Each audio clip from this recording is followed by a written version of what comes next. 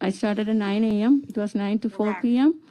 So the entire group was working from 9 to 4, opening the mails, sorting out the mails, and we were asked to sort out according to the counting board, 134 counting boards. So there are 134 counting boxes set up, so you can sort out the applications that you have opened. Did there come a time, Ms. Jacob, in about the third week of September, when you were asked to change date? So about I think they're around September 20th or 22nd. Yeah, I would say 22nd, third week of September. We were kind of started packing, making the ballot packages to be sent to different citizens. And what we do is we will do for different counting boards, 50 pack, 50 applications will be there. So you will be making packages of 50 ballots. And on the floor, they will let you know what date need to be put on that package, the mailing date for that ballot. So I notice time to time, basically every day, whenever you prepare that package, the ballot package is always either 3 days, back date, 3 days, not the same day, always days before that date. So starting on the 20th of September. 22nd. 22nd? Yes. 22nd of September. Yes. For some days thereafter. Yes. Each day you were given a different date. Yes. In order to backdate. Yeah. Yes. The application. Is that yes. Right? Yes. And it was a different date each day? Sometimes you use the same date, maybe consecutive days, maybe you will use the same date, but it was different. But it was never the correct date. It never be the same day, the day you are preparing the package. In other words, it was a false statement. Yes, it was a date prior to that date that you are preparing the Who told you to do that? Whoever was the supervisor on the floor that day. Was it one supervisor or more than one supervisor who told you to backdate it every day? There were more than one supervisor, not just one, more than one. So I would say 1 to 3 supervisors. And how long did you have that position? Until you left that position after a short while. Yes. Can you tell us how long you held that position? Yeah, I worked at the 4th floor of the election department till October 2nd, that's a Friday. September 30th, I was sent for training for the QVF trainings. September 30th and October 1st, I was at training. Then October 2nd was my last day working at the election headquarters. And from October 5th onwards, I was asked to work as a processor at one of the satellite sites. Out of 23 satellite sites, first I was sent to Cromwell Recreation Center at Lasher and 6 Mile. Then I was asked to go to Common Air Recreation Center at Bradbury Drive near downtown from October 12th. Well, up until the time you left. Yes. How many co-workers did you have when you were backdating the documents? You mean at the election headquarters? Yes, at the original place that you worked. Okay.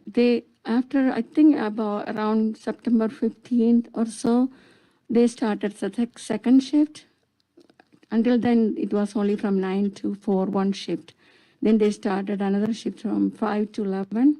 So 2 shifts. So I would say, if you add all of them, let's see.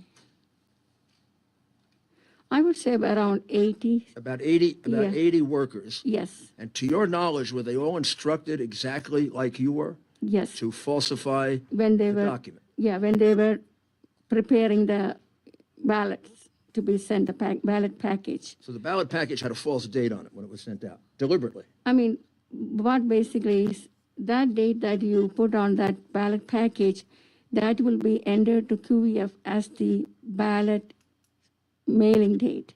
And that's what it is.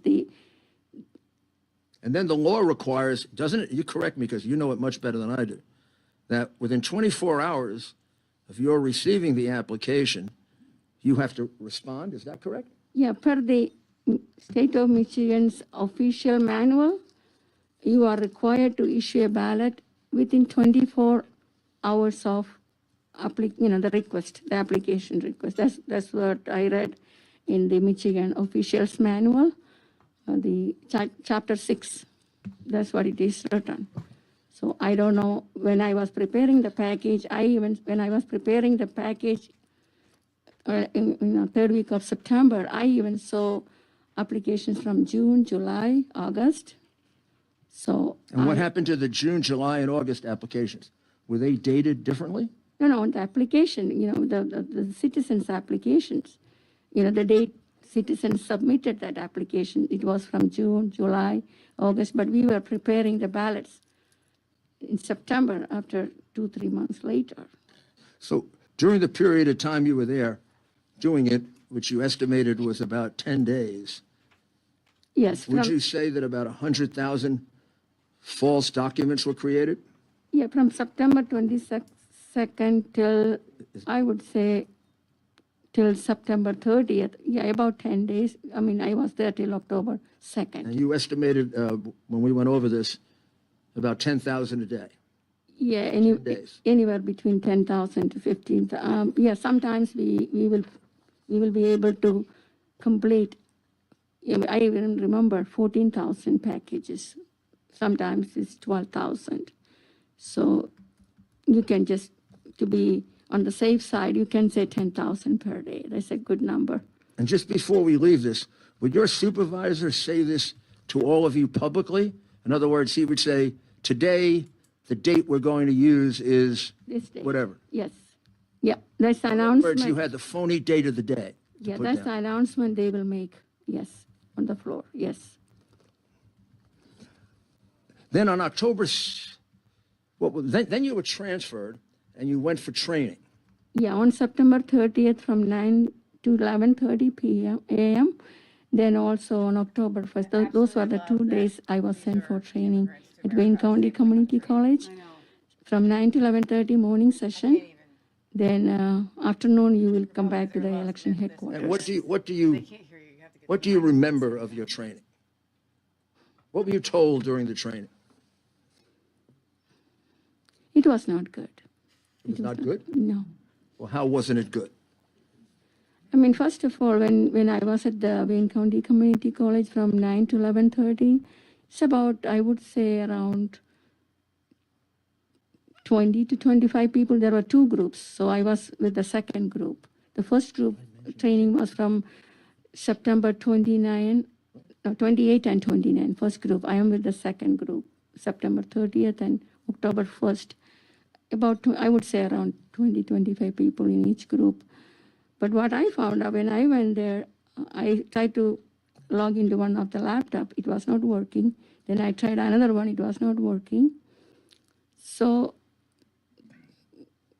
we had problems with the laptops. I couldn't even log into the system. So I was told by the instructor, just listen, just listen. You don't need a laptop. Okay. So basically we were just I would say at least out of 20, 25. You have a tape recording of this, don't you? That you don't want to share because you don't want the person who said this hurt. Is that correct? No. So what I did was, since I didn't have a laptop, I didn't have nothing in front of me, I asked the instructor, can I record your lecture? Because I have to be, from October 5th, I have to be by myself. I have to work as a processor. So I want to learn something. So I asked the instructor, can I record your lecture? She said, sure, you can record. So with her permission, I recorded the lecture. So when we listened to it last night, Did the instructor from the city of Detroit tell you it doesn't matter if the address is wrong or the birth date is missing or there are no names? You must try and find a birth date. Yeah, And if the signatures look different, find something about them that's the same. No application should be rejected. Dear God in heaven. Is that the sum and substance of what? Was it a she or a he? That's a she. Is that what the female told you?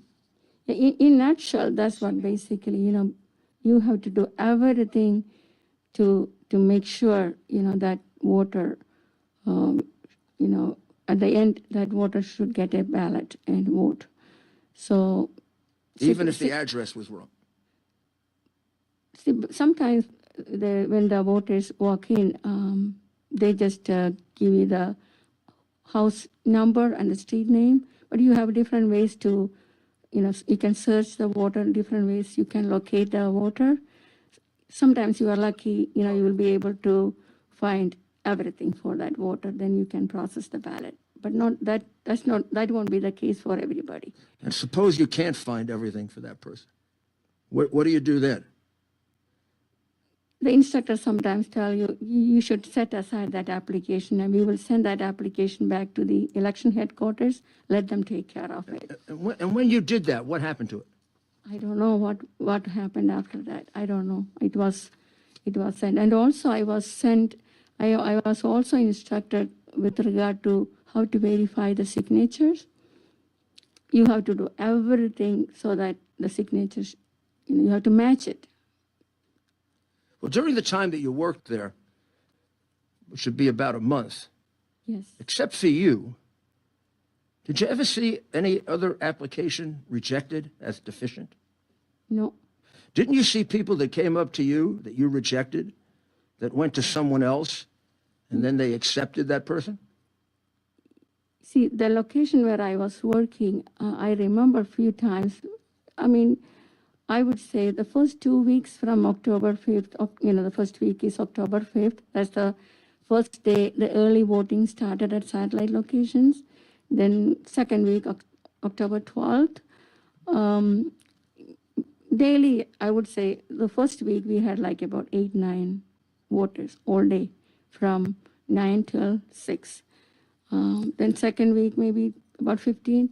But the third week and the last week of October, we had more. And I remember two or three times, I had to reject, I think at 2 or 3 occasions to reject the ballot. And they were so angry. And they were so, angry, and they will sometimes, call you all kinds of names. Oh, you are saying I cannot vote? You don't count my ballot? And things like that. And I will say, I'm so sorry, I cannot do, then I will ask my supervisor what to do. And then supervisor will say, Jesse, I don't know. Then, he will say, oh, I have other places, I will go and vote. Okay, then he will just walk out. So I don't know whether he went to the nearest one. Other side, you can go to any location. There are 23 satellite locations.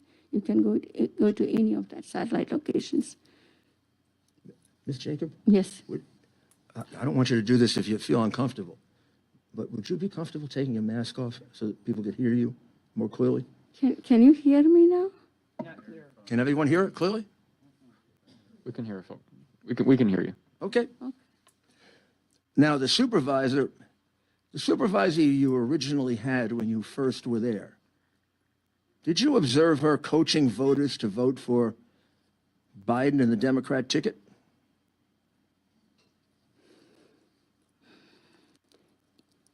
Yes. And then as it got closer to the election, To be doing this. in fact, in the day or two before the election, It's really hard for her. were others of the workers there This is their helping fault people she to has vote do for this. Biden and the Democratic ticket and even going into the little booth with them? Yeah, I remember on November 2nd, specifically, that's the last day of absentee voter, November 2nd, 4 p.m., that's the deadline. So that day we had lots of people coming to the center. And I remember let me be honest with you. I don't remember that person's name, but he was working as a ballot runner, and he was going to the polling booth and standing by the side of the voter and helping them to complete the ballot, assisting the voter. I was really concerned, but I didn't say anything. I don't know whether my supervisor saw that. She was in the room, but he was doing that. Did you find that wrong, unacceptable? I knew it is wrong, but I didn't Pardon say. me? I knew it is wrong, but I'm just a processor there. It's up to the supervisor. I didn't say anything. Someone pointed out she might want to keep And her then was mask there a on to day hide when her 3 face. Keep your mask people on, baby. came in Keep it on. You're fine. wearing Black Lives Matter T-shirts? I think it was on November 2nd, you said? And they were going to the voting booth and helping people to vote? No, what they did was, I think it was earlier than that. I don't remember the exact date, but there were 3 of them.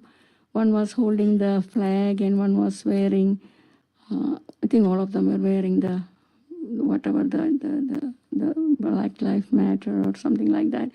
And one of them, actually, he wanted to drop his, they were there to drop off their absentee ballot. So they walked into the room and they were dropping, one of them were dropping the ballot into the box.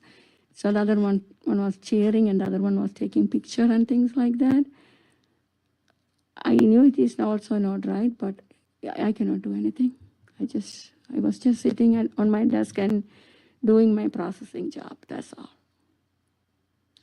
Now, about 14 days before the election, your supervisor, who I think you told me her name is Carla, said that she had a meeting with her boss and that you should stop asking for driver's license or photo ID. Yeah, what she told me was, they are all registered voters. You don't need any photo ID or driver's license. They can just, come and vote. Let the people vote. So basically, but as a processor, I was not comfortable doing that. So myself, I was, when they come to my table, I used to ask them at very low voice, can I see your driver's license, She was please? trying to I do used the to right get from thing. all of them to make myself comfortable when I am issuing the ballot. But I was told not to ask because they are all registered voters. American hero. You asked them for driver's licenses and photo ID? Yes, I did. And what happened? I mean, that way I can verify their signature, the signature on the driver's license with a signature on the application and also the signature in the QBF. So I can verify all those 3. And when they return the ballot to me, I can see how they are signing on the absentee ballot envelope, the return envelope. So basically all 4 locations, in the QBF file, on the driver's license, and on the application, and on the ballot return I did envelope. the right thing. So Yep. they are good. If all 4 of them are matched, I will receive that ballot into the QBF. I'll save it, and I will place my initial on the ballot return envelope, ballot number, date, and again initial. So 2 initials I have to place on the ballot return envelope when I am receiving the ballot into the QBF. So I was doing that for each and every ballot that I issued. That's what is required by the Michigan official manual. Now, your coworkers didn't do that, and they asked you, didn't they? Why do you do it? And didn't you say, for my peace of mind? Yeah, the driver's license, the point when they said you don't need driver's license, I said, for my peace of mind, I'm going to ask, anyway, I'm going to get the driver's license. And sometimes you won't be even able to read the name on the application the way some people write. So I really want, for 2 reasons, to enter the voter's name correctly into the system, and also to verify the signature. And also, of course, the photo ID. Did you also have to check signatures? Yes, yes, you do. That's the first thing you do before you even start processing the ballot.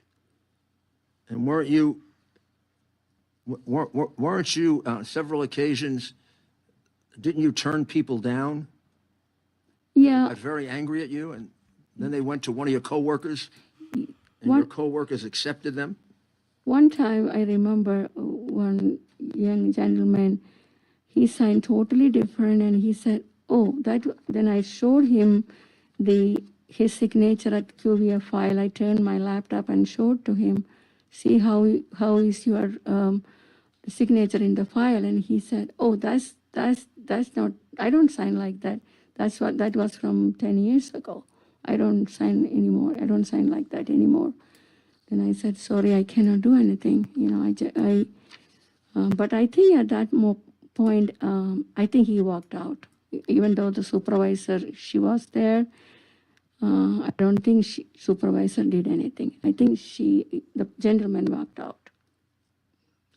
Did there come a time toward the end of that period when a fairly large number of people came to vote in person, but they were people who had requested absentee ballots? Yes. And how were you supposed to deal with it? And then how were you told to deal with it? What I do is when the voter walk into the room, She keeps saying it sounds like water. the person at the front desk, they will bring the driver's license. That is the first 2 weeks of October. They will bring the application, and the first thing I will do is I will enter the voter, and you will do a voter search. Then the system will tell you whether city already mailed the absentee ballot to them or not. Whether there is an active ballot in the QVF system for that voter. So when you do that, lots of time you will see a ballot has been already sent to that voter. But when they come to you, they said, "I never requested a ballot. I never received any ballot. I never requested for a ballot. Can I vote now?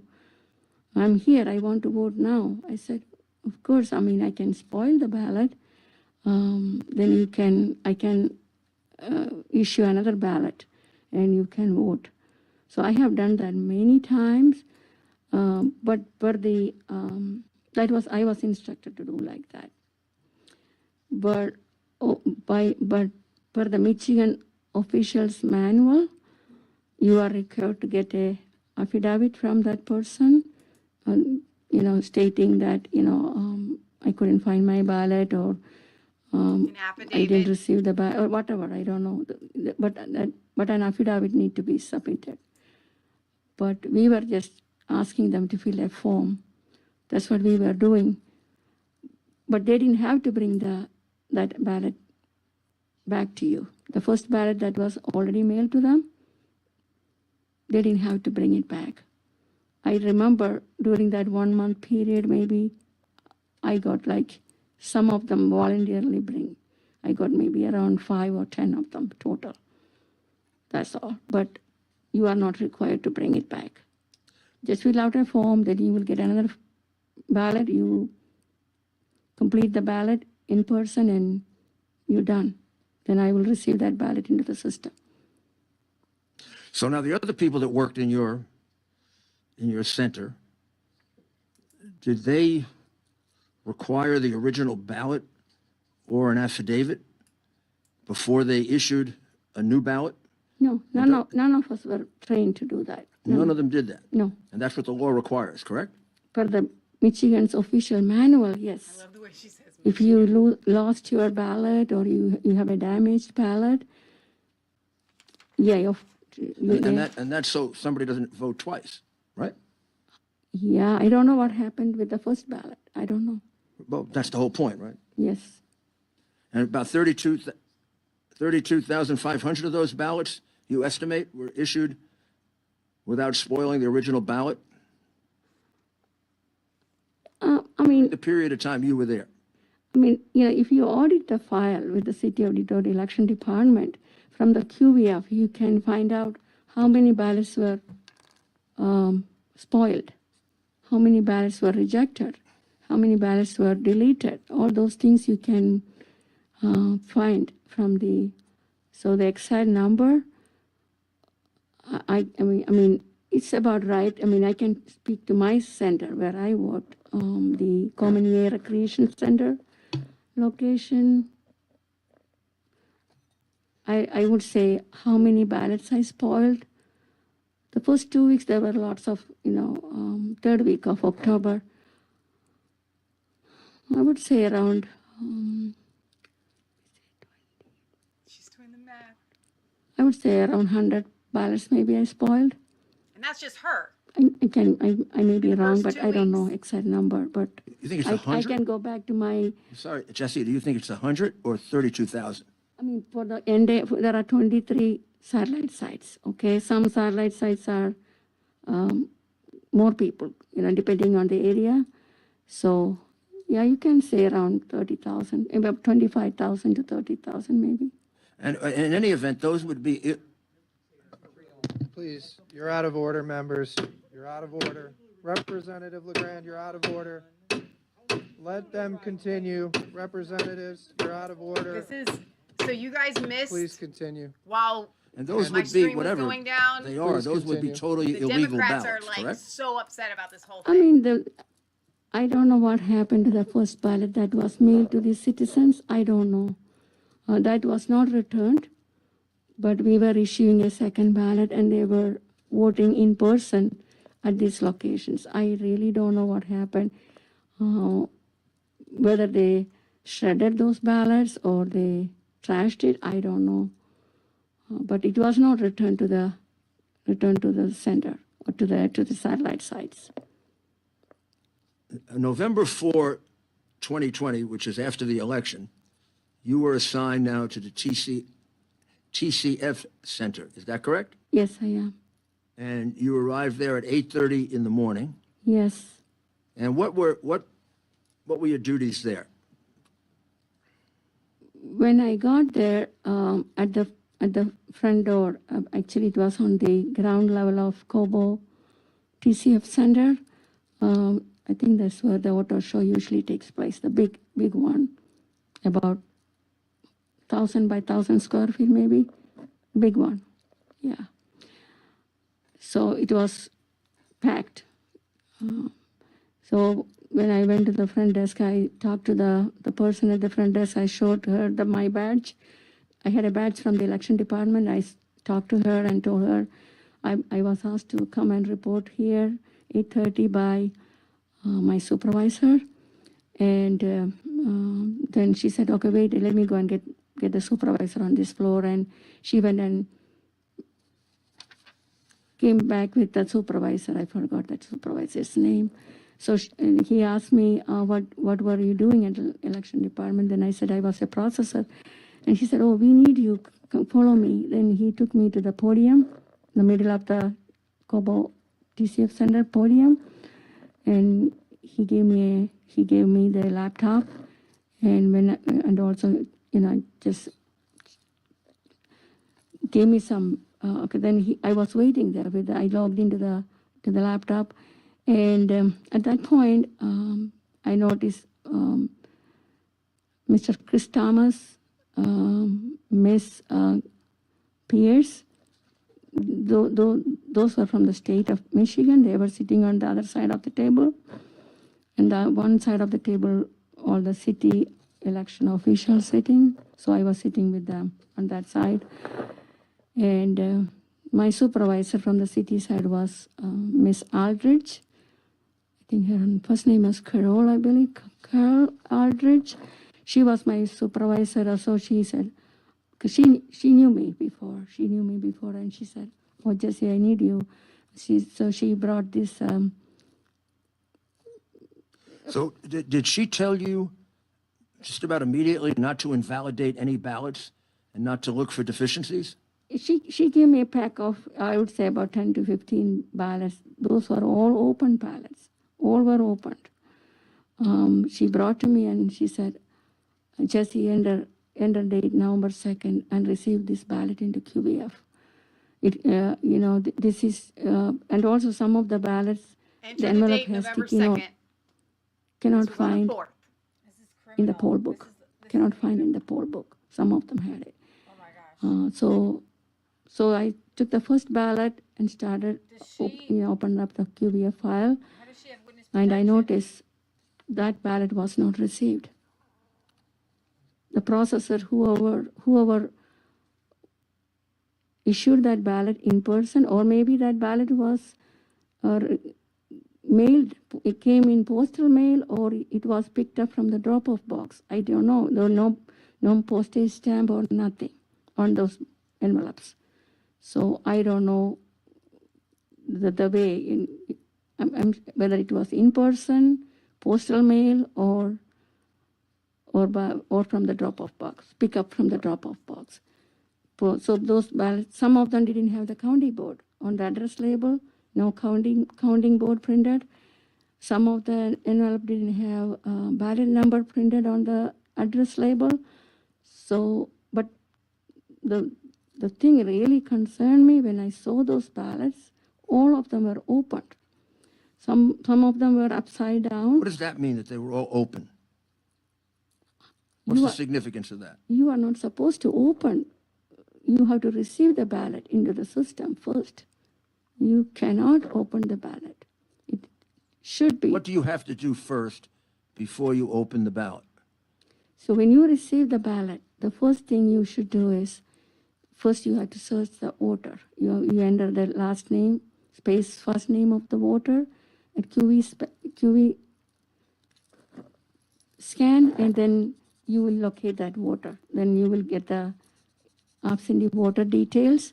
You will match the signature on the absentee ballot return envelope with the signature in the file, QVF, qualified voter file.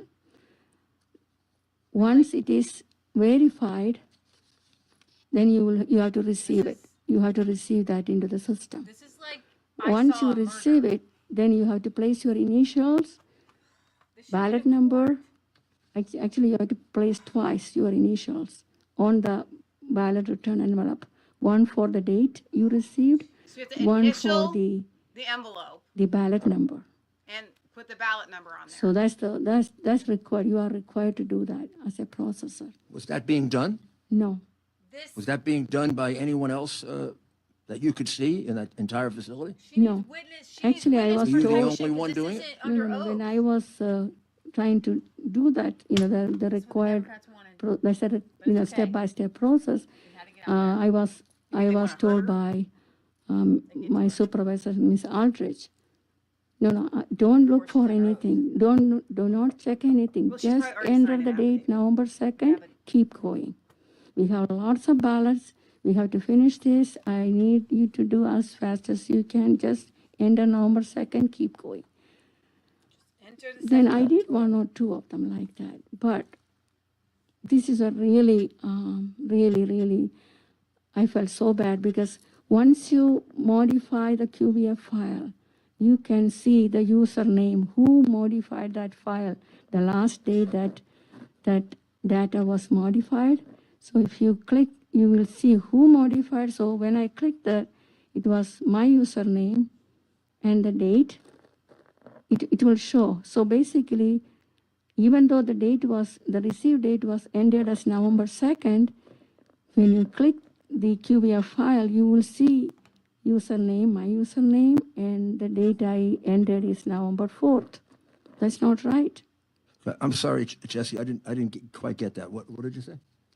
See, when you, okay, I did just like my supervisor told me. This is at the TCF center, at the satellite sites. My supervisor there never instructed me anything like that. We were receiving, the minute I get the ballot, we were receiving the ballot into the system, same date, and everything was doing according to the manual at the satellite center where I was working.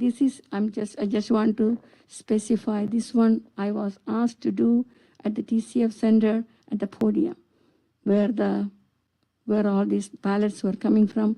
I didn't even know where all these ballots were coming. It was keep coming. Then when I asked the person who was sitting next to me, she was doing the same thing. And she kind of told me, oh, Jesse, we were doing this since 9 p.m. yesterday. That's November 3rd. We didn't even go home. We were doing. We really need your help, to complete this, to finish. So basically what they were doing is entering all these ballots into the QBF so they can count those ballots. That's what I thought. But they were not following the procedure. Okay, when you are receiving the ballot, and also backdating. Why you are doing that on November 4th? It should have been done. The deadline was November 3rd, 9 p.m. That's the deadline for you to receive the ballot, absentee ballot, into the system. As a matter of fact, on November 3rd, I had to stay till 8:30. Even though the polls were closed at 8 p.m., I had to work till 8:30 to complete receiving all the ballots that received into the satellite sites. So all the processors, they are required to do that. 9 p.m., November 3rd. At 8 p.m. is the poll closing time, and you will get 1 hour grace period. So 9 p.m. it should be completed. For that, we were asked to collect absentee ballots from the drop-off box every hour. Every hour we were doing it. And we were receiving the ballot to the QBF on November 3rd, every hour. So every hour you were doing what? Receiving the ballot. We will go to the drop-off box in front of the satellite location, and we will collect the absentee ballots. We'll bring it to the table, and whatever you are doing, you will set aside all the work that you are doing. You will make sure the ballot is, because for the Michigan's election, Michigan official manual, this is written. Immediate recording of the ballot is required into the QEF. Immediate recording. Once you receive the ballot, immediate recording is required. Not after 3 days or after 2 days. No. Your supervisor, Carol Aldridge. We were doing that. We were doing that in our satellite sites per the Michigan's, what is written in the manual. Was anybody else doing what you were doing? My center, there was another processor, my supervisor, all three of us, we were doing that. Your supervisor ordered you, though, not to invalidate any ballots, not to look for deficiencies, not to check signatures. And then when you did it, she got angry at you, didn't she? But that's the one at TCF Center, Miss Aldridge. Miss Aldridge, yes, Miss Aldridge, I'm talking. Yes. Oh, she was so angry, and you know what she did? It was around 11 o'clock. Miss Aldridge said, going to Miss jail. Jacob, you can take your lunch break. I said, I just had my snack. It's only 11 o'clock. She said, no, take lunch break. I said, what, 30 minutes? No, you can take 2-hour lunch break. Just take 2-hour lunch break. And then I said, okay, I will leave my bag and my jacket and everything here. She said, no, take everything. And you can go upstairs. And she showed me where is the escalator. Go to upstairs. That's where the lunchroom is. So Bye-bye. I had to go. I left my laptop on the table there. I went there upstairs, and there were lots of people, and I was, because of the COVID, I didn't eat anything. I just, actually, there were free lunch for everybody, so I just ate applesauce. Then I came down. When I came down, Jesse, before we get there, why don't you tell us what that dispute was about? You put a sticky on the ballot saying that it was an invalid ballot. Yes. Because it was issued after the deadline. Yes. And she wanted you to backdate it, correctly? Correct? Yeah, let me explain. What happened was when I was told to enter November 2nd as the receive date, I noticed one of the ballot, the date was November 3rd, absentee ballot. The deadline for absentee ballot issuance is November 2nd, 4 p.m. So it was issued on November 3rd, election day. It was received. Giving out absentee ballots. Received everything on November 3rd. Then I checked whether that voter is a new registered vote, newly registered. No, he was not registered on November 3rd. he was registered in, sometime in 2010, 10 years ago. So you are not supposed to issue absentee ballot on election day to already registered voters. So then I right away, I talked to Mr. Daniel Baxter. He was standing next to Daniel me. Baxter, baby, I BLM. put a note. Please tell us who Mr. Baxter. So Mr. Baxter was right nearby, Yes, and you gave the ballot to him? with that sticky note. And is his name Daniel Baxter? Yeah, Mr. Daniel. And what's his role? What's his title? I know I don't know whether he is the director. I know he was in charge of the operation on that floor. One of the senior most. Well, okay. We'll find out what his role was. And what about, wasn't his boss there too? A gentleman named Chris Thomas? Yes. So when I give that back, What did they conclude about this invalid ballot? so with a sticky note, because with all this noise and everything in the TCF center and with the mask, when you talk, they won't be able to hear. So I always used to write down the sticky note so that they know exactly what I am trying to convey to them.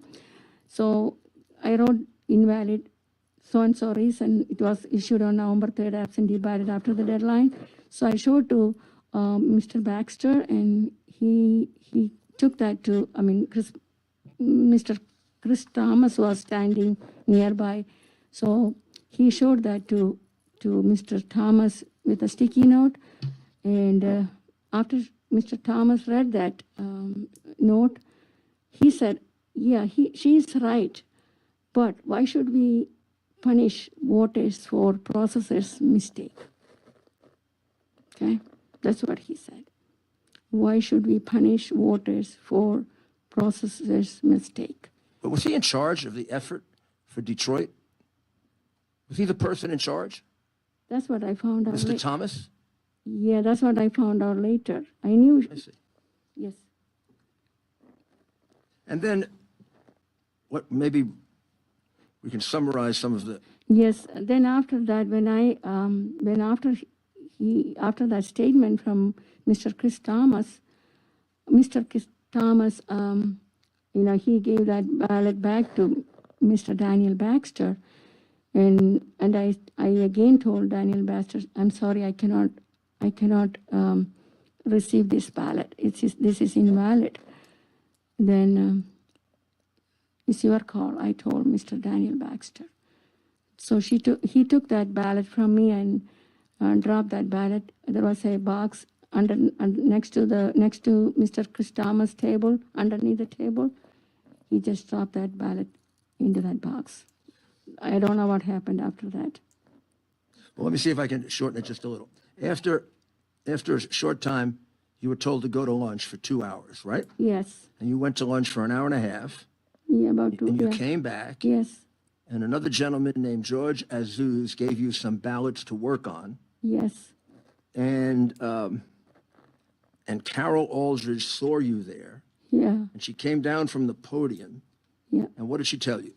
So when I came back from lunch, my seat was gone. There was a box on top of the laptop. My laptop was on the table. So basically nobody was even, Miss Aldridge was, she was totally ignoring me. She didn't want me to be there at the podium anymore. So I was on the floor level. I found a table and a chair. I sat there. So when I was sitting there, I saw Mr. George Azuz. I think he is, later I found out he is the director of the elections, at the election headquarters. So, but I have seen him when I was working at the election headquarters. So I recognized him. And I said, I didn't know his name at that point, but I said, I'm here, I can help, can I have a laptop and I can start validating these ballots. So right away he went to the podium and brought the laptop to me, and I logged into the laptop, and he also gave me like a bunch of about 10-15 ballots, same thing that I was doing in the morning. but he didn't know what happened, what was going on in the morning. He didn't know. So he basically was giving an assignment. He was telling me to do it. So when I started doing it, again, same thing, and November 2nd, end of November 2nd. So Miss Aldrich saw that from the podium that I'm at the floor level, and also she saw I have the ballots. She came down from the podium. She said, do not, I was checking the signature and, just whatever process you are required to do. She said, do not check the signature, keep going. I told you in the morning, November 2nd, keep going. And she said, do not write anything. Do not write post-it. I do not want you to write anything. At that point, I saw Chris Thomas standing nearby on the floor level. I showed that ballot in the QVF. After I searched the voter, I showed the signature on the QVF file and also the signature on the envelope. Totally different. Totally different. The signatures were totally different? Yes. Who did you show that to? To Mr. Chris Thomas. And What did he say? he said, oh, that's okay. Let it go. Just let it go. That's fine. Okay, let it go. Top down, He baby. was the boss, right? All of them. Yes. So, but at that point, I couldn't do anything that, because when I am entering the ballot, when they are telling me to enter At that November point, I can't do 2nd, anything. on November, the date to be received November 2nd or November 4th, which date I will initial on the ballot? She's got to put November her 4th or initials on November this 2nd? puppy. I couldn't do it. I couldn't do it. I couldn't do it. So how would you Hero. describe Hero. how they treated you and how you reacted to it? Oh. It is, they treated me like a criminal. They were the criminals! Humiliated me, harassed me, so intimidating. I mean, Michigan's election's over. I couldn't, it was so bad. She's tearing up. I want to I find was- these people. I really want to serve the city of Detroit, very truthfully and sincerely. That's what I was doing all these 34 years. I've been hope they working all with go the to city. jail. All of them. My whole family, we are proud that we are working, me and my husband both are working for the city of Detroit. I never expected this kind of treatment. It was really, really bad. So then at that moment, then George Azus told me, come up here, take all your stuff from there, come up here to the podium. And then I went back to the podium. Look at Jenna's Then face. she told me, he gave me another chair to sit there. Then I saw the state representative, Miss Pierce, Carol Pierce. She was sitting there, and I went to her and I asked her for more ballots to validate. And she was also very rude. She said, I don't need you here. I don't need any of your help. Get out of here. How'd you And get the then I asked her, may I 150,000 know you your needed? name? You know what she did? She took her badge and threw at me. She threw the badge at me. Were you, your whole experience there, Threw her were badge you at her. shocked at the level of crookedness that was going on and dishonesty? I couldn't believe it. I couldn't believe it. Did it happen every day? I mean, then November 4th at TCF Center, around 5:30, I decided to stay. They didn't give me any work. I even asked Daniel Baxter, can I do something else? I can help with the counting board table, anything you want me to do. I came here to work till 5:30, and nobody was giving me anything. I just sat there and 5:30, Because only the around crooks got to 5:30, sit there. Backdate, Mr. backdate, George backdate. Azus came to me and said, I'm so sorry, Jesse, you didn't do anything wrong. I apologize. I'm so sorry. That's what he told me. And he asked me for my business card. I had my business card with me. I gave him my business They card got to and, smooth it over. and I decided to go home around 5:30. But he was nice to me, George Azus. But Just, I can never forget what I went through. It is, there are, and also I was really concerned if these ballots were problematic, why they were bringing that to the podium. It should have been kept at the counting board table, and it should have been resolved. Whatever the issue with those ballots, it should have been resolved at the respective counting boards. It should not have been even brought to the podium in the first place. So The podium I was don't where know. if I anybody really was don't know. honest, And also after they they punched fixed that those through. ballot, who The was podium. taking ballot to where? I didn't know. Remember from our So testimony yesterday who was everything on the what was podium? going on at the podium The was Dominion not guys, right. Jesse, part Yes. owner. the podium is where they bring the ballots that have big problems, right? Special problems. Yeah, some of them didn't have the counting board, so they And- could not locate that ballot. That ballot belonged to which counting board. Some of the ballot didn't have the ballot number. So these were ballots with extra special problems. And you were there a day and a half. And how many ballots were examined while you were there? I was, And there was no inspection by a Republican inspector. Can you estimate that for me? I think in the past you told me 25,000, but actually I worked at the Cowboy TCF Center on November 4th from 8:30 to 5:30. correct. And then when I asked George Azus, I told George Azus, actually I was told to continue to work for the election department till November 20th. So I asked George Azus, where do you want me to come tomorrow? And he said, oh, we are all done here. You can go back to the election headquarters. So I went back to election headquarters on November 5th. So basically they allow me to be there only on one day, not even one day, maybe for 2 hours, but I was there till 5:30. But I had to go through this so inhumane. I mean,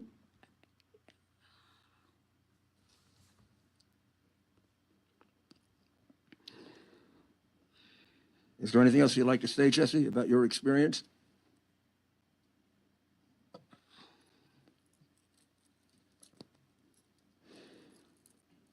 I just want to be so thankful. I've been in this country for 35 years. I'm so thankful for this country, for all the opportunities. And I am who I am because of this nation. And also, I'm a devoted Catholic, and I was able to go to church and pray and rosary and everything. I really love this country, and I really want to I hope this will help this nation. That's the only reason I'm here. And also my 3 children. Thank you, Jesus, for all the blessings and graces that you are showering upon us and on all this nation. I have nothing else to say. Thank you, Jesus. Thank you. Thank you very much, Jesse. Would you say, Jesse, that that was an experience that you never expected to have, that much crookedness and dishonesty at the Detroit Center for Counting Votes? Were you shocked at the level of dishonesty and crookedness there? Yes, I mean, the whole center was so kind of noisy. That's my city, okay? And Representative, I know that's not true. Representative, You weren't there. Representative. I'm not. She's I calling love her my a city, liar. Detroit. Ma'am. I've been with the city for 34 years. I've been serving the citizens of Detroit. So I'm so happy. They are all nice people. I'm not saying they don't deserve this. They are nice people. My supervisor at the engineering department, I've been with the city for 34 years, from 2007 through 2010. I was the city engineer appointed by Comey Kilpatrick. And now I am the head Who's the engineer. city- I'm working with my She's an engineer. I missed that supervisor part. and my director. They are all very nice people. They are, I'm not, please don't misunderstand me. I'm talking about this my experience when I worked at the elections, first time in my life, for 2 months, about 2 months, what I experienced. But as an employee of the city of Detroit, I am so grateful to them. I'm so thankful Who is that lady? to I'll each take her and every outside. of my coworkers. Pick They on are this all lady. very nice. So please don't misunderstand me, Ma'am, please direct your question to the chair. Miss Johnson. Please don't take it. Yeah, so I'll, if it's all right, we'll start here now. And Mr. Mayor, I do want to remind you, I mean, we're not going to go till 1 or 2 a.m. So I understand that, you know, this is somebody, I mean, obviously you're very brave to come forward with your story. I can tell you care a lot about your job, your work. And I appreciate you sharing it here today because I know it's been difficult for you. Yes, it is. With that, I'm going to open it up to questions. We'll do one question per member who wants it. Then, when you're done, we'll move on. And Mr. Mayor, with the next witnesses, we're going to have to move along faster, sir. Sure, we will. All right. With that, I'll move on to Representative LaFave. Thank you, Mr. Chairman. Thank you for coming and testifying today, and I'm very glad that you decided to be a part of our country. Welcome. Thank you. I have one question, as per the rule. And it might sound like a series. If anything that I say is wrong, please correct me, okay? Sure. You were told to enter the ballots at the TCF hall as received on 11/2, Yes. and that was not the date. You also were told by Mr. Chris Thomas, why should we punish voters for processors' mistakes? And Chris Thomas identified a ballot that you showed him within a signature that did not match the qualified voter file. Yes. Hearts And pounding. directed, Chris Thomas said, let it go, that's fine. That's right. Thank you, Mr. Chairman, thank you. Thank you. Representative LeGrand. Thank you, Mr. Chair, and ma'am, thank you for being here today. I'm going to refer back to my notes here, and this is about, I don't know, maybe around 6:30 we got to this. You said that about, and I'm reading from my notes here, so if I get this wrong, again, feel free to correct me, but if I understand your testimony, you're saying that about 14 days before the election, your supervisor, Carla, told you that people could vote without ID. And you said that for your peace of mind, you insisted that people provide ID. Are you aware that people in Michigan can vote without identification? In fact, I've always voted that way.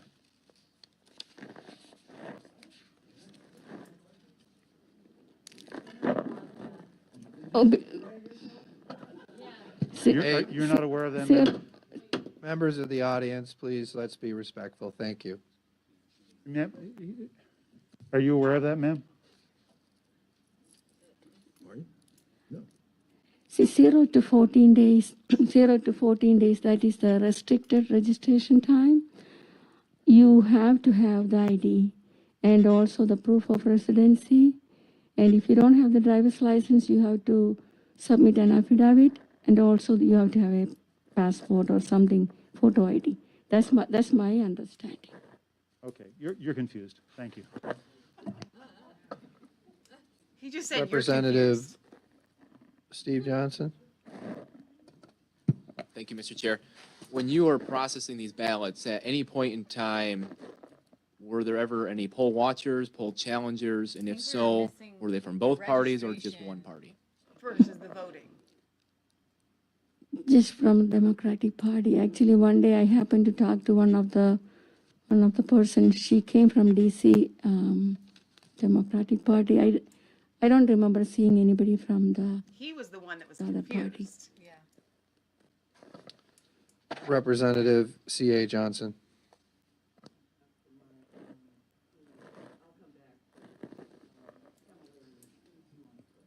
Representative C.A. Johnson, why don't you go ahead? Thank you, Mr. Chair. Okay.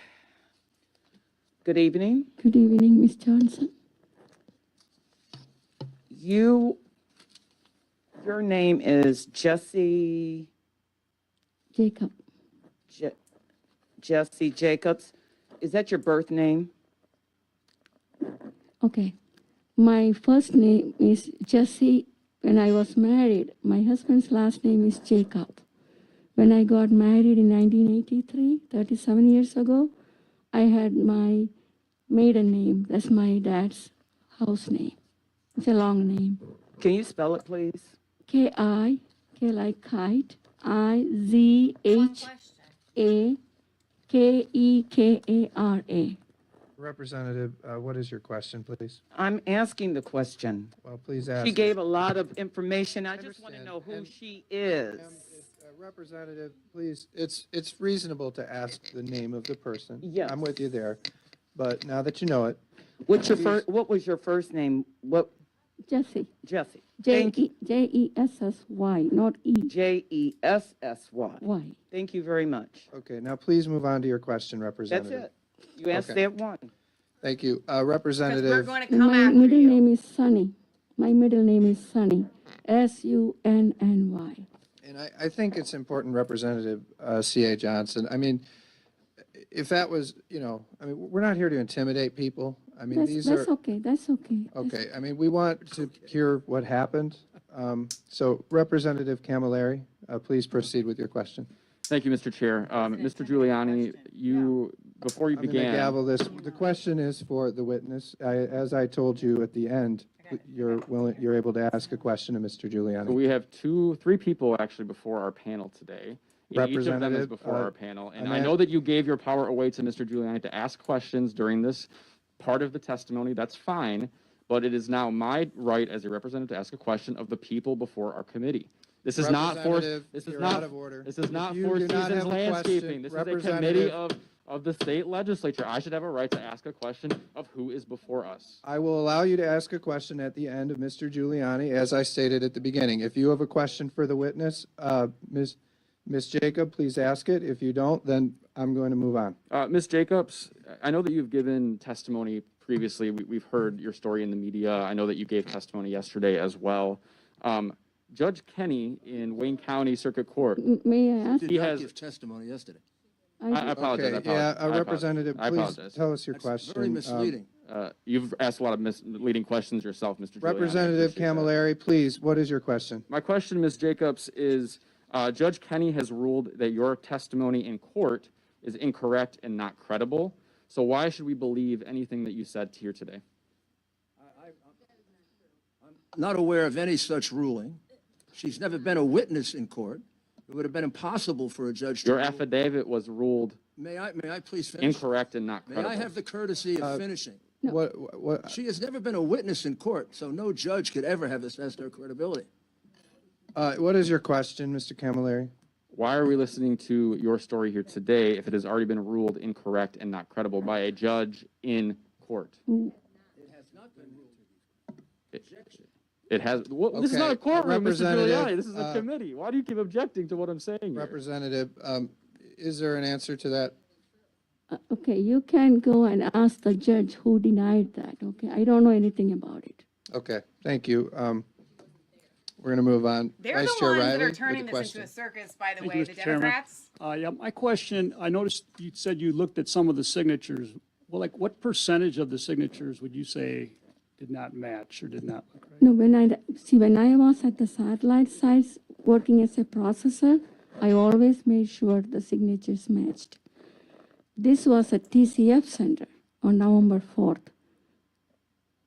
And yeah, and at that point, did you look at any of the signatures? Yes, And and I showed that to Mr. Chris Thomas, and he said, let it go. It was totally different, let it go. And after that, I was kicked out. okay. I was told not to validate any more ballots so just one chance. Okay, very good. for that day, yes. Thank you. All right, thank you. With that, there are no more questions for you, Ms. Jacob. Thank you for your testimony today. You're very brave coming here. Yes, and, she is. Thank you. Thank you so much. I am so thankful to this honorable body for having me and And for they listening treated to her me. with Thank you so disrespect. much.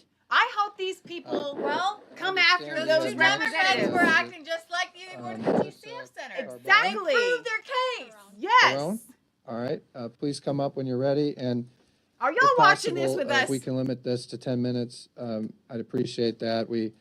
Giuliani, you indicated that the first person was somebody who hadn't testified before, didn't testify yesterday. Longer than I expected. Sure, and so we I gave felt her uncomfortable interrupting her. No, I understand, and I think she had a very valuable story to tell, and she was very brave coming here, obviously at great risk, and, we understand that. But from here on, if we can condense these testimonies, if we can allow more questions to come from the members, we'd appreciate that, sir. So with that, please, Melissa, we'd like to hear your story, and please, when you're ready, proceed. Melissa, why don't you tell us your name and tell Here us she comes. Woo!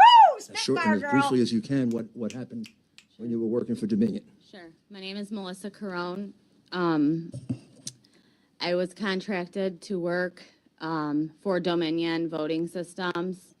I'm a freelance IT worker. I was contracted to work for Dominion to assist with IT during the election.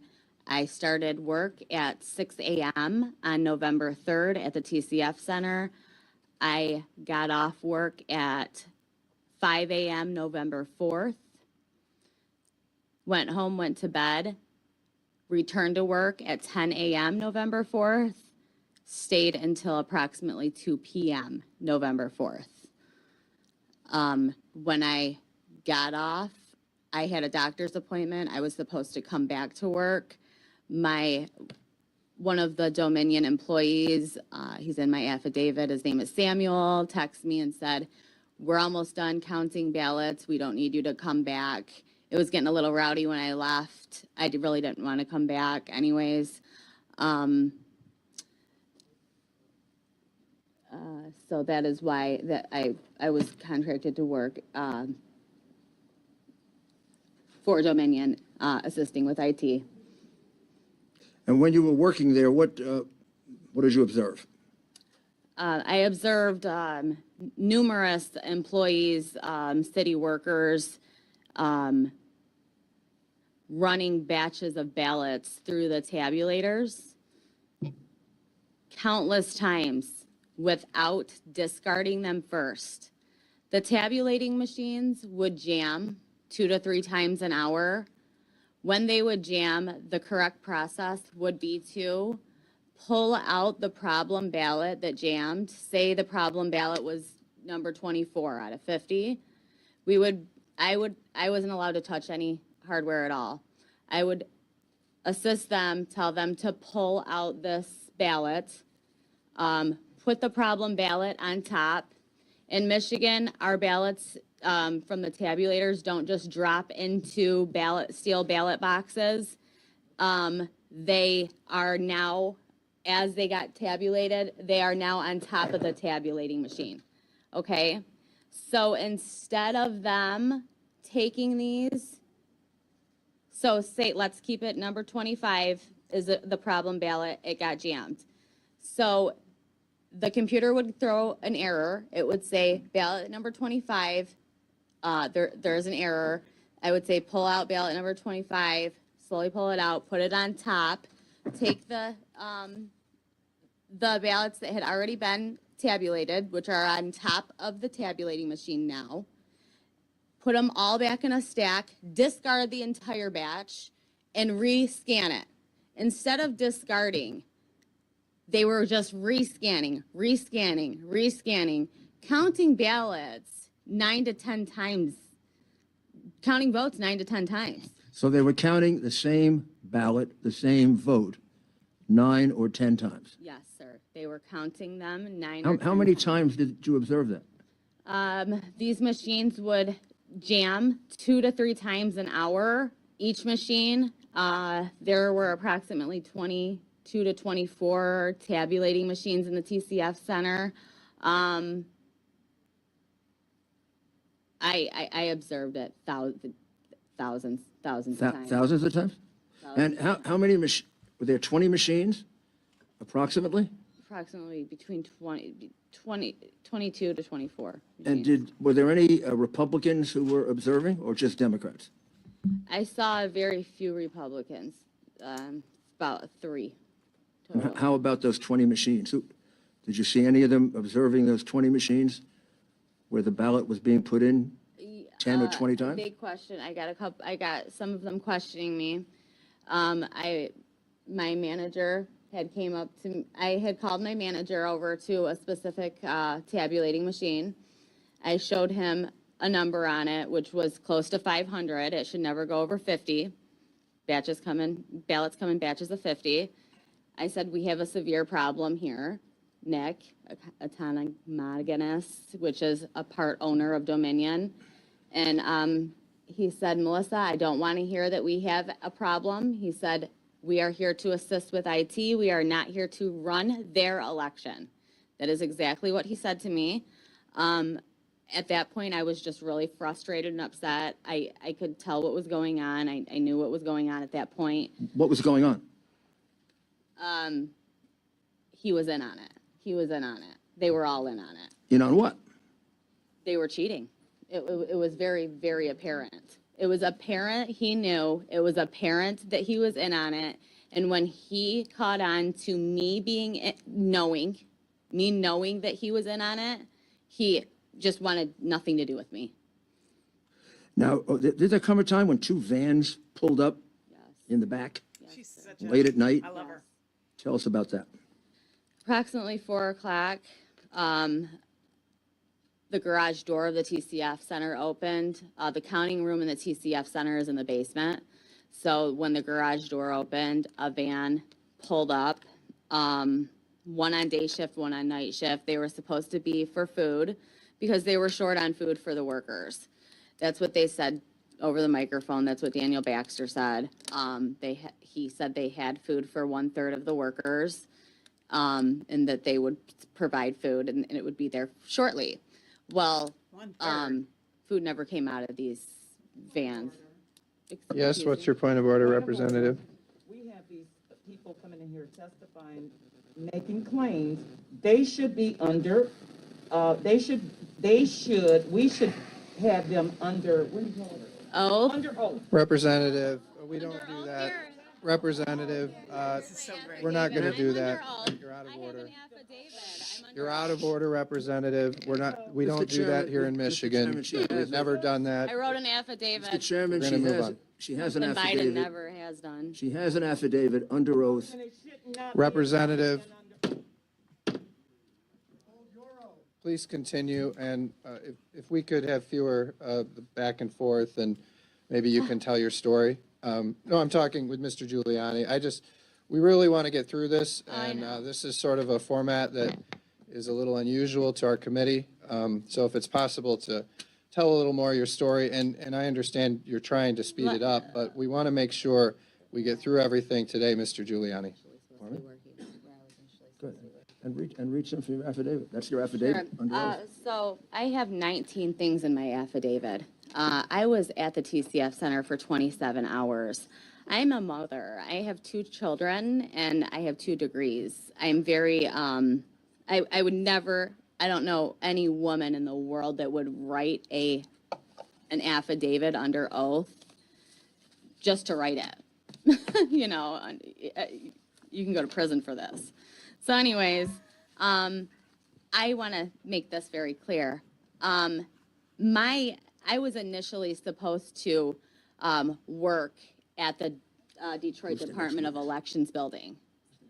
That was an order by my manager, Nick Economagounis, part owner of Dominion. I have it all in emails. I was trained on the adjudication and tabulation process. So in the email, it says you are to park in a parking lot and get shuttled over to this, they referred to it as the Chicago warehouse.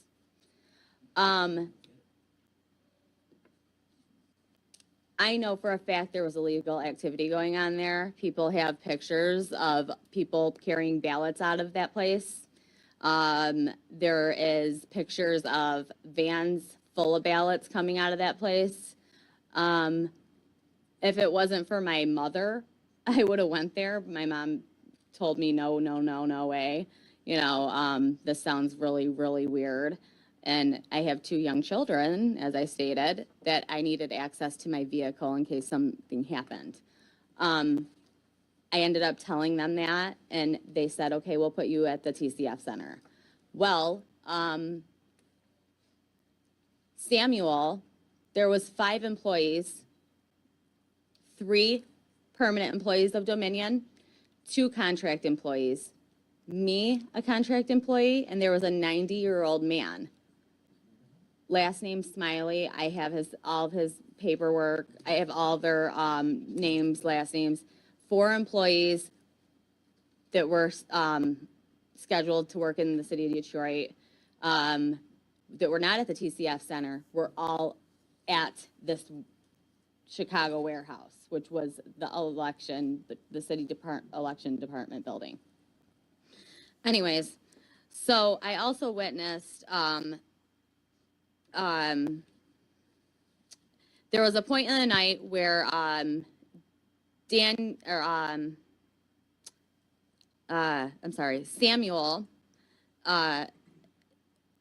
and Nick said that there was a big data loss. They started freaking out, stepped off the stage, got on their phones.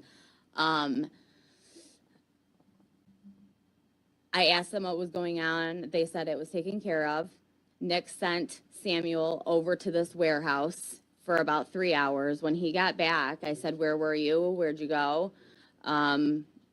He said, I was at the warehouse. And I said, what were you doing there? And he's like, you know, nothing, they just needed my help.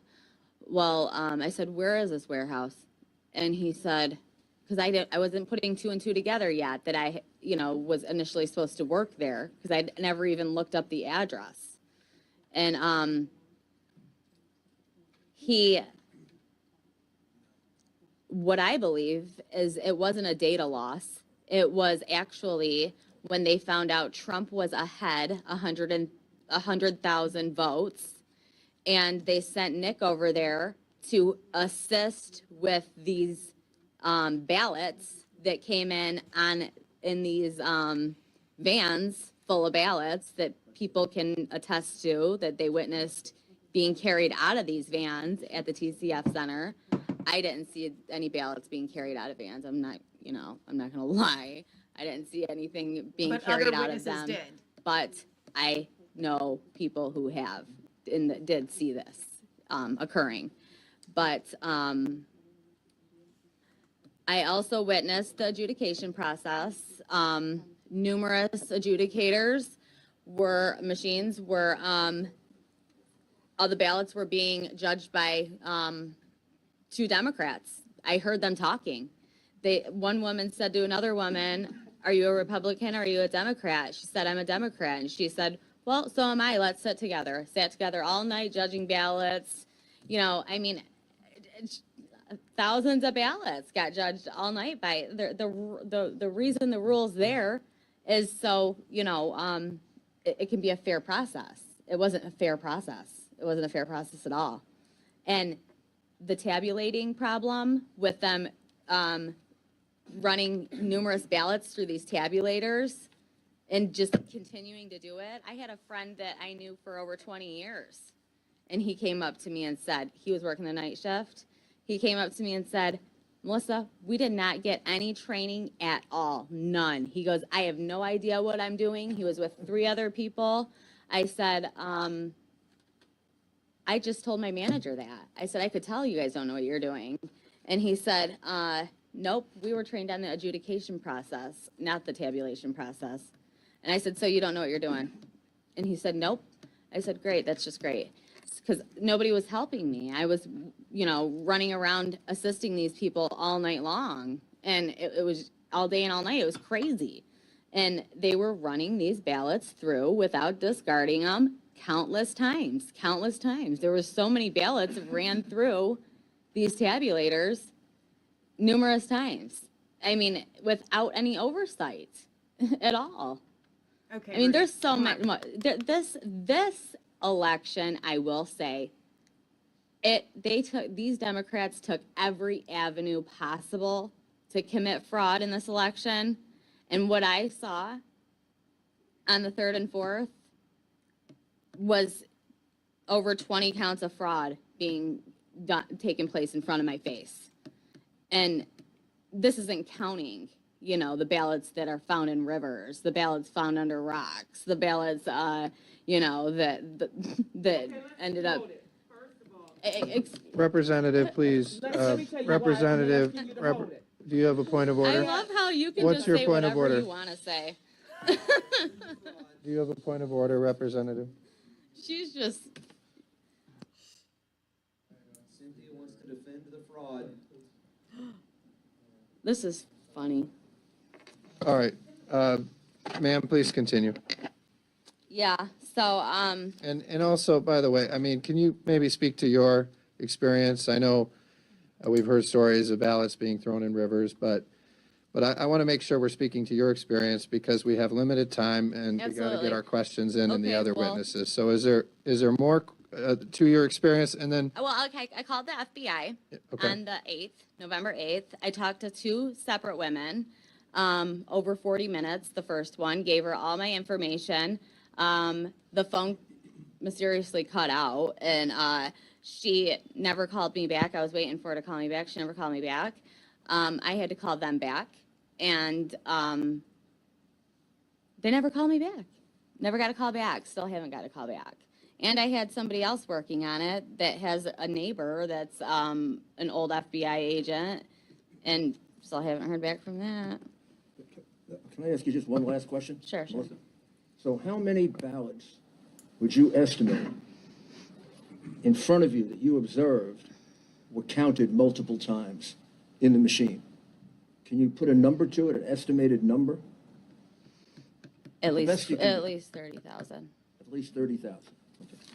Thank you. Okay. thank you. And I guess I'll ask a question. I just want to understand, so what is your role with Dominion? Can you clarify that? Okay, you're welcome. My role with Dominion was to assist with IT for the election. So are you're some kind of contract employee? I was a contract employee, yes. Okay, of what organization? I'm sorry. Who did, so were you were like a contract employee of Dominion, or was there some, So I have my Contractor. resume everywhere, Yeah. you know, and because I was laid off from Ford. Mhm. So they just found my resume and called me and said, do you want to work the election, the 3rd and the 4th? I see, but you're employed directly by Dominion? Did Dominion pay me? No. PDS staffing paid me Okay, because they called me, but I was working for Dominion, yes. okay. Something very, very suspicious too, must I add, that we were not allowed to wear name tags at all. We were not allowed to talk about who we worked for. They were very secretive. They didn't want anybody knowing anything about them. And so I just want to make sure I understand you correctly. So you said, you're alleging that you heard, or that you witnessed, ballots being put in the machine, run through, counted, and then put through it again? Is that what you're alleging? Without discarding. Mhm. That is what I am telling you to be a fact. And and how many times did you witness this happening? I witnessed it in a 27-hour period, thousands and thousands of times. Yeah, that's very interesting, and I will note, Dominion won't come before this committee. I've asked them, and so far they've There's refused. a reason why, mister. And I do want them to come before this committee because we need answers from them about how their They're machines missing. work. They're So we're going to continue to try to get them here. But with that, I'll go to Representative LaFave. Thank you, Mr. Chairman, and I am not sure how I'm going to do this with one question, but I'm going to try my best anyway.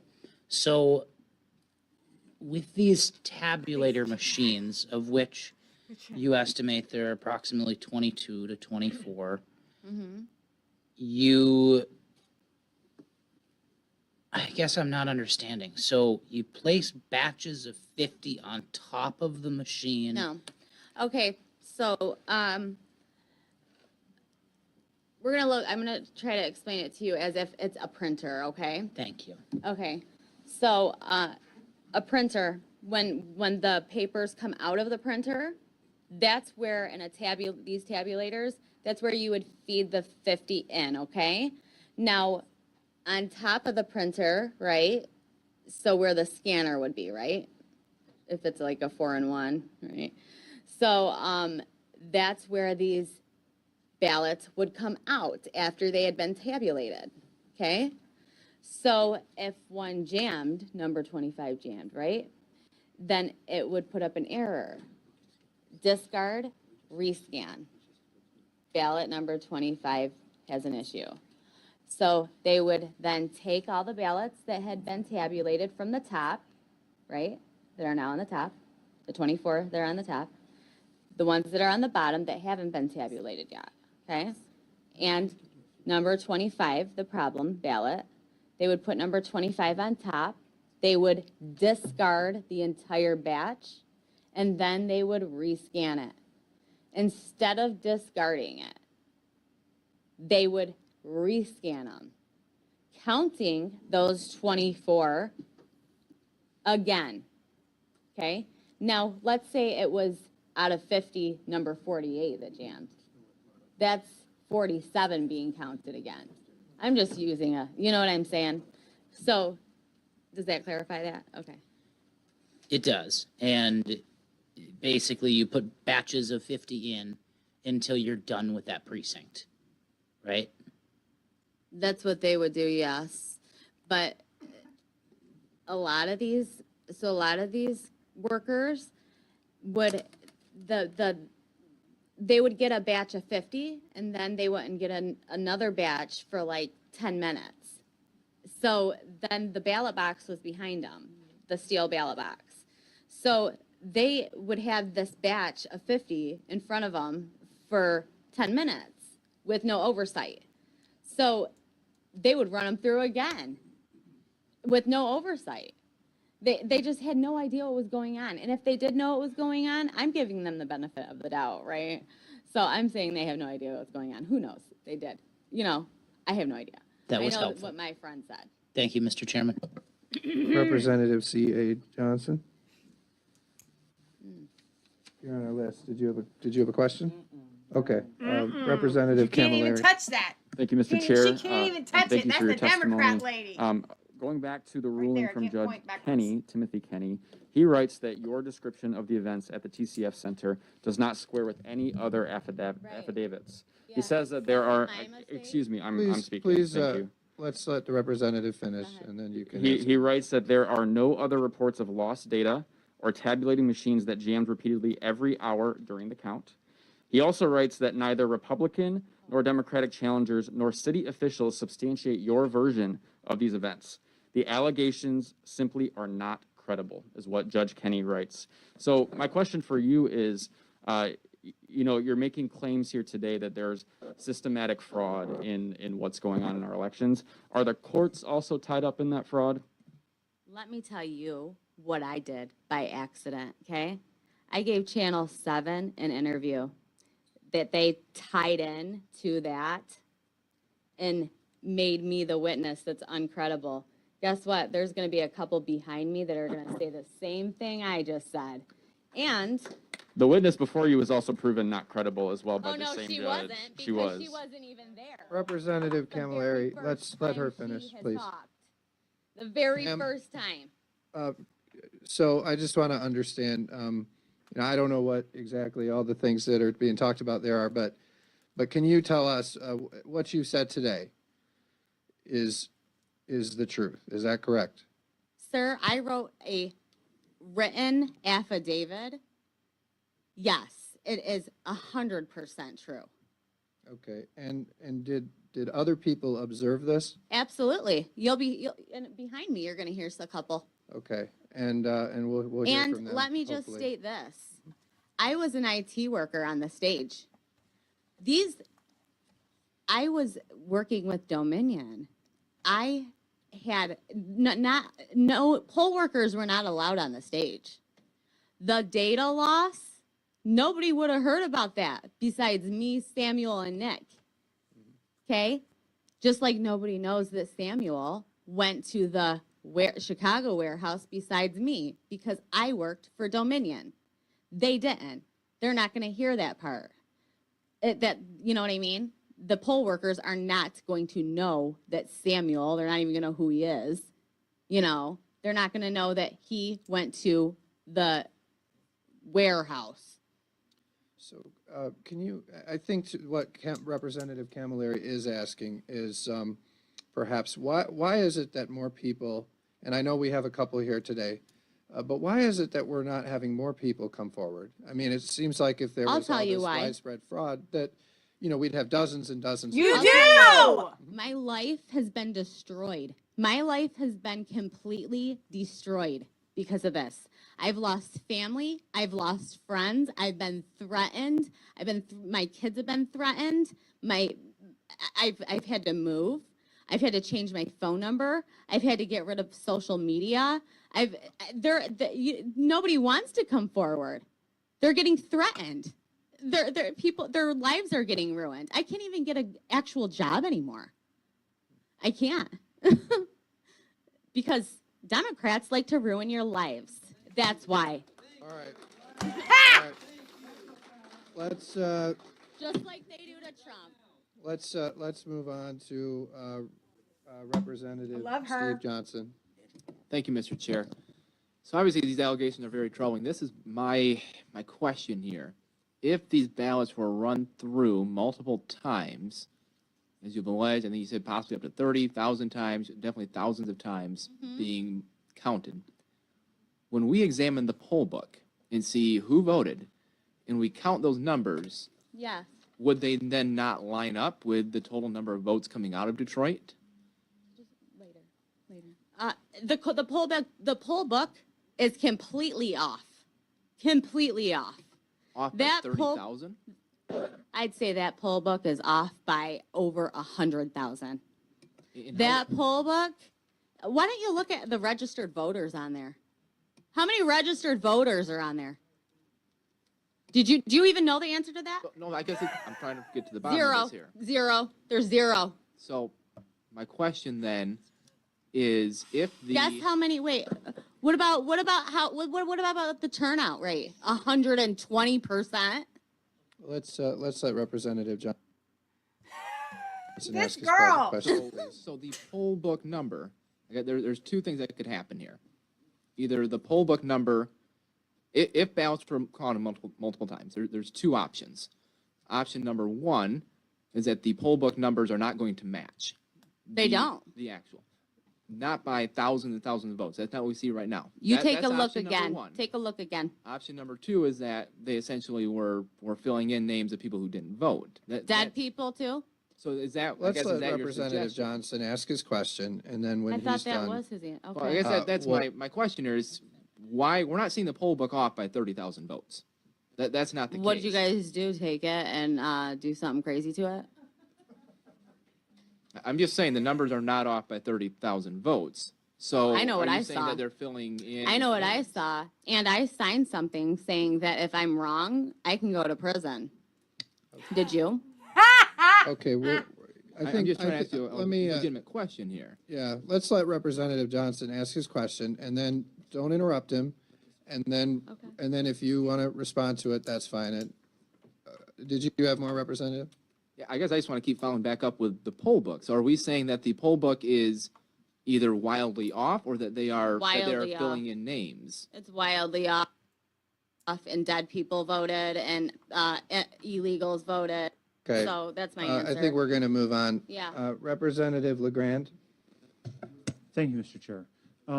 So, ma'am, can I ask How you is she a simple supposed to question? know? Sure. When did you convey the narrative? When did you communicate substantially the narrative that you've given us today At what, do you recall the date that you gave that to the Trump legal team, to Mr. Giuliani and the woman sitting next to him? To Mr. Giuliani. To the team. To them. I'm working with a different attorney. Well, they're here with you now, and they heard your story, and it's not the first time they heard it. When did you tell them? I have When did you not give them spoken essentially directly the narrative? to Mr. Giuliani. Pardon? I'm not asking you to finesse here. I'm asking you, when did you tell them the narrative that When you're did I telling us write now? my first affidavit? November 8th. Thank you. That's a great place to start. Thanks. Right, All right. but does that answer your question? I Because think it wasn't, does. it was If sent to it's- Lauren if it's- McLaughlin. If the And I narrative- don't know I think if we're he good here. got it. We'll move on. So thank you, Representative LeGrand. For the record, I met her for the first time today and talked to her for the first time yesterday. If you're saying the affidavit is essentially consistent with her testimony today, and that was submitted on November 8th, that's great. That's what I wanted to know. I can't hear you, I'm sorry. His statement was, I think his statement was, This if is the intense. affidavit matches the When I- do testimony you guys- today, you're good. Do you remember when I told you Okay. that the first two hearings, it was good that it went that way? That's all right. The official ones would be much more brutal? Remember when I said that? And Hima, Is that right, or are we going to do the Colonel? I Which thought one? we'd do Andrew and Hima next together. Okay. They're the let's two do it. people that she mentioned. All right, that makes sense, since you mentioned it. Maybe they can do it together. All right, and thank you, and, And then we'll do the colonel. okay, great. And, if we could, I hope that we're respectful to the representatives here, both the Republicans and the Democrats. I think we're trying to ask legitimate questions. We're trying to get to the They're bottom of not what being happened. respectful. And I know the Senate is had this 7 hours guy? of testimony yesterday. I'm not upset They at heard this from a guy. lot of people. We've asked, a few more to come today, but we really truly have, most of us at least, have genuine questions about what happened. And I think they're Oh, sincere. you really think your in many Democrat cases. friends There were a have couple that weren't in the legitimate early questions part, with but the I know one with guy's like, Representative why S. should we John. take you seriously? Representative Why should we legitimate. take you seriously? Good You're not questions. credible. You're not So we credible. just A wanna make judge sure found we're you not respectful credible. to the representative. I'm gonna turn That's not a question. That's not a question. You're not credible. Who've seen things, please, who've seen things that they want to talk about. And you know what? It's pretty intimidating, I'm sure, to come to a legislative committee. Please, everyone. Shush! But it's difficult to come to a committee like this and to tell your story. Please, everyone. When you Shut come to a up! committee like this, it can be tough. It can be intimidating. use I that know word these in are our very house. hard stories for people to tell. I just ask that we try to be respectful of one another. I didn't see you leave. And also, we Would you can't, leave? I don't like 10 we don't minutes want ago. everybody No, I to hear was- people yelling in the back. So with that, can you please say your names and I know tell what I us saw. I don't why know you're how. here? And, had a and we system look forward to crash. hearing your stories. He probably My in name the is Hima Kolanagi. Yes! Woo! My name is Andrew Cito. And can you tell us why you're I here? just would like to state for the record that she I is was a beautiful. poll challenger, and I got trained by MIGOP and also Where were you a poll challenger? at TCF Center. In Detroit. Yes. And were you too? Yes, I was a volunteer at the TCF Center on election night. Okay. I got trained by MIGOP and also by the Election Integrity Fund. But then I received my credentials from the MIGOP. So on the 3rd of November, I was representing MIGOP on the floor. And all I was doing that day was just stand behind the tabulators. I do IT. I have an IT staffing firm, so IT is my specialty. I was standing behind the tabulator machines, and I could tell right away that most of those people did not know what to do when a ballot gets jammed. And I had to literally stand behind them and say, you need to discard when a ballot gets jammed. And just like the previous witness, what she was saying, yes, that those tabulators were getting jammed, at least, like she said, 3 or 4 times an hour. And if they knew what to do when there is an error, they were doing it right. To explain to the other person who was asking, when you take the jammed ballot out, you have an option to discard the number. There is a column that says That's actually tabulating. That's incrementally tabulating every time a ballot gets scanned. So when a ballot gets jammed, you have an option to go and say discard. Then it makes it 0. But you also have an option to continue. So what happens is when you take those one jammed ballot plus the rest of the ones that got tabulated and put them through again, like feed them, if you say continue tabulating, it will add to that 24 or 25 wherever it got jammed, and then again rescan this entire thing. Like she said, the number only has to be 50. There were machines, at least not the machines I was guarding. I was behind tabulator number 5 and 6. And because I was on top of them, telling them every single time, stepping forward and saying you didn't make it 0, those machines were doing okay. But I did come across a couple of other machines where the numbers were 300, 400. It's not supposed to be. But I could clearly tell that some of those people didn't know how to discard and start again. So was there an overcount? Yes. Was it off by thousands? I can't tell. I only can tell what I saw. And I witnessed that some people didn't know what to do when it was getting jammed. I don't know how much of training they all had, but some people did not know IT. Similarly, at the county board too, where I witnessed this big stack of ballots that came in with a note saying not in EPB/S, which is not in election poll book or system. I didn't even know that that can even happen, that you can actually have ballots that are not in the poll book or in the system and still be fed into the system. These people were manually entering it, and I have the table numbers where this was getting done, like the counting board numbers. And they didn't know. They were manually feeding it with a birth date of 1900 something. And when I asked the supervisor why they were manually being fed, they said they did not know. They're only doing their job. And if I have a problem, I could go talk to somebody up there. But the thing is, they didn't even know how to unlock the voter record when it gets jammed. Because I'm in IT and I can understand the code behind it, I had to literally help them. I'm like, you have to go do this and do that. And that's when they kind of knew. So I could clearly tell most of these people didn't have enough training, and they were just monotonously doing their job. And whether it was intentional or not, again, I cannot witness to that. I can only tell what I was there for. And again, I just want to tell everybody here that when we became a poll challenger, our intent was not to get into fights with anybody. I'm an immigrant, and this country gave me a platform to be what I am today. I run a successful IT business. I'm one of the fastest 50 growing companies in America. And I really love this country. When I became a citizen of this country, it was a choice I made. I had to give up my Indian citizenship to become a US citizen. It's a choice we all make. That's a country we grew up in, but this is a country we chose to live. So we just have a lot of respect for this country. Putting ourselves out here, it's not fun. Trying to get our names out there, trying to just kind of intimidate us. You have to understand, coming to a country where we have nobody and then start our life here, it takes a lot of courage. So we do have courage. And especially for me to do this, it's really scary. It was very scary because I am a very private person. I have no social media accounts. I just like to live a very private life. But I knew what was at stake from what I witnessed at TCF, and my heart broke because I had a lot of respect. I still have a lot of respect for this country, and I don't believe in racism as like the mainstream media narrative. This country has given me a lot, and I'm very thankful for it. So today when I'm doing this, it's not because I'm trying to say who's good or who's bad. I'm just saying that this needs to be fixed. In a country like India, we have a national identification card without which we cannot vote.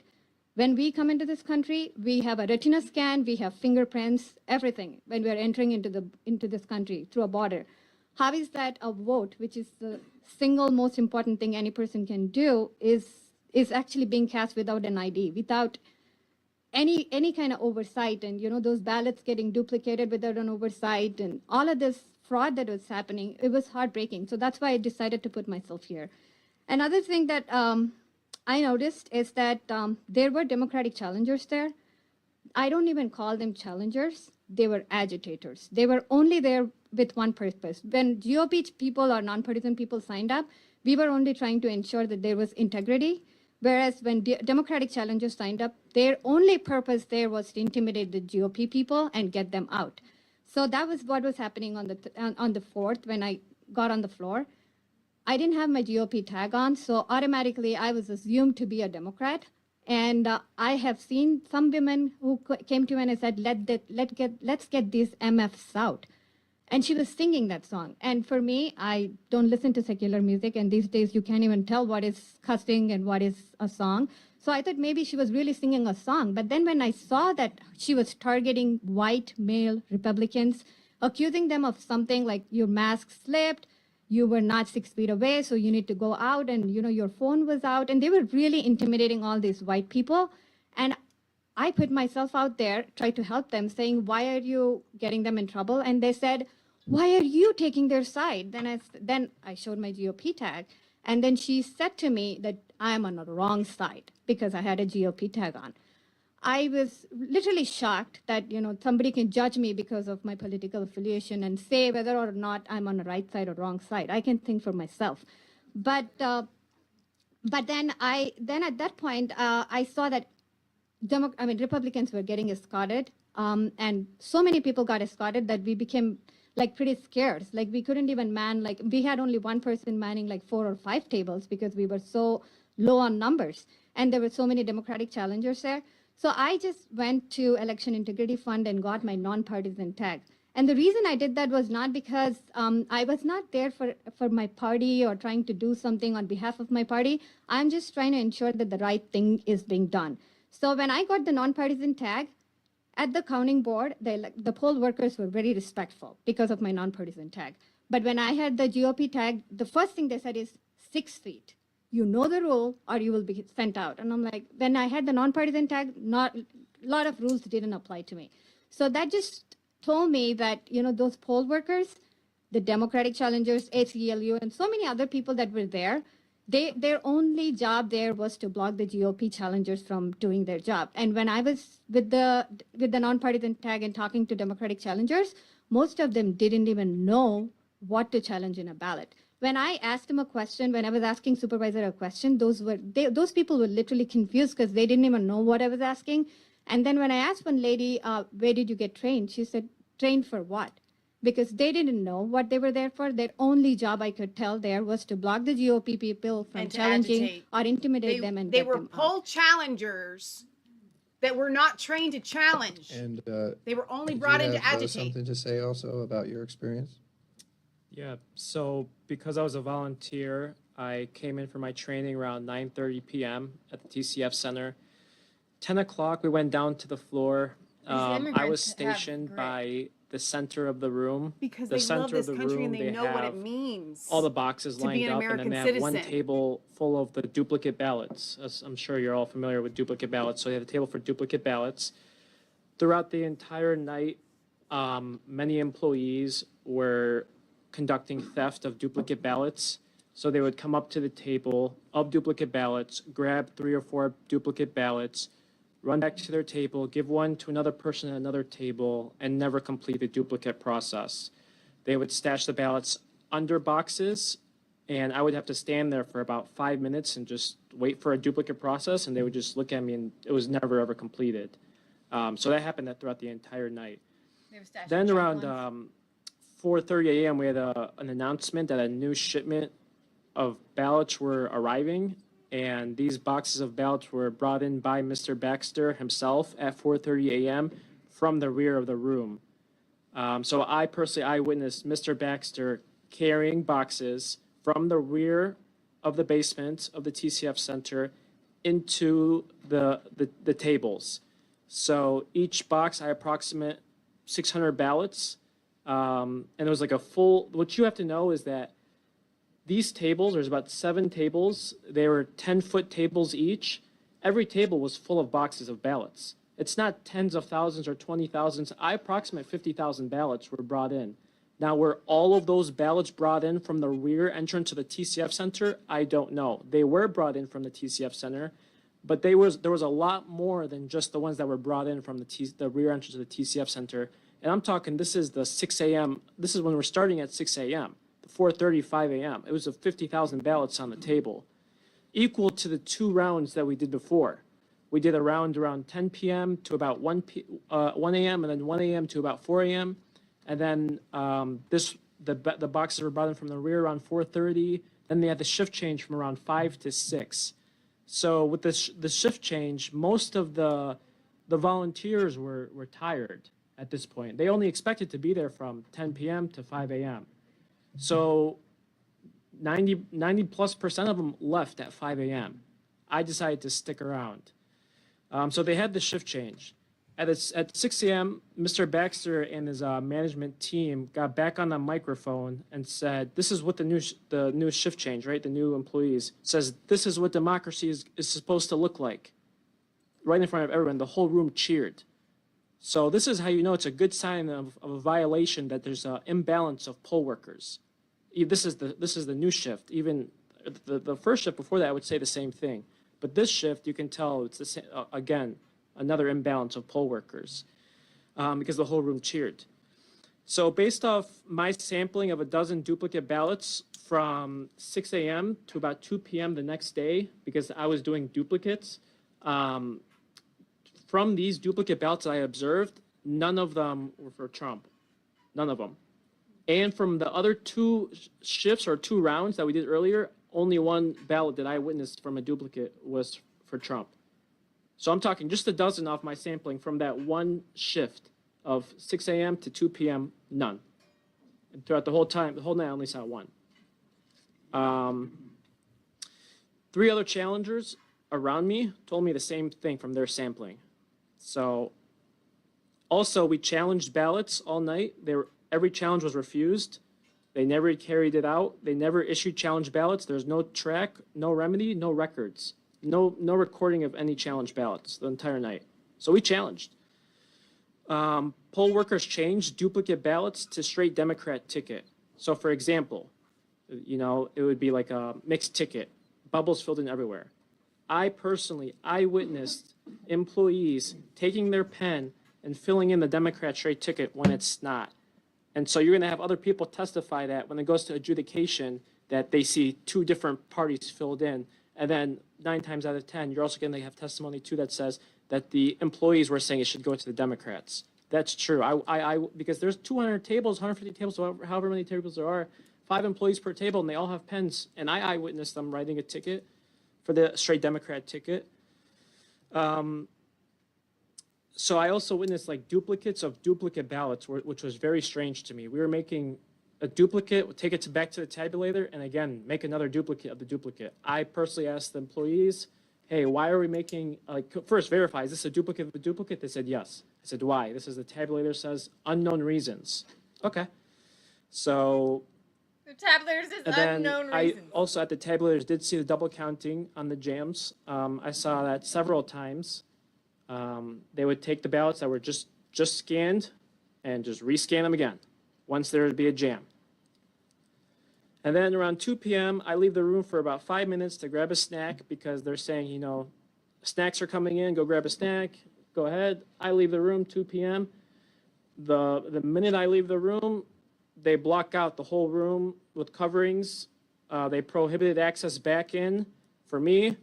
And they said it's because we're exceeding COVID capacity. Now I'm going to wrap up with this. Mind you, the entire night, this room was slammed. It looked like the New York Stock Exchange on its busiest day. And then at 2 p.m. the next day, after 70% of the employees have already finished their work, they left the room. Now they're emplacing the exceeded COVID capacity rules, which was pure discrimination. Thank you. That was All right, way better thank than you. his 3-minute testimony. I just have to add one thing to this, the ballots that were an issue. I was at table 57 where I said that I saw a stack of ballots which had a sticky note on it saying not an EPB/S. They didn't know what that meant, but it didn't take me long to figure out why it was saying, what it meant. It is when they would scan a ballot, nothing would come on the system. So they would manually enter these. And that's when I figured out that they were not even referring to the poll book. So it is EPB/S, meaning election poll book or system. So none of these details were in either of those. And the thing that when I started writing down the ballot numbers and the last names of the person of the ballot that had the name on that ballot, they were all in sequence. these are absentee ballots, mail-in ballots. They cannot be in sequence. 2232 cannot have 2233 next to it, because if they're mailed in, they come in all different numbers. And when I started noticing that these numbers are almost next to each other, like one or the other was in the middle, but then they were almost next to each other, my antennas went up. That's exactly when I thought something is not right here. Then I asked the supervisor, there was not even a date on those envelopes. It said November headache, 0 man. Like- dash 2020. There was no second number there. Then I said, what is the date on this one? Then they got really mad at me. They said, you're not letting us do our job. You're disturbing us. And at that point, because we really don't want to be kicked out, so we were just kind of not challenging anything because we want to still stay in the room because we barely had anybody. Not only that, the sequence ballot numbers were all from the same area, like the Goddard Street in the downtown Detroit. Goddard Street, sequential ballots, signatures were all alike. They had no date stamp. It said, like, it was empty after zero. Michigan there was no is a third or fraud. second or first or nothing. If this house doesn't do None something- of them were coming up in the system. They were all being entered manually. They even knew that none of these details would even be in the poll book or in the system. You'd have All to be right. calling these people liars. Well, with that, thank you both for your testimony. We're going to go on to questions now. I'll start with Representative Steve Johnson. Thank you, Mr. Chair, and thank you for being here. I think it's the most compelling testimony we've had tonight. Really? You talked about the 6-foot I thought the rule, other two people were being pretty kicked compelling. out for that. There was a court case prior to the election dealing with this and saying that you had to allow a poll challenger to break that 6-foot rule to verify information. All right, I've got pretty good eyesight myself. I can't see someone's written address from 6 feet away. So the court case made it very clear that they did have to allow that. Now, when you're not challenging, you have to keep your 6 feet. Were people allowed to break the 6-foot rule to challenge? And then my second part, when these Republican challengers were kicked out, were they allowed to be replaced by another one? Because it was very evident that there was plenty of other possible Republican challengers there. Were they replaced by one or not? I'll take the first, you can take the second. The first one, when you said the 6-foot rule, we were in fact given a paper with these rules saying that we can break the 6-foot rule when we have to challenge a ballot. We even had the printed paper with us, and when we would show it to the supervisor, he'd say, we are enforcing the rules that we were given. That's the rule your team that sent you gave you. We don't have to abide by it because that does not apply to us. And we have to keep low profile. You have to understand if we don't want to be kicked out. If we don't want to, I may not be because I'm brown. But all I'm saying is, but that was my trump card that I used all day. But then the thing is, that's not a privilege for a white person. So white people, I could see, were not even daring to ask a question, because if they were even a little bit louder, they would say, you're disturbing them, so they need to get out. And you have to understand the poll workers were ganging up with Democrats. They were all in on the same team, and the only people that are being isolated are the Republican, white male Republicans. So that's Please. racism. If people ask me, was I ever treated unfairly, I would say rarely. Come to India, you will know what racism is. But here, no, I've been treated with a lot of respect. Now I see white people are being treated as, so much worse than, I was ever treated. So those people were not able to really loudly challenge because they will get kicked out. They did not want to abide by that rule where we can break that 6-foot rule to challenge a ballot because they didn't want to listen to what we had to say. As per the second question, no. They were not being replaced. Republicans Once were you're not out, you're replaced. out, So when a you can't Republican challenger was escorted out, they were not allowed to be replaced by another one. The only ones welcomed in were the media, no challengers from our side. But I would say there was two separate systems. There was our systems where we were exceeded COVID capacity, fall in line, follow the rules, and then there was the friendly welcoming. Oh, you're the media, come on in. Oh, who are you with? You're with them, come on in. Another thing I also have to say is when the GOP people were getting escorted out with or without handcuffs, every poll worker and all Democrats stood and clapped like it was some kind of, they all won a lottery ticket.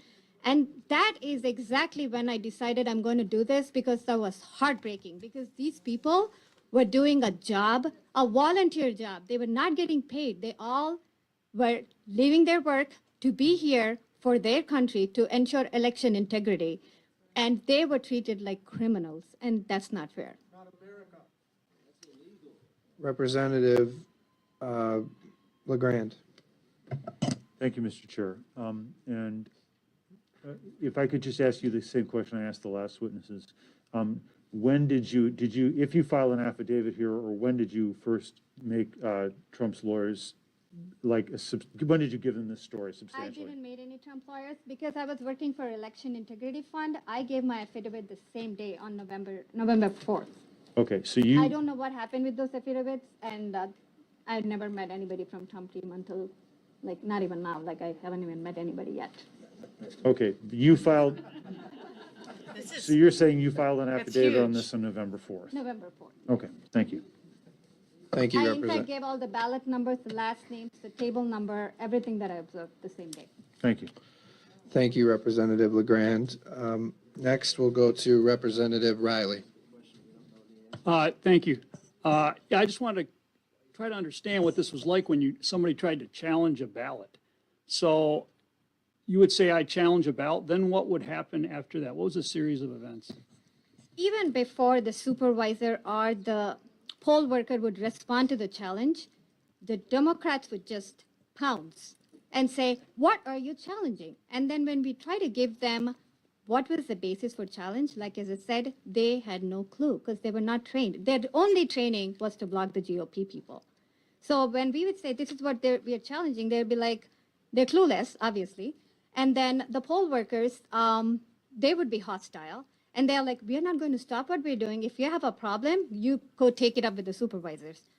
They were all in on it together, so nobody was going to listen to it. Not a single challenge was ever entered. And this was the same thing happening. So then if you went to the supervisor, he would not do anything? No, nobody would do anything. So in addition to that, thank you. In addion to that, when love there this was young man. no Democrat Very well spoken. challenger, which I witnessed in the minority of times, I would make a challenge and the head of the table would say, what's wrong? And I would say, this is wrong.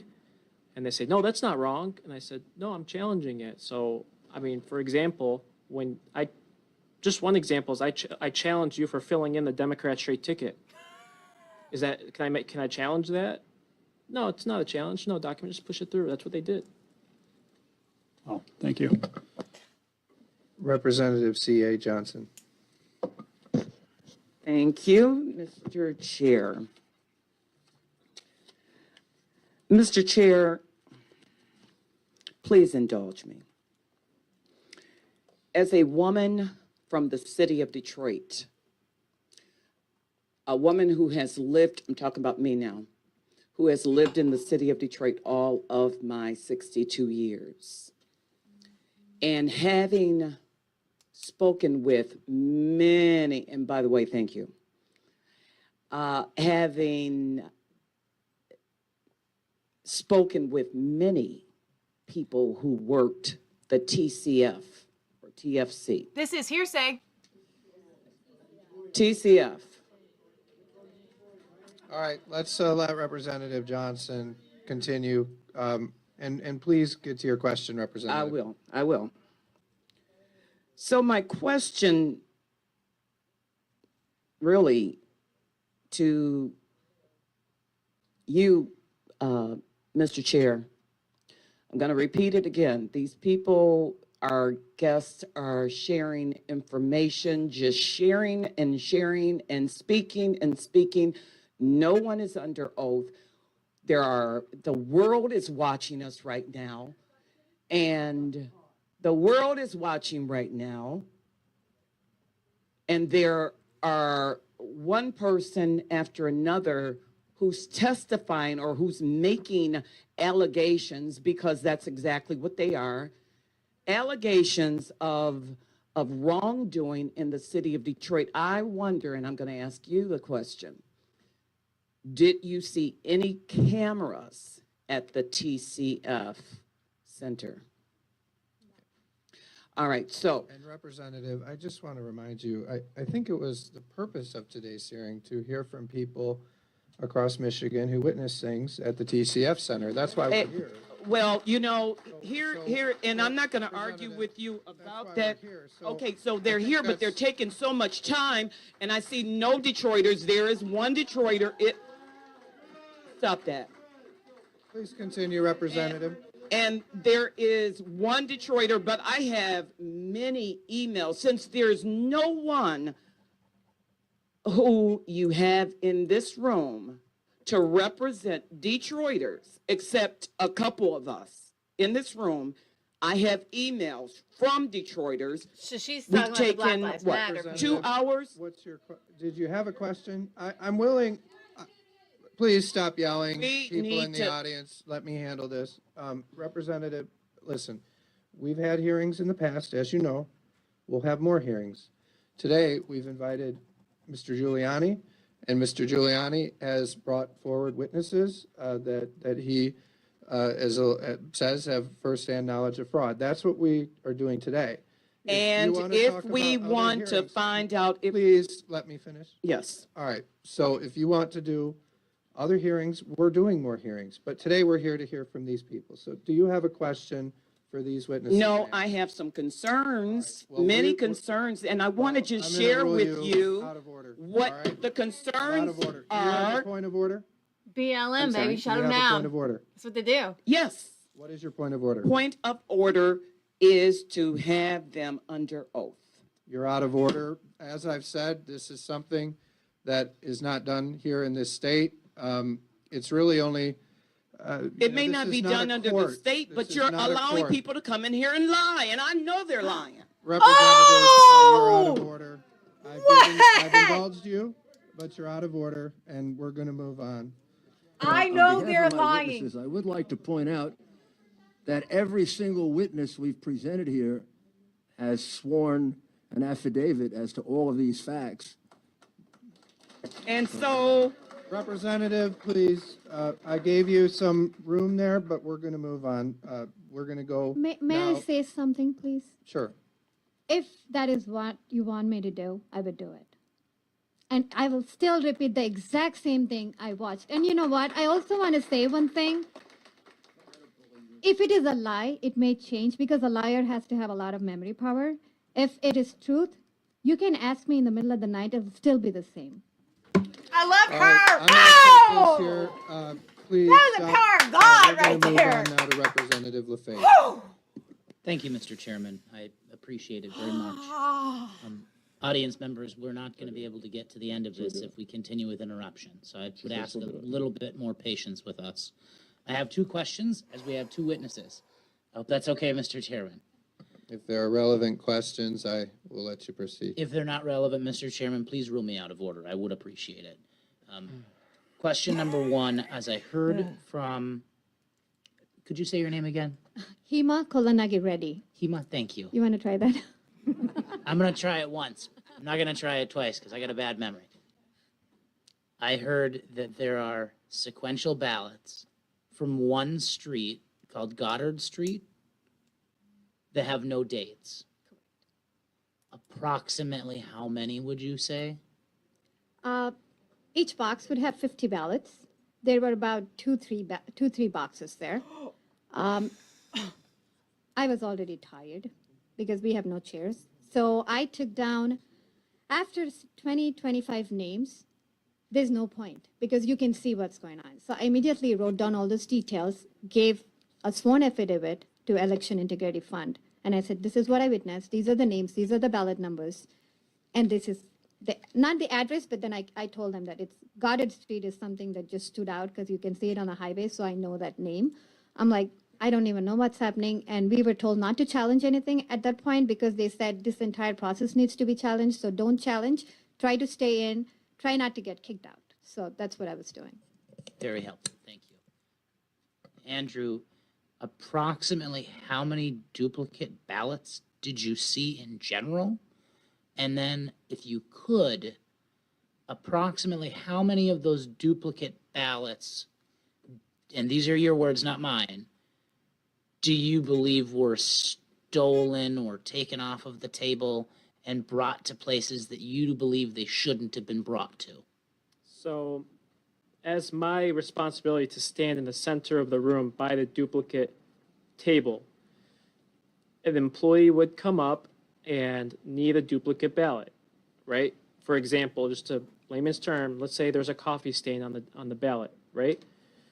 Which none of these ballots had any real issues from as far as I know. They're all tabulator issues. But they would come grab a ballot, and my responsibility was to follow them to their table, to be the challenger, to observe over it. So there would be me, there would be the workers, and there would be a Democrat challenger, and we would observe over it. Throughout the entire time I volunteered, I would say between 24 to 36. And there were times where we had people stationed around the room. And so if there was someone who was stationed, like a Michigan GOP volunteer, right, was in a specific area, I would tell that employee, hey, watch over this duplicate ballot because I need to run back to the center of the room in case someone steals more ballots again. So they would do that. And if no one was there, then I would watch over it. And I watched over maybe 2 to 3 dozen throughout the whole night. So that's the first part of the question. The duplicate theft started in the beginning of the night, roughly 10:30 p.m., 10:15 p.m. I saw theft of duplicate ballots where they would grab 3, 4. So no clear number. The number that I saw was probably in the first shift, I would say over half a dozen, easy. Second shift, it was more hectic, and I would say roughly the same thing. But you also have to take and consider that the third shift from 6 a.m. to 2 p.m. the next day, and also the 1 a.m. shift, because people were leaving at 2 a.m. and 1 a.m. They wouldn't stay until 5 a.m. because we're less people volunteering because they're weeding off. That the table was guarded less, and we have less people, so there's more opportunity for theft. Does that help a little bit? Absolutely. Thank you very much. Thank you, Mr. Chairman. Thank you. Representative Camilleri. Thank you, Mr. Chair. So if what you're saying about the tabulation of ballots is true, and that some of these ballots were counted multiple times, why is it that there are not more ballots than those who are tabulated in our poll book? I do not know how your system works. I do not. One thing I know is there were several ballots that were not in the poll book or in the system, and they were being entered manually. So how are you finally taking a tally of it? I do not know that. All I'm here to tell is what I witnessed. I do not know, end of the day, how you put all of this data together and how you come up with a number. And if it's tallied like a balance sheet, great. I don't think we would be here if that tallied. My best guess is it did not, so that's why we are going through all this. So what I'm saying is that, in total, the registered number of voters in Detroit is about 500,000 around. The total ballots cast was around 250,000. Okay. And so we don't see multiples here, and many other people have alleged that there were far more people who voted than those who live in the city of Detroit, and that just does not add up. It just Thank doesn't you, add up. Representative. That was not part of my testimony. I know. I think you asked a question, and she said she wasn't familiar. I'm good. Thank you. Okay. With that, I think we appreciate it. I did want to ask you though, do you have any? I mean, both of you have been there on the front lines. You've been there in the TCF Center. You've talked today about what you've witnessed. Do you have any suggestions for us as legislators on policies or things that we should look at in terms of how do we Going prevent forward, some of these things from happening to people like you again in the future? Have you put any thought into that? Like if you were to see new laws or things that need Enforce to be the laws looked at on the book? in terms Politicians. of preventing in the next election some of Preventing these it things in from the next happening election. at the TCF Center? sounds great. I would give you my perspective as being an outsider. I come from a country where a lot of things go wrong. Our countries are known for corruption. But when it comes to elections, there is, from what I've seen here to what we used to do back in India, it is a lot more organized now because we have an identification system. And the fact that now, as the other representative said, that you can actually show up and vote without an ID, it's shocking. How can you allow that to happen? Like, a lot of people think all Indians look alike. I think all Chinese look alike. So how would you tell? If some Chow shows up, you can be anybody and you can vote. And if somebody with my name, you can't even tell my name. Anybody can vote on my behalf. So ID should be the basic requirement.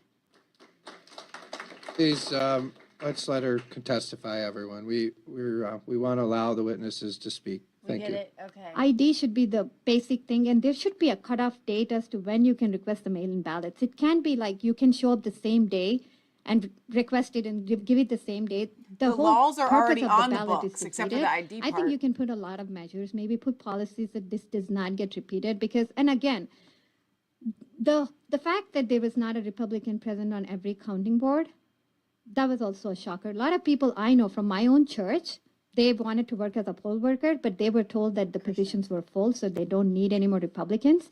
If only there was a Republican present at every table, maybe a lot of this would have been avoided. And also, I think, that the whole vitriol of the entire poll workers that were there, that to me was the shocking thing. I would expect a lot more respect. These are all fellow Americans. If it was towards an immigrant like me, at least maybe it's understandable, but these are all fellow Americans. Why would you hate them just because of their political affiliation? Maybe that could change. We are talking a lot about hate, BLM, and everything. How about we also just extend it to, the white males or, whoever is being also treated very, that's discrimination what I noticed. And this is an outsider perspective. You want to answer the question? Do you have any suggestions for us? I'll be brief. Yep. I mean, simply, we just can't let it happen. The way we do it is up to you, and that can change.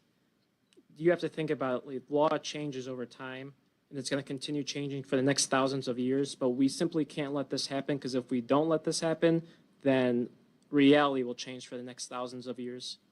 So I would suggest maybe better enforcement immediately after the election, because clearly we're now heading into December. We don't want to cut it this close. We need, in the short term, a body that can say the day after the election or 2 days after the election, there's 20,000 dead voters, wipe them out immediately.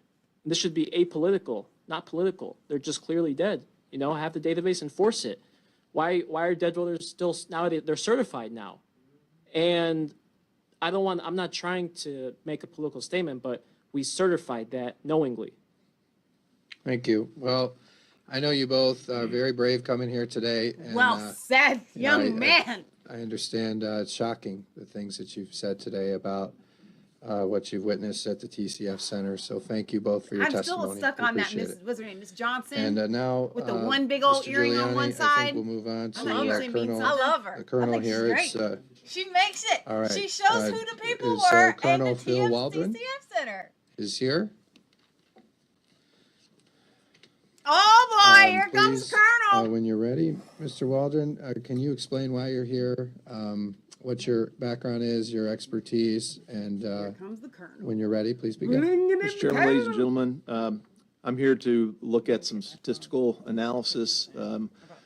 I worked with a team that's been looking at the voter manipulation, election manipulation since November of 18. I started looking at this issue in August of this year, doing a deep dive on several key areas with some of the electronic voting machine companies.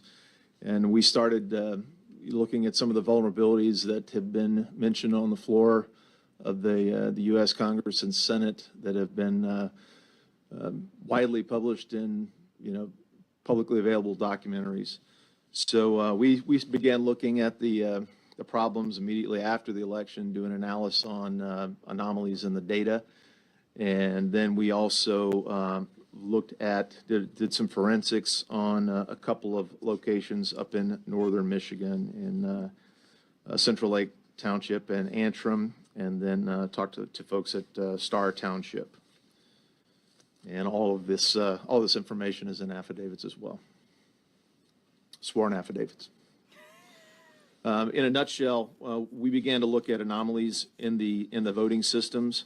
We looked at publicly available information from your state. First thing we noticed was that there are 643 precincts in Michigan with a voter turnout above 80%, which is a little bit anomalous. There were 21 precincts that were over 90%. 10 precincts that had exactly 100% voter turnout. Here it comes. Here comes the numbers. 6 precincts that were over 120% voter turnout.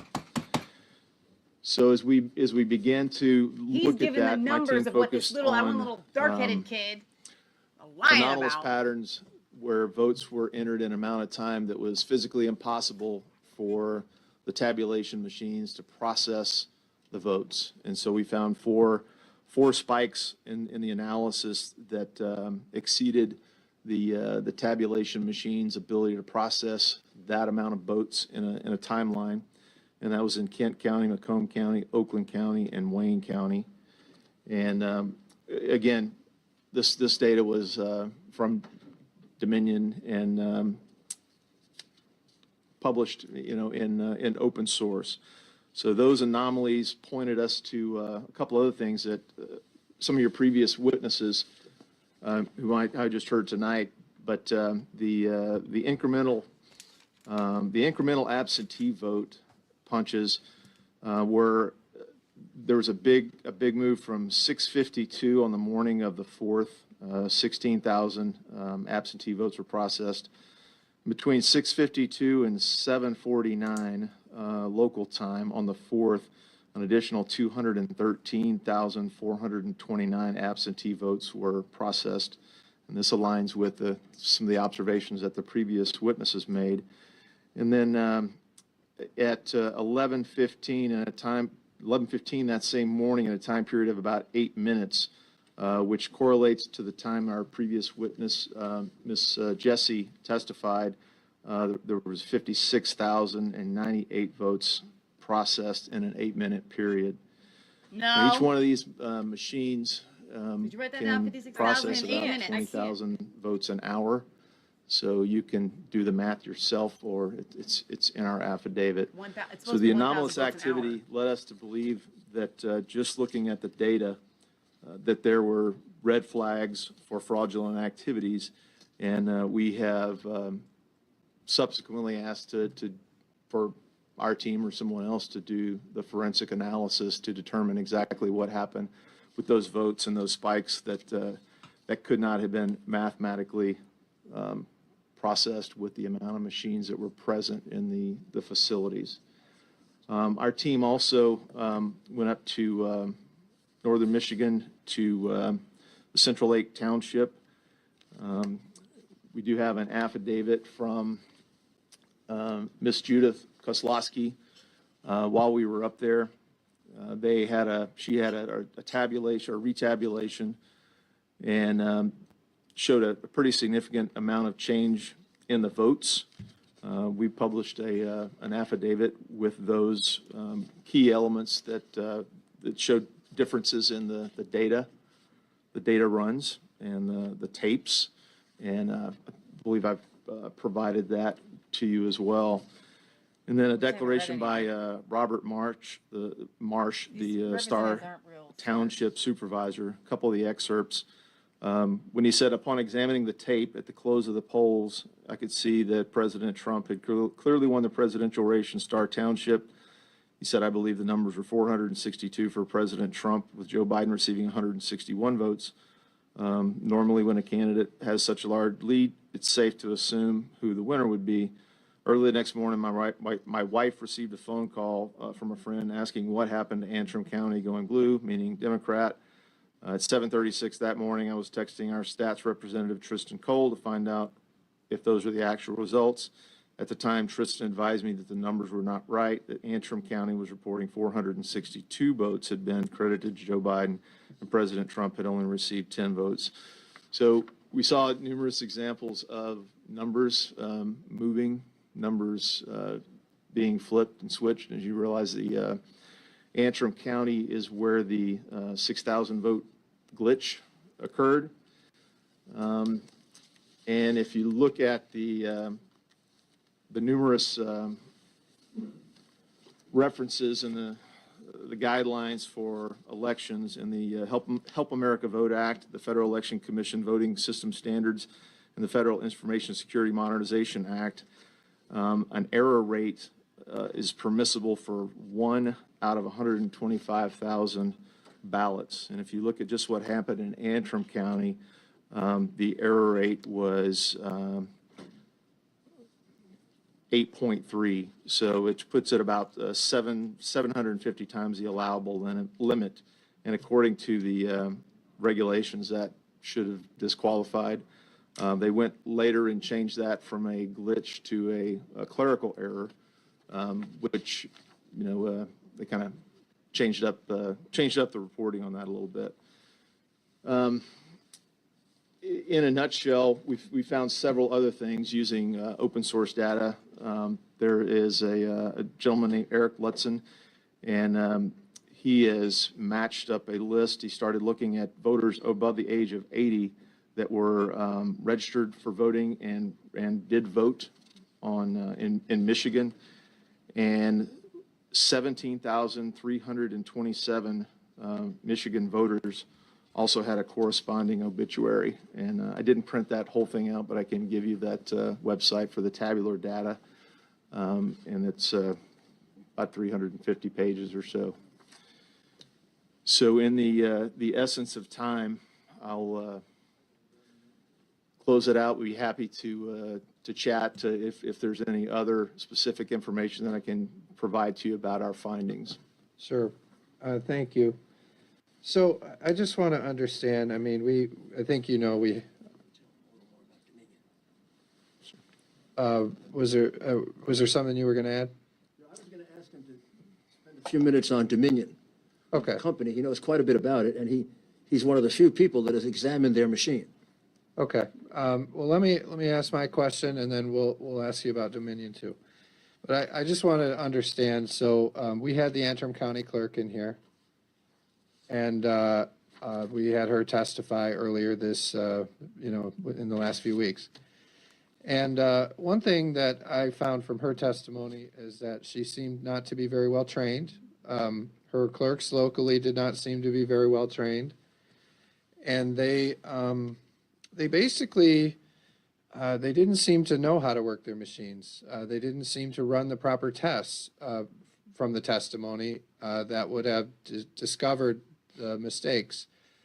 And then when the election happened, and we saw this 6,000 votes that went for Biden, and Congressman Bergman found that and reported it, and then they looked at it, and they said, "What happened here?" And she said it was a technical glitch or whatever she said. Well, that came from her office, and now a few days later or whatever it was, she alleged it was human error, and that's what she said later. So based on that, I mean, what we have to go on in this committee is the testimony we've heard. And based on what she said, you're gonna go on testimony? that looked like it was human error. If we go off what she said that the tape matched. She said this would have been discovered in a canvas because the tape matched. So I just wanted to hear if you have knowledge of this, if there's anything you can speak to on this, because you know, that was the conclusion that I had come to after hearing her, that this was limited to Antrim County. And again, like I said, Dominion won't come in, so I don't know more. But I know in Antrim County, it sure seemed like the clerk there didn't know what she was doing, and that caused a lot of this problem and confusion. So can you tell us more about what you learned and address that for me? Thank you. Yes, our forensics team went up to the Central Lake Township. And can you clarify, is that in Antrim County? It is in Antrim County. Okay, Yeah, thank you. and this was included in the forensics report on Central Lake Township in Antrim, Michigan. The report date was November 29th, 2020. And on the 27th, the ASOG forensics team, which is Allied Security Operations Group forensics team, visited the Central Lake Township in Michigan. The clerk presented to two separate paper totals tape from the tabulator with the identification number ID2, tabulator ID2. One was dated poll opened November 3rd, 06/38/48, which was roll 1. And the second dated poll opened November 6, 2020, 09/21/58, which was roll 2. She was asked, Ms. Kozlowski. I ask you, what does that mean? So was one, what were the two dates? The were actual two tapes? poll date, November 3rd, and then the second on November 6th. And there were two tapes. Two tapes. They ran the ballots and printed roll 2. She was asked by the county clerk's office to come in and do a retabulation on the 6th. Okay, so there was a one run through and a ticket printed, and we went through that with the clerk. There's a ticket that shows the result. Correct. On November 3rd on election day. Then a retabulation. On November 6th. Correct. And you're saying that was ordered by the county clerk? By the county clerk's office. She said she was notified by Connie Wing of the county clerk's office and asked to bring the tabulator and ballots to the county clerk's office for retabulation. Okay, so what did you find when you looked at that? They ran, roll 1 had a total of 1,494 total votes. Roll 2 had 1,491 votes. They had 3 less ballots because 3 ballots were damaged in the retabulation process. So Ms. Kozlowski said that she and her assistant manually refilled out the 3 ballots, curing them and ran them through a ballot counting system. But the final numbers did not reflect the inclusion of those 3 ballots. So the shifts in the votes from tape 1 or roll 1 to roll 2 on election night, President Trump received 566 votes. Vice President Biden received 340 votes. On the recount, Trump had 1 less vote at 565, while Biden was unchanged at 340. The other areas on the down ballot where we saw a lot of different number shift was a proposed ordinance to authorize marijuana and then a retail establishment within the village of Central Lake.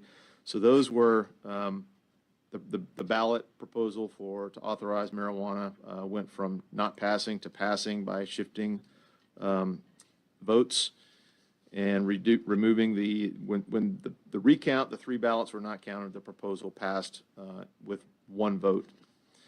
And then for school board, even though this was a ranked voting, and the top 2 apparently were going to be elected, there was a significant number of votes. There were 742 votes added to this total. Between the election, there were 1,068 votes, and then on the recount, there were 1,810 votes that showed 112 write-in candidates. The school board member shifts were significant, as well as there was a change in the state proposal 20-1. There was a change in those numbers. So the way that works, the township clerk was given 2 compact flashcards as a security key. One of the compact flashcards is known as the ISD card. So it goes into the administrator slot, and then the CF card goes into the poll worker slot. And then there's a security key that's used on the security key. So Ms. Kozlowski was given the cards that were in proper retention and reran the tapes. The difference in the administrator card, which is the software load, the poll numbers were pretty much the same, but votes in between those 2 runs shifted. So there's a discrepancy in the forensics. How did you find that? The discrepancies? Huh? In the actual tapes, in the tabulation tapes. one machine? One machine, yes. It made that many mistakes? They made a lot of mistakes. Did it do anything right? It kept pretty close to the other votes, but it did not meet with the standards of the Federal Election Commission. We have not examined forensically in this election more than this machine. It's pretty much been been blocked. Been blocked. So It definitely is far outside the limits of the 1 in 250,000 vote error rate. So just On that, would you want to examine more machines? Yes, sir. just to understand, so what the clerk has said is that, and I heard you say there were two tapes, and then you kind of went through how there were some differences on the two tapes. What the clerk has said is that there was a problem basically with the way the count was displayed on the website, but that when they looked at the tape, that the count was accurate, and that would have been caught in the canvas. Do you agree with that, or do you disagree? So the votes were canvassed on election night, according to Ms. Kozlowski, and approved, and for some reason that she did not know, she was asked to come back in to redo. She said on this is the declaration of Ms. Judith L. Kozlowski, and it's signed and dated, and this declaration is under penalty of perjury. She said on November 5th, I was contacted by, on election night, we close the polls after the absentee ballots have entered into the tabulator. We take our ISD cards to the machine and take them, the security fob, and the results of the electronic poll book to the county clerk's office that night. She said, I received my ISD cards when I went to the county building and received my precinct kits from Connie Wing prior to the election, and never received nor was made aware of an update, as I did not need any updates. On Thursday, November 5th, I was contacted by Connie Wing of the county clerk's office and asked that I bring my tabulated locked ballot container and tabulator to the clerk's office for retabulation. Because of time constraints, a retabulation did not occur, and I was asked to return on Friday, November 6th. I was given the ISD cards and security fob. We set it up, and the retabulation began at 9. We finished at 8:55. The retabulation was done in the presence of the Antrim County Board of Canvassers and the Antrim County Sheriff, along with the Deputy Clerk, Patricia Marshall. At the completion of the retabulation, all the voted ballots from November 3rd, I asked that the Board of Canvassers was ready for me to close the poll and run the tally tape, which I did. It was at this time that I noticed a number of votes cast on November 6th had changed from the tape on November 3rd. So I stated to the board that the numbers had changed. The board did not respond to my comment. To this date, I still do not know why Central Lake Township was the only township that had to retabulate. Other township clerks asked me why I had to do this, and I could not explain. And that is item number 5 on her declaration. So that's what I know. Okay, thank you. Well, next we'll go to Representative Steve Johnson. Thank you, Mr. Chair. So in your analysis, you talked about how the number of votes coming in were at a rate higher than they could actually be processed through the machines. Correct. And this is after the polls have closed? Yes, sir. This is, So forgive my ignorance here, but the way I understood it is that the numbers don't get counted one by one. A precinct will count all their ballots, and then they submit all their numbers. So the fact that there's a lot of numbers coming in within a short period of time isn't because a bunch of ballots all of a sudden get counted. It's because machines from all over the state that had been counting for hours all day long finally decided to upload their information. I mean, am I missing something here? Like, that's how I always understood how these things work is, I live in the city of Wayland. I vote. They, I think 7 to 8 o'clock, they shut down, they do everything, and then they upload it. They didn't all of a sudden run through 1,000 votes. No, those 1,000 votes were counted over hours and hours. so the timeline of the reporting, which is it's got timestamps on the data files, the data logs, where it's uploaded. Those show 4 spikes that totaled 384,000 votes in a combined interval of 2 hours and 38 minutes. So those. Why is that not possible? Because they're not running 300,000 ballots through that quickly. No, That's he said just that for there's machines around the entire timestamps. state. So if you have the city of Detroit with 250,000, obviously How old are you? Detroit came in later, He's but gotta be 25 years hypothetically, old. there's big cities in Michigan, How do you big even get a precincts, state seat and they at start 25? filing at the same time.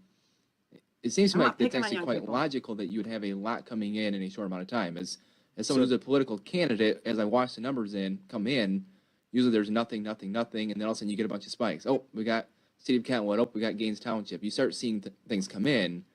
I don't think that's proof of fraud or anything. I think that's just how it works. Am I missing something here? So if you look at the total number of machines, and the machines can count about 2,000 ballots per hour per machine, the calculation sum would yield about, 100,000 ballots is the maximum number of ballots that could be processed.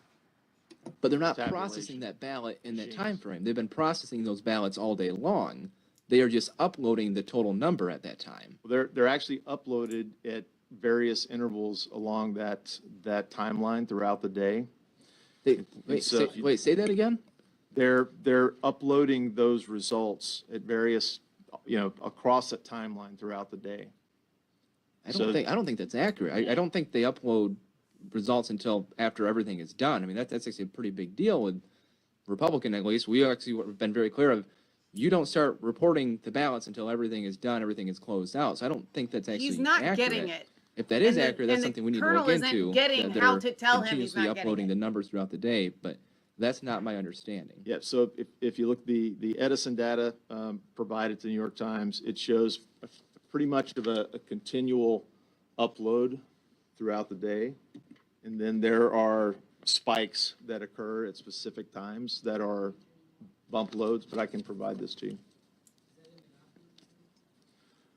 The question You're an is, idiot. did you give You us shouldn't that? hold office. As I know you gave us Sit a down, packet, bald that's not boy. in it. It should be in the affidavit. These that guys I are not provided smart, to and I'm Mr. just, Chairman. it's sad. Did he answer your question? The colonel didn't give his Okay. credentials to start with, because you don't next, question something we'll that go to Representative stupid Camilleri. to someone that I'll pass, smart. thank He's you. literally saying, you're stupid, I'm Thank smarter you. than you. All right, Representative LaFave. Yeah, thank you, Representative Johnson. If you and I agree on the thing you were just talking about, that could be a real problem if something is different. But You're 25 too. Colonel, I've got, tell me if I'm wrong, 10 precincts in the state you believe voted at 100% approximately? That was according to You know Jack Black. data from the state, yes, sir. 6 precincts at above 100%? Correct. Add those up for me. About how many votes is that?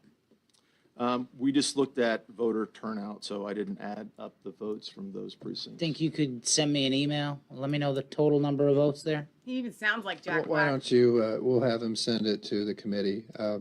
We'll work with that. We can send it to the clerk. This guy's like, I'm not gonna say it. Continue, Rep. LaFave. Did he answer your question? Yes, thank you, Chair. Okay.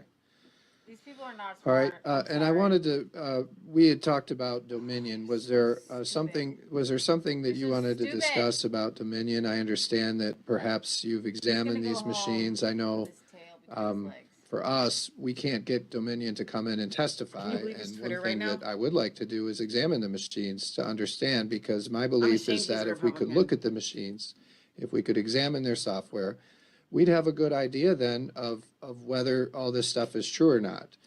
But the problem that I have is that because Dominion won't come in, they won't testify.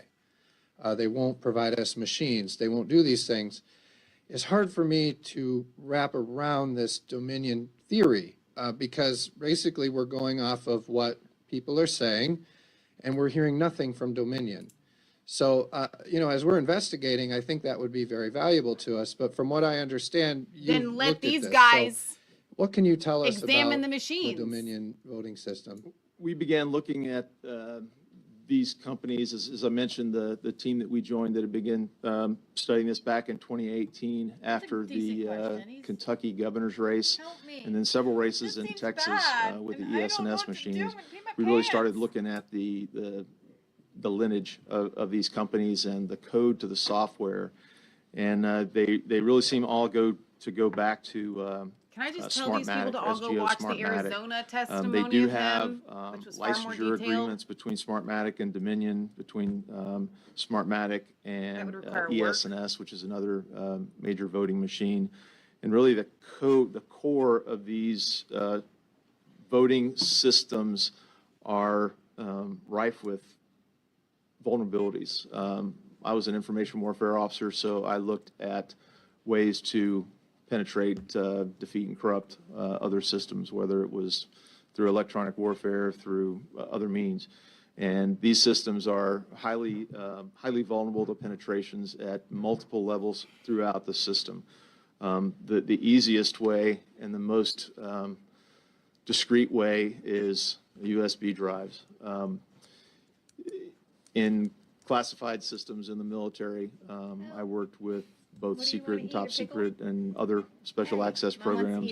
All those machines had the USB drives deactivated. You could not use them just because of the critical vulnerability. These machines all work off of USB drives. And so there's really, we've found in dealing with Pennsylvania and in Arizona, there is no control. There is no chain of custody in the USB drives. No chain of Workers can custody stick a on USB drive in. We could stick a USB drive into any of your laptops. You don't know what's on there, and you can change software. You can change operating systems with the USB drives. And the core of these systems is manipulability. This is the operator's manual and the implementation statement for 5.1. One of the myths that has been propagated even by the director of CISA at Homeland Security, which is the Cybersecurity and Infrastructure Security Agency, is that, well, these machines are not connected to the internet. In the operator's manual, there's a whole page of references that show you how and when to connect and what selectors to connect to servers and to routers, so it is connected to the internet. That's how you get election night reporting. That's through another company called Clarity Elections.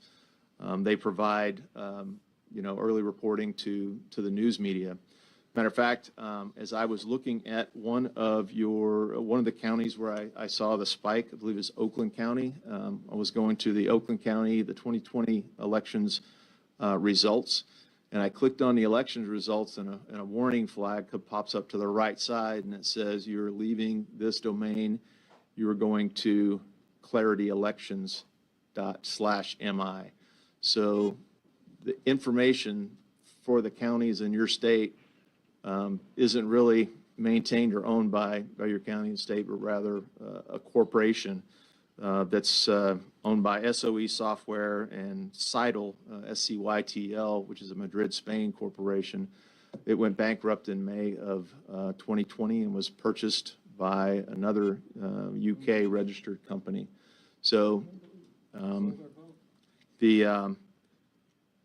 we've recently found, and we're digging further, that there was a $400 million financial transaction to Dominion Voting Systems in October, 1 month before our election.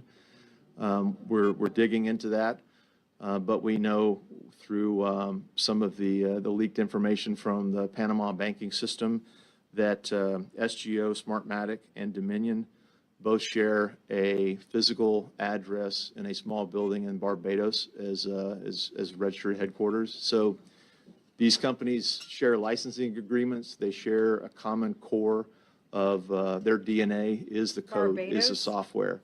And I'll be happy to provide you an electronic copy of this operator's manual. And when you read through here, and you can see all the options that administrators and operators of these systems have, like some of the previous witnesses mentioned, they can assign, they can vote blank ballots, they can delete data, they can they can mass adjudicate write-in ballots.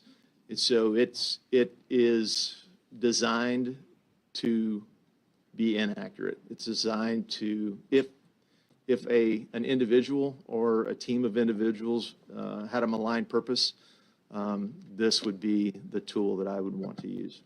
Can I ask you, Carl, tell them the history of Smartmatic. When did it start? Where did it start? Smartmatic. And what was it developed to do? Smartmatic was developed in Venezuela. Hugo Chavez was the president, and basically he invested, I believe, 28% of the money to fund Smartmatic and to control the Venezuelan elections. I personally debriefed the son of a Cuban intelligence officer who was at dinner with two of Hugo Chavez's relatives when Maduro's election was in question due to the populist uprising in Venezuela. And No. they told him, the son of the Cuban intelligence officer, don't worry, it's guaranteed. Our father invested the money to start SGO. So, And have they been involved in numerous elections that have been questioned as to the integrity of the election? numerous elections in Central America, the South Pacific, and Europe. And are they allied with Dominion? Well, at least in Barbados, with a shared. Does Dominion office. use their software? The Dominion software, so that where the merger of the DNA comes, is there's the licensing agreement, and as a result of a lawsuit, Sequoia Voting Systems was sold off of SGO and purchased by. Who owned Sequoia? SGO Smartmatic owned Sequoia. They sold Sequoia Voting Systems to Dominion Voting Systems, and they also purchased Premier as a result of an antitrust. So all of the DNA and the code and the software in these machines are very, very similar. As a matter of fact, there's testimony on the House floor as late as July of 2019 that, decries that we're actually still using this equipment that is full of holes. My team is doing analysis all over the country right now. We can't meet the demand because there's so much. But there was about a 40-page document with the vulnerabilities that was pulled down off of Stacey Abrams' website about these systems across the party, across the aisle. There have been Democratic senators, Senator Klobuchar, Senator Warren, as well as Republicans. So this is an American issue. This is a national security issue. Our voting systems are defined as national critical infrastructure, You know what just that as tells critical me? as nuclear power plants. Klobuchar and Warren and even Abrams weren't brought in on this. They were afraid that the Republicans were going to use it. Here. So I just wanted to understand why. So, when we hear these things, they say in the press, they say this has been debunked. They haven't Right? debunked this. I mean, every time I read about this, they say this has been debunked. Please, Shush, we shush, don't don't want to have to yell. remove anybody, and I'm serious. I mean, we're not supposed to yell out here, but let me ask you. I mean, when you hear that, why do you think they're saying that? I mean, because we do hearings like this. I mean, for many people, this is the only Do you time they always hear listen to the testimony media? like yours. But why are they saying that it's debunked? Do you have a theory on that? I have a theory in life, and it's about people and personal behavior. It's either a variable of competence or a variable of commitment. In this case, they would be either incompetent, they haven't done the research like I and my team have done, they haven't looked to the user's manual of these systems, they haven't rationally thought that, okay, these election votes are updated in real time. How does that happen? Nobody's getting in from a car in Lansing, Michigan, and driving it to New York to be uploaded at the Rockefeller Center. So these are connected. And actually in the operating diagrams of the systems, the high-level block diagram, this is Democracy Suite. It shows Democracy Suite, EMS application and document management server, the Democracy Suite database server, the data center. This is data. This is electronic data. Your ballots are put into the machine and they're turned from a paper ballot to a ballot image. And the ballot image is data. And the data can be manipulated with something as easy as a USB drive. Thank you. Representative Riley. And then the commitment was Thank the you. other part. So I'm just trying to figure out, would not a recount detect if you had a software manipulate the votes? I mean, wouldn't that Are you going to be use the easily same seen? software? So what we observed, and your other witnesses tonight observed, is a injection of paper ballots. Whether those are accurate or not, you could recount the manual ballots, but unless you did a forensic audit of the ballot itself. You wouldn't be able to tell if the ballot was fraudulent or pre-printed. We have technology to be able to do that. A gentleman that I'm associated with in Texas, his name is Javon Pulitzer. He invented the QR code and scanner and scanning capability, owns a patent on all that. He's devised a way to determine fake ballots or ballots who were pre-printed. So Yeah, but isn't that another issue altogether? I'm just talking about. this is a multifaceted issue, but yes, the forensics data, if you have access to the software code that was driving the algorithms in these machines, and I say algorithm because the data that's the raw feed of the data is reported in decimal places. So if you're tabulating votes, your vote, my vote, Representative Johnson's votes, well, that's 3 votes. This data is reported in 3-digit fractions. So how is that possible in an additive function? So the software and the code is what we would need, or a qualified forensics team of your choice would need to look at This guy's to determine question, though, the other guy's what question algorithms is, were in if the they're USB dumping, drives that would drive a the recount machines. find that? And the Yeah. number pattern that we see is that they would pick 3 to 4 precincts. They would run the algorithm for an X amount of time till they got close to the precinct threshold, so it wouldn't kick off the overvote situation, and then they would move it to another precinct. So this is a complex issue with injection. In Pennsylvania, we heard a gentleman who, again, signed an affidavit as a truck driver that he delivered a truckload of ballots to a vacant lot in Pennsylvania from New York. And his assumption was the ballots were just left there. There was no one there to sign his bill of lading, to give the bill of lading. So the hypothesis or the assumption is that was used as a staging area for people to go pick up pre-printed ballots to move into the system. For example, what we saw in some of the late absentee numbers in Michigan. Thank you. Thank you. All right, with that, we'll That's move how on. they're putting them into Thank the you for your system. testimony need as today. much We in the system. appreciate That's it. why they're not. That's And why they're now, not balanced, but they're we're balanced gonna close enough. invite up one more person, Monica Palmer, who's a Wayne County canvasser, if I understand right. And then we'll She let was you good. testify for I think a she did couple yesterday. minutes, tell your story, and then we'll let I can't get any updates from the Jack the Pacific Trump because legal his wife team had to make it right close after that. So we ran a little long on that He must first be killing witness, him. and we wanted to give some deference there because obviously she had been, she'd been through a lot, and she really shared a very powerful story, and you could tell, I mean, it's intimidating to come here to the legislature and to deal with what she's dealt with. So But, I you know, like this we guy. appreciate that I she think came to he's tell her story. We genuine. wanted to give her some I time. think he.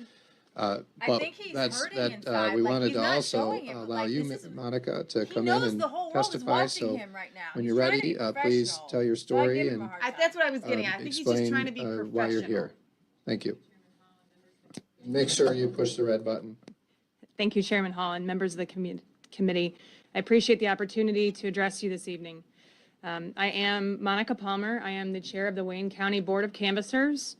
Her testimony As you may yesterday be was pretty aware, good. after the primary, we had 76% of the precincts, the absentee precincts in the city of Detroit were unrecountable because they were out of balance without explanation.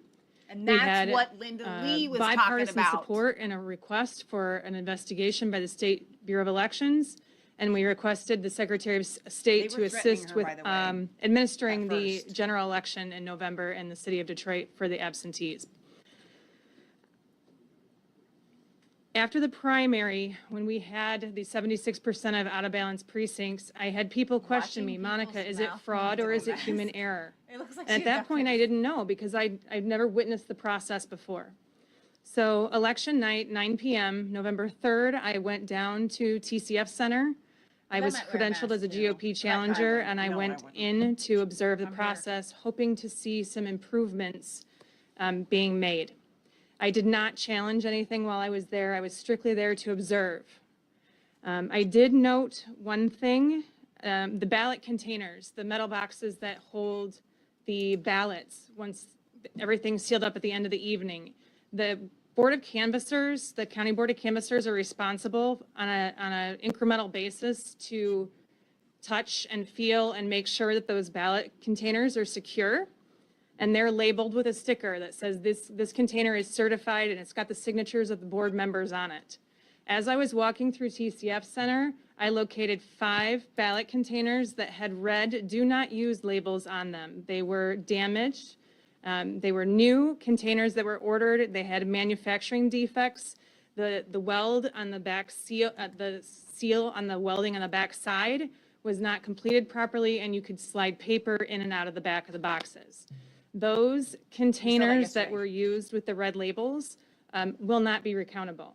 The chain of custody has been broken for those boxes. I was at TCF Center for 26 hours straight. I got there 9 o'clock election night. I left around 11 p.m. Wednesday evening after counting had been completed. They were working on closing up the poll books. There's a lot of other testimony from challengers that can describe the activities that happened in there. I won't waste your time with that. I want to move on to the canvass. We had gone through the initial canvass of about 20% of the absentee counting boards and realized that the number of voters in the poll book, so people cast, did not match the number on the tabulator They had to tape get a bunch ballots in cast. to match the Dominion software. It is the job of the canvass, the county canvass, to correct any mathematical errors, to make those two numbers balance or reconcile the difference. The good news here is that the batches of ballots that may have been scanned multiple times, the job of the canvass is to catch that mathematical error and correct it. So if you have 100 voters, 100 ballots that were issued, and there's 300 ballots that were tabulated, you count the ballots in the box, it should match the ballots that were issued, 100, 100. You retabulate them, and that's corrected. Things you cannot catch in the ballot, in the canvass. You cannot catch date stamps on envelopes. You cannot catch the validity of a voter, whether they're dead or not. You cannot catch signature verification. Those are things we do not look at within the canvass. Just a little point of reference to help you manage through the details you're hearing. An observation for TCF Center. In the primary, we had workers, poll workers working long hours. There appeared to be a change in the general election where there were shifts of employees. And I believe that was a positive change. It was good to see. So you didn't have people very, very, very tired trying to close these boxes out. What I did notice on the night shift, election night, 9 p.m. to 5 a.m. the next morning, there were 134 counting boards. They had 5 workers at each table and supervisors throughout. The majority of that shift, those workers were not processing ballots. They were sitting idle. So as you're looking forward to legislation and concerns about, do we need more time to process these ballots? The time is not involved in actually going through the ballots or scanning them through the tabulators. It's the adjudication process. And the adjudication process is a screen. If there's a ballot that the machine can't read, humans have to view that ballot on a screen and make a determination. That process is the bottleneck in the timeline that it took to get through processing the absentee ballots in Detroit. So as you move forward with potential legislation, maybe look at some funding sources to get the right amount of equipment to help them get through that. Back to the canvas and the numbers not matching. 20% into processing the absentee ballots, we realized we had a large portion that did not match. And it's standard procedure to contact the clerk when you have that happen to ask if they have any envelopes that may not be scanned, if they have anything stuck in an auxiliary bin, ask them for a corrected list if possible. We did not get corrected statement of voters, so people cast, until 13 days after the election. It was the afternoon, the day before certification, when a large black tote was brought into the canvas containing multiple precincts' new voter lists. Some of those voter lists managed to make the balances work out. At the end of the day, less than 24 hours later, the canvas was given a verbal report for the plus and minus. We were not provided with an executive summary written, even though I requested one. And that oral report, my quick math showed that 71% of the counting boards, and we've got to be careful because in the primary we were talking precincts, now we're talking counting boards, which are, it's a different math formula.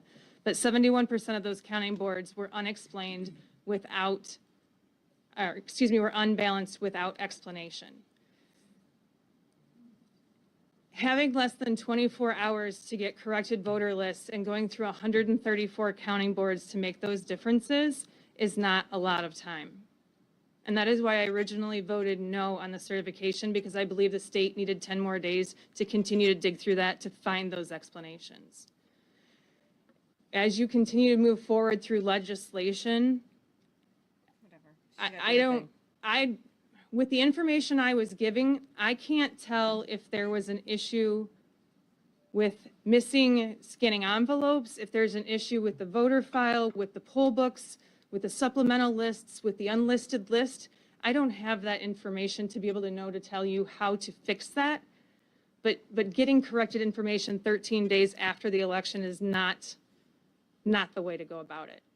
And one more item to note, in the State Board of Canvassers meeting, Daniel Baxter said that they did not issue any revised poll lists. I don't know if he was misinformed or misspoke, but there were clearly an entire tote of revised lists delivered the day before the certification. And I'm happy to answer any questions, and due to time, if you have additional questions, please reach out to me afterwards. All right, thank you, Monica. And, you know, I heard stories about how you were threatened and bullied and attacked by a lot of these radical left-wing people. And so I have my sympathies for that. And you have my sympathies for that. I know you've been through a lot, and it's courageous for you to be here and testifying today. So thank you. With that, I'll go to Representative Weber. Thank you. Thank you for being here, and thank you for your service on the Board of Canvassers. My question is, do you have any recommendations for this committee and the legislature with regard to empowering Board of Canvassers to maybe have a more substantial role in the process going forward? I know reading some of the media reports, you seemed kind of frustrated with the limitation of what you could and couldn't do in the canvass. Yeah, that's an excellent point. The Board of Canvassers across the state of Michigan, most of the other boards in the other counties, the 4 canvassers are the ones going through every poll book and looking at the number of voters and the number on the tape. Wayne County is huge, and it has different rules because there's so much work. 4 people wouldn't be able to complete it. The county clerk's staff is assisting the Wayne County Board of Canvassers. And I've only been on the board for 2 years. I roll up my sleeves and get involved, and I'm going through poll books with staff to help understand the process. I think if I'm going to certify this election attesting that it's valid, I need to know what's going on. My understanding is that Wayne County operating differently has not been involved in the actual processing process that much. But in return, I think maybe what you might have been asking was more authority for the Board of Canvassers, because we have no control over what the clerk does. We have no control over the Secretary of State. We have no authority to demand an audit. We have no authority to tell anyone how to change their processes. But at the end of the day, we're holding the bag for whatever results come out of the election. Thank you. Representative Camilleri. Thank you, Mr. Chair, and thank you for your testimony. I also first wanted to say thank you for doing your job and certifying the election. I really do appreciate that. One thing that I would like for us to just clarify here, as we know, the unbalanced precincts are not unique. It's not unique to this election. It happens in other elections in years past. The rate of unbalanced precincts in Detroit and cities like Livonia were roughly the same. So why did we have such a focus from your public statements as well as others that you've made to the media and at your Board of Canvassers meeting? Why was the focus specifically on Detroit's unbalanced precincts and not more so on other cities like the city of Livonia? I was not given a written executive summary prior to the meeting. If you watch the Zoom call, staff was listing off communities plus or minus in or out of balance. They're referred to Detroit or out of county. Livonia was specifically brought up because there were some troubles there. But when you're referencing out of county and Detroit, it's already separated into two different groups. I was doing the math on fly, scribbling, and referenced the percentage, comparing it to the primary because we already had identified that there was an issue that we were hoping to see some improvements in. The actual motion that came to certify the election, that came with a resolution for an audit, requested an audit of all of Wayne County, all of the unbalanced, unexplained precincts, not just the city of Detroit. It did get heated after the no vote, and there was some hostility from board member comments. There was some pressure from council. I did initially reference Detroit first. A few sentences later, I did bring up Livonia as well. I was not singling out one community. This is about making sure that we have accurate documentation that can be audited and that there's explanations. And that's what I was trying to accomplish. Thank you. And I understand, like in Livonia, and this might not be related, but in Livonia, I heard because we had a state house race there that was pretty close, a couple hundred votes. And then what I understand happened is that somehow they can't recount most of the precincts. Can you explain that? Sure. So if you have 103 ballots that are issued, people cast. If you have 3 individuals who spoil their ballot, they make a mistake and they take it and they say, I need a new ballot. So you issue another one. So now you have 106 ballots that have been issued.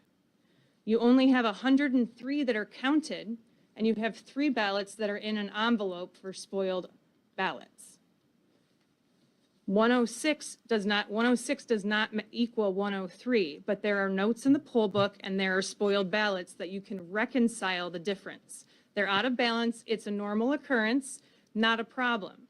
The problem is when you have 106 ballots cast, people, and you've got 135 in your total for the votes for the night. Thank you. And if there's no explanation in the poll books how you get there, it's not recountable, and that is a problem. And specifically to your point in Livonia, where you've got a state house race, when you have communities that have this, a high number of precincts that are unexplained and not recountable, it's going to hurt the recount for your mayor, your city council, the school board members. In Highland Park, the last time we had a recount in there, it was a city council recount, and half of the precincts couldn't be recounted. We had an entire community in there hoping to see the numbers and make sure it was right. The candidate was distraught when she filed to have all of the precincts recounted and half of them couldn't be recounted. We've got to figure out how to get it right. Yeah, I think just for me, that's always something I found very odd is, like for many years, we have elections and then they say, well, we can't recount Detroit or we can't recount Wayne County because they say either the boxes are unsealed or the ballots don't add up. Is that, was that widespread in Wayne County this time? Or was it limited to Livonia, or what?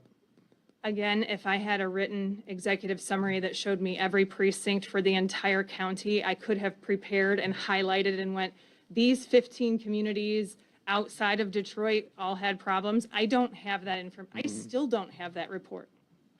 Wow. Now, what is being, I mean, in Wayne County, which is where you can speak to, do you know, I mean, why does this sort of thing happen election after election?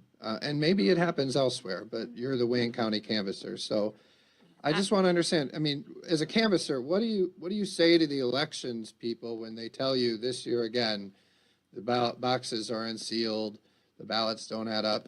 You know, what do you say to them? Because I can't figure it out. Why is it always that way? What do you say to them to improve that? Please, stop talking. Please, sir. Bothers me. Well, Please, sir. Please, sir. Please, sir. Please, sir. All right. So my question though is on Wayne County have him removed. and the city of Detroit. I mean, remove him. do you hear from them to say what are they going to do to stop this from happening in the future, so we can recount these precincts and we're Open you the know boxes. there is a trail. We made that request after the primary. And what happened? I have not seen a report from the investigation. I saw lots of press releases from Secretary Benson saying that she was going to help with staff, and it did look like there was plenty of staff around TCF Center, so that appeared to be an improvement. I asked for a meeting with Clerk Winfrey prior to the election to try to understand the process a little bit better, to see what kind of improvements were being made. I did not receive a meeting with her before the election. So would you say that in these election officials in Wayne County are not following the laws there? I can't say that. I don't Okay. know that to be true. But they're not communicating well. Would that be right to say they're not communicating what they're doing to why these problems are still happening with you as a canvasser? I have no authority over that position. The clerk is not required to communicate with me. Yeah, that seems like a problem. I- Yeah. Yeah, and That's Sure. a Thank you problem. for sharing that. I didn't know the answer to that.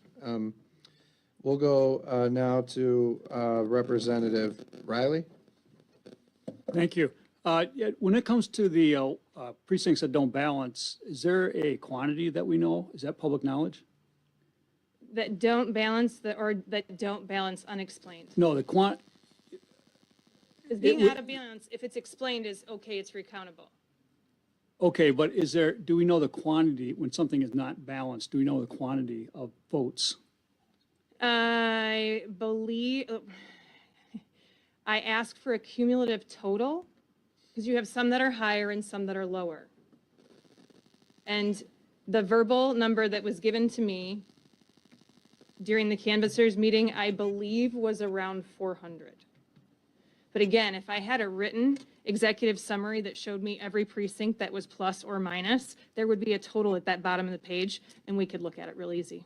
Gotcha. Okay, thank you. So they're gonna say, well, it's only 400. No, that's Representative like 400 C.A. challengers, Johnson. 400 No, it's 400 votes. No, that's not what she meant. Oh, Because she's talking about all good these different afternoon, counties and and thank stuff you like for that. being here, and thank you for what you do. And thank you for your vote. She didn't vote, she's certified. Mr. Please, let's let her ask questions. Mr. Chair, when we get a chance, I'd like to have this kind of even because we have a Detroiter. Representative, I think you made that point earlier, Oh. and as I said, we're going to have more hearings, but what is your question? No, I would like to have her address this body. Okay. She is a We're Detroiter. going to move on, Representative, if you don't have a question. I'll go now to Representative Johnson, Steve Johnson. Thank you, Mr. Chair. So you talked about getting a number of revised poll books. Is that, could you explain what that is? Because I'm not an elections guy. Sure. Explain that to me. Thank you. Okay, in your poll book, there is a section that's the statement of voters. So for the absentees, it will show all the absentee ballots that were issued, requested, issued, and received. And you can see the dates in there for every person, and there's a total at the bottom. So on election, I believe it was Sunday that the poll books were printed. So all of the ballots that were received by Sunday when they were printed are in this list. There's a supplemental list for any ballots received after that. Okay, because you've got ballots coming in on election day while they're being processed. You add those two together once the polls are closed and you've got your total number of ballots received on election day. You add those two numbers together, and that should be the total of ballots that you have sitting here. If they don't match, your phone call is to the clerk and say, why don't they match? Do you have envelopes that didn't sitting on your desk that didn't get scanned? There is a method of going through the entire pile of envelopes to make sure every single one of them is scanned, and it does take some time. But in order to be able to make the mathematical corrections, how do you know, is my list of voters right, or is my number of ballots right? So you try to get, if there's any updates that need to be made to that list of voters, you try to make sure you've got that correct number to start from. Does that help? That does help. Now, is it possible for someone to, let's say we're doing an investigation audit, can we see the original poll book as well as the revised version, or is only the revised version out My there? understanding is that staff retains the original list and the revised list. Okay, thank you. Yes. Representative LeGrand. Thank you, Mr. Chair. So help me understand this, because I've been involved in recounts in my county, and we have exactly, this issue is pretty much universal. Like, it's a question of ratios change, but like nobody has 100% balanced precincts. And we heard testimony in the committee about that previously. My understanding was that you could recount if your tabulated number equals the number of paper ballots you have, not that it has to equal the poll book. Am I wrong on that? And if that's true, then I think you can recount a whole lot more than the 71. You're saying 70% of them roughly can't be recounted? Yeah, I don't think that's right. My understanding is that the votes, the people cast must match the votes cast. And then, once you open it up, you count the paper ballots, and the paper ballots have to match the ballots cast. Correct, but then that makes that recountable. In other words, if there's a tension with the poll book at that point, it doesn't make that an unrecountable precinct. But in order to open the seal, my understanding is that they have to match. Okay, that's not my understanding, but there's no point in us debating, since neither one of us. Because she does it for a we'd have to appeal living, to a higher and you authority on that one. don't. But Thank you. that's not my understanding, for what it's worth, Mr. Chair. Thank you, Representative. All right, that's what the questions we have. So thank you for coming today. Oh, no, Representative Lefebvre, sorry, I'm keeping, we've had so many people testify, I have so many tallies, so I missed that one. So Representative Lefebvre, thanks for waiting. Please, when you're ready, ask your question. Thank you, Mr. Chairman. Jack Black. We talk about big boxes. These big metal boxes that had the stamp of approval or not by the Board of Canvassers. What are these boxes? What are they for? How big are they? This is multiple questions, I'm sorry. Tell me about the boxes, how big they are, how many ballots there are potentially in each one of them, and what they're for. So the boxes are about this tall, about this wide. There was a batch of 50 new boxes purchased by the city of Detroit from Election Source, and roughly 30 of those boxes were defective. They're metal. I wonder why. And there's two sides that meet along the back, and the look into welds were not Election done Source. properly, so there's a gap along the back seam. We rejected about 30 of those. Sometime before the November election, they did bring us some repaired containers, and we went through them and and then took the red do not use tags off and put certified labels on those. But if I remember correctly, there were only 24, and I could be off by 1 or 2, 24 that came back repaired. As to how many ballots were in those containers, I would have to ask staff. I would maybe look online. I have the precinct number or the absentee counting board numbers, but I don't have the associated ballot counts with those counting boards. Does that answer all of your question? Well, I only get one, so I would just like to say, I mean, if you buy 50 boxes and 30 of them are defective, let's never buy from that company again. All right, thank you, Monica. That's the last question for you. We appreciate you coming to testify. She did Thank good. you. Thank you. I don't blame her. All right, She with was that, bullied. Mr. So she has Giuliani, to we'll let stay, you like, make your, any closing remarks you have. And it is an hour over what I said it was going to be. Sorry about that, everybody. But we wanted to hear these people. I know that many feel that these people haven't been heard. And so we wanted to provide an opportunity for people to bring forward their stories and be heard. And we've tried to do that today, as did the Senate, I think, yesterday, very well, the Senate Oversight Committee. But we wanted to offer you an opportunity to speak, and then I will let each member ask you a question. All right? So go ahead. Mr. Chairman, this represents the affidavits of the witnesses that we didn't have the time to call. Yeah, make sure that button's pushed. Thanks. Go ahead. This represents the affidavits of the people that we didn't get a chance to call. There are hundreds of them, and they specifically allege similar acts of fraud, very similar to the witnesses that you heard. I find it puzzling that there seems to be such confusion about it. Maybe because of my background as a prosecutor, it's pretty obvious to me what happened here.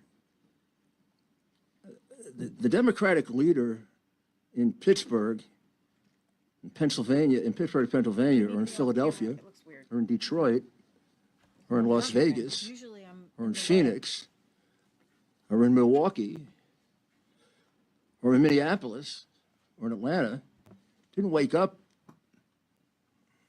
on election morning when all those mail ballots were going to come in and decide we're going to shut out all the Republican poll watchers, or as many as we can. I mean, we've been counting absentee ballots forever. I did it myself when I was a young lawyer. Republican sits on one side, Democrat sits on the other side. We don't have any problem with it. This was uniform shutting out of as many Republicans as possible. In Pennsylvania, 890,000 ballots were cast secretly, with no Republican getting a chance to take a look at the ballot.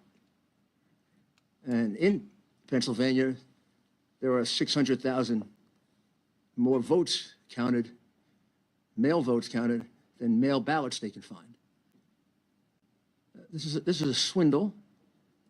It's a con job. It's a theft of an election. And it was carried out by the same method in the city of Detroit. And with all due respect to Detroit, several analyses of corrupt cities, my city, New York, comes ahead of Detroit. So I'm not saying this with any pride, but it happens to be one of the most corrupt cities in the United States on any measure. I just checked online here. It comes in 4th, 5th, 3rd, 7th, 8th. Several times New York comes in ahead. So I wonder why the confusion about what happened. They stole the election. Not the first one they stole, not the last one they're going to steal unless you do something about it. But you do something real, not, let's see how we're going to fix it. You've been fixing it for years, and it hasn't gotten fixed. They've been stealing elections for years. And this time, they got a chance to steal it really big because of the ridiculous mail ballot that was created. Back in 1960,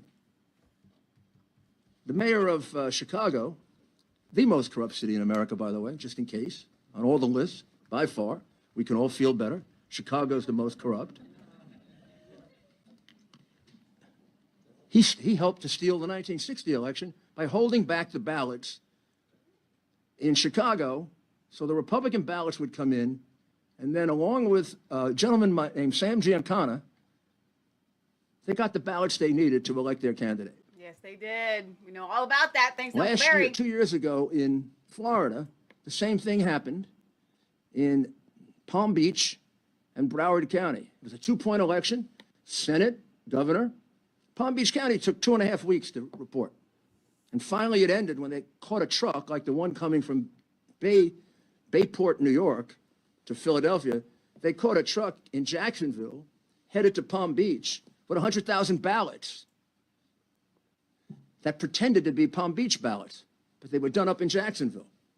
And then they had to end the election, and they prosecuted the people in Palm Beach. And remember, this year, we had no problem in Florida.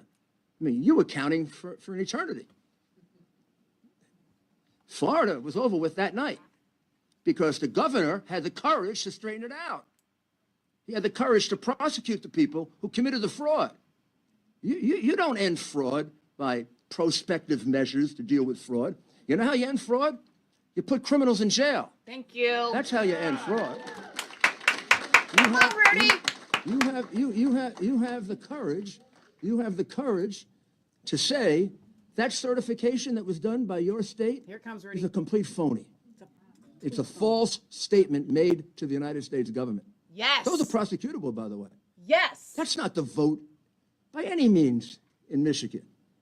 That's not the vote in Michigan. I don't know what the vote in Michigan is, but it's at least 300,000 or 400,000 votes off from what the real vote in Michigan is. And you heard the anger and the upset of your citizens. They seem to have more passion about it than you do. They figured out what happens because they live on the street. They know what happens in Detroit. Don't scratch your head about what happens in Detroit. They steal elections in Detroit. Representative, you'll have an And opportunity they steal to elections ask a in New question. York, and they steal elections in Boston, and they steal elections in Philadelphia. And the Democrats were smart enough to pick 10 corrupt cities to play their game out. 10 cities in which they could get away with it. 10 cities in which they could go into court and find a hack judge that will decide anything they want. So, I mean, we can live in this strange world all we want, but we're getting at the point where our freedoms are beginning to be eroded. Our right of free speech has been eroded substantially by the censorship imposed by big tech, big media, big corporations, and the Democrat Party. Our right of freedom of religion, with the ridiculous dictatorial way in which the COVID regulations are imposed on us, like they like to be dictators, these Democrat governors, they're taking away our right of the freedom of religion. Those are basically the two reasons we founded this country. Oh, by the way, there was a third, the right to freely and honestly elect our government. And they're taking that away from us too.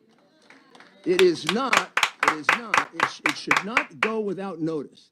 And you should spend time taking a look at Pennsylvania, look at Philadelphia, look at Pittsburgh, look at how eerily similar it is to what these people testified to. Read the rest of these and see that there are hundreds of people that back them up. That election center in Detroit was a disgrace. You should be ashamed of it as citizens of Michigan. I would be ashamed of it if it was in New York, and it could easily be in New York. And I would do everything in my power to make sure it never happened again. And I would never certify an election or have my name associated with anything that was false. Now, it is your responsibility to do that. Not the governor, not the Secretary of State. You were given that responsibility by our founding fathers. They decided who would be the final arbiter, who should overlook a presidential election. And in Article 2, Section 1, Clause 2, the power is given to you. Memorized. In the McPherson case in 1892, the United States Supreme Court made clear that you can take that power back any time you want to. Anytime. You can take it back tonight. You can take it back the day before the electors go down to Washington. You can take it back anytime you want. And in case you think it's old law, it was reiterated in Bush v. Gore. Yes! You have the right to take it back. You are the final arbiter of how honest or not your election is in your state. And it's your responsibility to stand up to that. And All I can tell you is, we let them get away with this. I don't know what happens after this. This was a concerted plan to fix this election. There's no way that Donald Trump was ahead by 800,000 votes going to bed at night, that he was ahead here by 300,000 votes, that he was ahead in Wisconsin by 400,000 votes, that he was ahead in every state, that over a 4 or 5 day period with this ridiculously corrupt system of counting, they turned around with ballots coming in the back door, ballots being driven down from New York. There's no way that this wasn't stolen. And what it takes is courage. Courage. Not to be afraid of what's happened to these poor people. They've got guts to stand up to what the Democrats do to them. He was looking at her. And it's not just the wild and crazy left-wing Democrats who do it. They do it as a way of bullying us. You can see the behavior in this hearing. I can see the difference in behavior between two sides. Maybe sometimes we're too nice. Maybe sometimes we're too decent. Or maybe we shouldn't change. But one thing we should have is we have the ability to defend ourselves and not let our people get kicked around the way those Republicans were kicked around. They wouldn't let it happen, and we shouldn't let it happen. Thank you, Mr. Mayor. Thank you, Rudy. With that, and I asked the crowd, let's be respectful. I think one thing I've made, sir, please, sir, you're out. Please, you're out of order. Please, Hey. we're having a legislative hearing here. Yeah, you are. So, Well, you're trying to I've said all members of this committee, if they wish, can ask a question. I hope we're respectful about that. So, with that, I'll allow Representative LeGrand.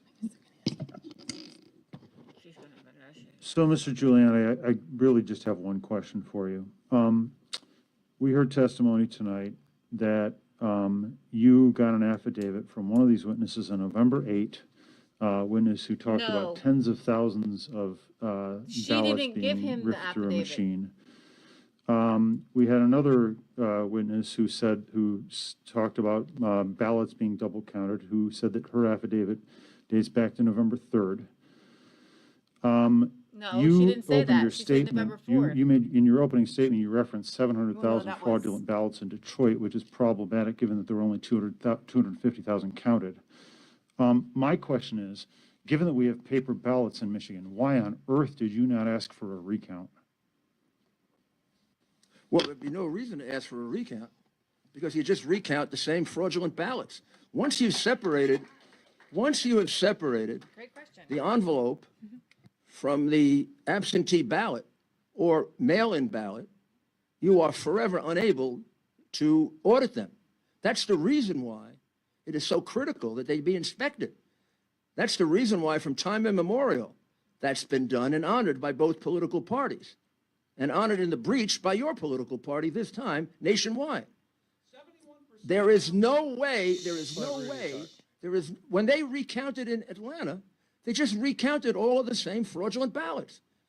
There's no way to trace those ballots, and that's why the inspection is so critical. And that's why, please don't, I don't need Sir, help. please, let's allow the conversation. does Let's not stop need yelling help. in the crowd. Thank And you. the reality is, if your political party had not bullied, pushed people around, intimidated people, and stopped them from doing their job as inspectors, this would not have happened.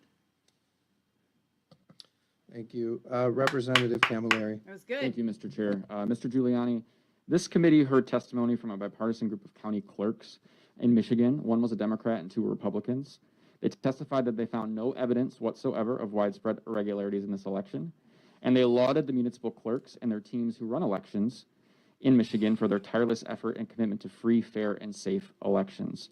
Your team has now lost 39 court cases in the aftermath of the election, with judges ruling that there is inadequate evidence to support the sweeping claims that you are making and repeating here tonight, and the unprecedented relief that you are seeking.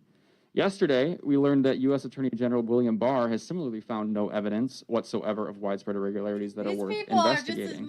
They're just If our local lying out clerks, there, state and federal judges across the country, and the highest-ranking law enforcement official in the United States cannot find any substance to or any merit in any of your arguments, why should we?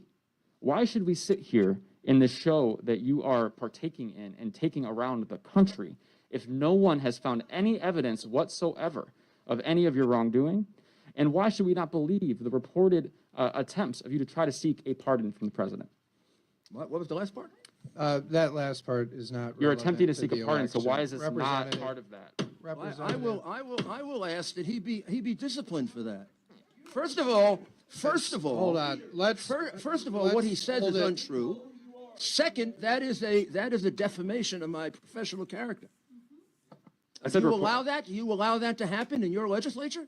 As I said. I said reported. As I said, Representative. said Let's keep reported. it limited to the germane issue here. So, Just for Mr. the Giuliani, record, let me just ask for the record, question. we haven't lost 39 cases. We've only brought 3.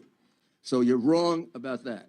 Second, the reason why people are reaching those conclusions is because, like you, they don't have the discipline, maybe the intelligence, I don't know, to read through this, and to read 20 more like it. You can't tell me there's no evidence when I have a couple of thousand affidavits from people. You can't tell me that your credibility is better than the credibility of those people. They swore under oath. You didn't. And you seem very, very free to lie. Mr. Giuliani, Representative, I'm just you have a hoping, point of order?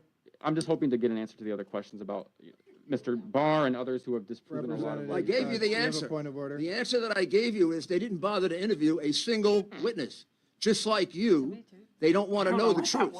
Well, you probably know the truth. I'm worried about their not wanting to know the truth. Thank you. Representative C.A. Johnson. Well, I want to take the time to thank everybody and to thank you, Mr. Giuliani. And I will take the time to just give some quotes that some of my constituents made today. Our elected officials should be condemning, Question, Representative? Sir. I'm asking you, what is your No, question? I don't have a question. I would like If to. you don't have a question, then we're going to move on, Representative. No, that is not fair, sir. Representative because Riley, our we're gonna move elected on. officials should be condemning, not. I'm sorry, you're out of order, Representative. You're out of order. You're out of order. You don't have a question, you're out of order. Representative, you're out of order. You're out of order, Black Representative. Lives Matter. Out of order, ma'am. You're out Brian of order, Brown says, Representative. I knew this would be good. Representative Clowns Riley. should be in a circus on Thank you. Facebook. Mr. Giuliani, so I just wanted to make sure that you were aware that there was real concern before this election by many individuals that there was going to be some crimes committed. And I think one of the ways that we saw that is when we realized that the training that was put on really revealed that it was going to be intentional to mislead some of the poll workers, et cetera, the poll on what to do in the situations that were coming up. So prior to the election, when we saw the training, there was some individuals that made it public that they had gone to some of the trainings and reported back, actually had evidence through recording the trainings and said, yeah, these people are gonna, this is not right. And so it was not until that came out that and a lawsuit or suit came out that said basically that was taken to the Court of Claims where they had to rule on this to say, yeah, you have to allow people to come up and do your job and get within 6 feet to do your job as a poll challenger. It wasn't until that court case had happened. I also submitted an investigation, asked for an investigation from the Secretary of State prior to the election on this very thing. So I think there were some crimes committed when it comes to impeding what a challenger's role is. I believe it's a felony in the state to do that. And we have a responsibility, I believe, to do that. So I just want to make sure you're aware that we saw this coming and there was an effort to head this off. Well, I appreciate that. Only thing I would say is I believe it's much worse than you realized it was going to be, and it is not confined by any means to Michigan. I mean, this is what you are describing, cutting off Republican inspectors, happened in 10 cities all Democrat-controlled cities, all cities with a history of corruption, and in numbers that are not insignificant, in numbers like the hundreds of thousands. Ms. Johnson just isn't Enough to smart. change I the would have election. read my thing and then said, what do you All right. think and about that? I guess Smart lady. Representative Steve Johnson. Thank you, Mr. Chair. Thank you, Mr. Giuliani, for being here today. The purpose of this committee is to search for truth. Whether you like it or not, the goal here is truth. What really happened? In that search for truth are things maybe we aren't happy with, maybe things we are happy with. It's led me to a couple understandings here that are going to probably make people on both sides angry. Number one, starting with Dominion, people that are essentially running our election, refusing to come before this committee and explain themselves. They are essentially a government contractor. We pay them, I assume, millions of dollars, and yet they will not come before this committee to answer tough Not questions. smart. I think at the very least, their contract should be pulled going forward. Going forward. However, let me Way continue. to go. However, I don't feel like the numbers are We high could enough. sit here and we could talk all day long about Dominion, about whether it's accurate, whether there's fraud, whether they're cheating, whether there's foreign influence. And your word is as good as mine. The only way we can actually know for sure whether Dominion actually changed the results of the election is through a hand recount. Now, I understand a hand recount would not, I understand Let's that a let hand Representative recount Johnson speak, please. would not find dead people voting, would not find maybe illegal people voting, but a hand recount would determine It's called a if forensic 20 audit, votes went Baldy. in for someone and the machine said I'm sorry I 25 said votes that. came out. A hand recount take it would identify that. And yet 48 hours, you have 48 hours after the vote certification to request the recount, and we never got that. So instead, what we hear is a lot of talk, a lot of thoughts, a lot of allegations, but we had one opportunity to actually do this, and the Trump campaign did not make that request. That's number one. Moving to Detroit, which is where a lot of this has been centered, and rightfully so. What we saw at the TCF Center was absolutely unacceptable. But When you'll you accept see it. where they are purposely violating a court order regarding the 6-foot rule, a purposeful violation. This isn't some old court order. This was right before the election. They knew darn well about that court order, and they purposely violated that. Chain of custody issues, absolutely huge. They have boxes that are open with ballots. Shocking. It's a box. You can't find a box that actually does its job. And then when you see, and there's video proof of this, not only just the testimony today, but you can see it online where when Republicans were being kicked out, they were being cheered. People were cheering when Republicans were being kicked out. And Republicans were not being let in to fill those spots. When you see the number of out-of-balance precincts, out-of-balance counting boards, not just this election, but previous elections as well in the city of Detroit, the citizens of Detroit deserve better. I quite frankly believe their city clerk should resign based off of their... Representative, I'm going to will get you my ask your question right here. All right. However, looking at the votes in Detroit, the votes that are reported, 2016, Hillary Clinton received 234,871 votes. Biden this year, in a high record turnout year, 233,908. We're talking about That Wayne means Biden County. received There's 1,000 more in less Wayne votes County, though, than than Hillary Clinton, one of the most despised candidates of all time. Trump, 2016, 7,682 votes. 2020, 12,654, a 5,000 vote increase. So, to Mr. Giuliani, my question to you is looking at all of the issues with Detroit, and there are a lot of them, how can we still justify that there was that mass cheating when still Trump's numbers increased by a net 5% versus years before? If someone were cheating, would those numbers not go the exact opposite direction? No. It might have increased by 10% if it were a legitimate vote. I mean, he was ahead here. He was ahead here by 300,000 votes, which was a massive surprise. Also, let me go back to why we didn't ask for a recount. Doing a recount of the machines is not going to give us anything but the same false result. What we need is a forensic examination of the machines. Number two, this election was, I don't know how much the machines are going to yield anyway. This election was stolen by mail-in ballots. Those are the ballots that were stuck in the machine 8 times, 9 times, 10 times. Look at the numbers. I mean, Biden, I'm guessing now, I've forgotten the numbers here, but Biden got like 80% of the mail-in ballot vote, and Trump got 75% of the election day vote. So we're not going to quarrel with the election day vote. The election day vote is not what stole the election from us. It's the mail ballots, the ones that they wouldn't allow us to inspect. I mean, do you really think, Representative, that they shut us out from inspecting the ballots because they were handling the ballots honestly?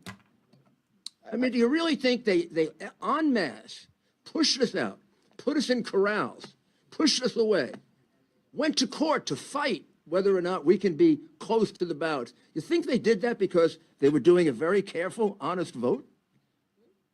I doubt it. I've been very clear that I think there's some major issues there. But when you talk about the... Yeah, but those major issues, when you look at the numbers, the major issues, when you look at the numbers, are astounding. Hundreds of thousands of votes were counted there. And I have no idea what a recanvassing of the machines would do for us. A forensic examination of the machines might do something. And in fact, we would like to have the opportunity to look at the rest of those machines in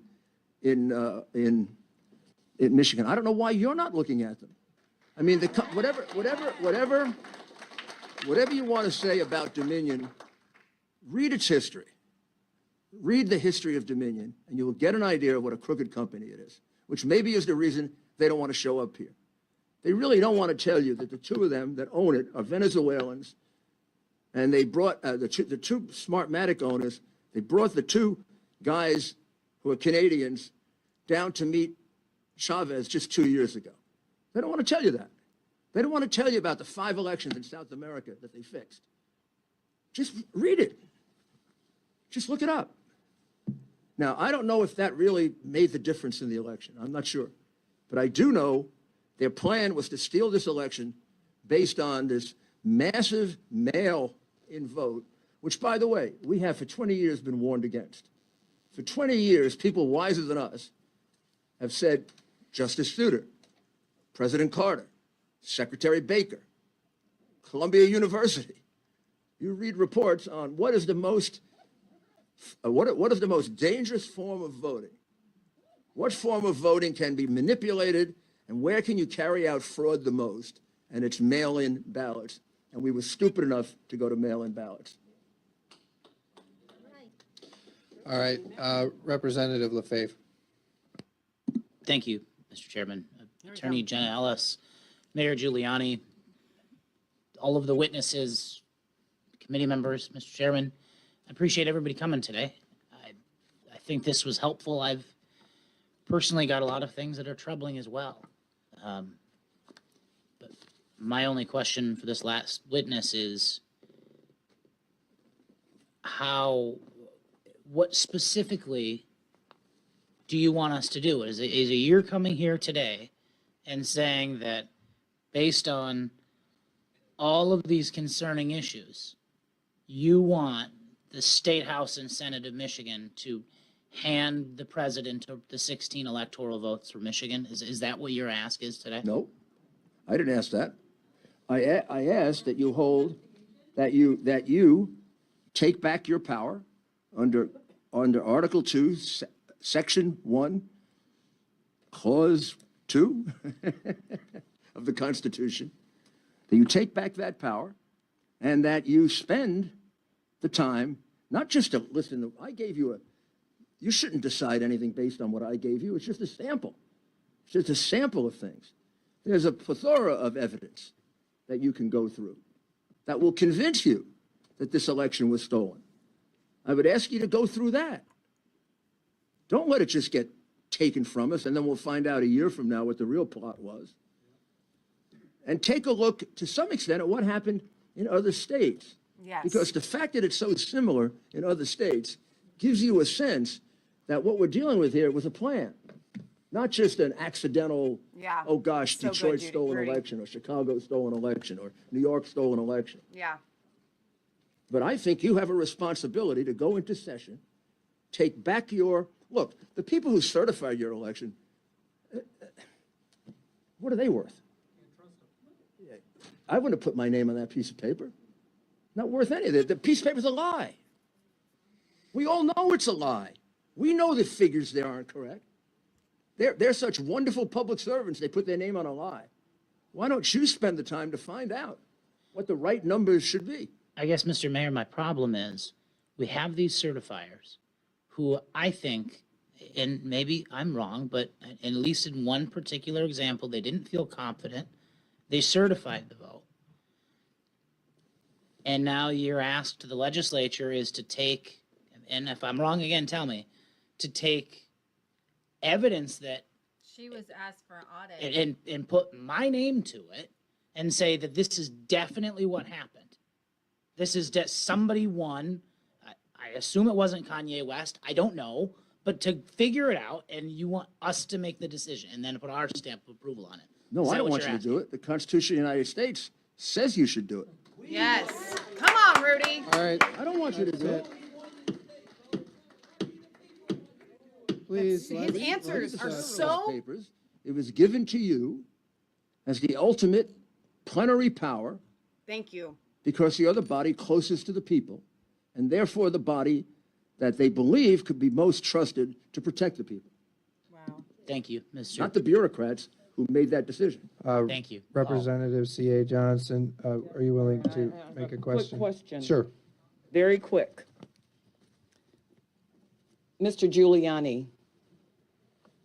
Hi again. Hello. Do you think that both you and the president are honest men? Do I really have to answer that question? Yes. Representative C.A. Johnson, Representative, Answer it. Representative, do you have a point of order? I'm asking the question. Representative, we're I'm not gonna. asking the question. We Are, need a do you question consider related to the yourself election. Mr. Representative, you're out of order. I don't know why Out of Rudy doesn't order. just answer it though. Representative, you're out of order. Representative, if you want to ask a question about the election, you can ask the question.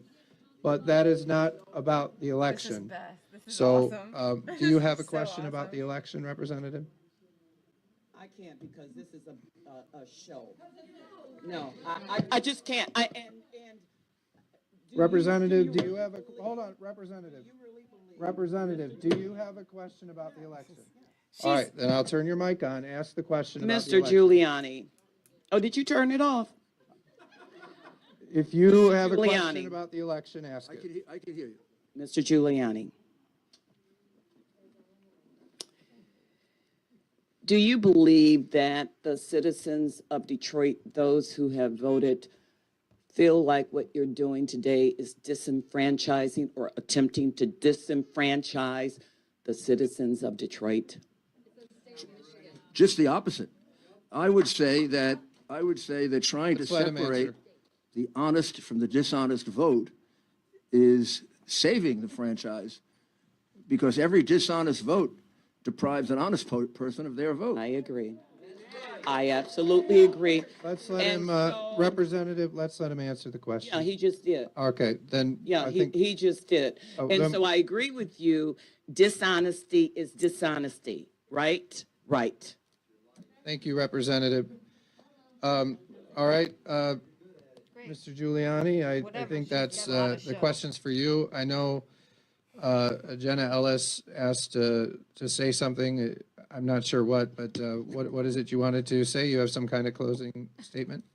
Thank you. And I appreciate all of the members of the panel. And typically what I've done before 2 other states is to explain the Constitution and to explain your duty. However, in this particular legislature, it's very apparent that the circus has only been from one side.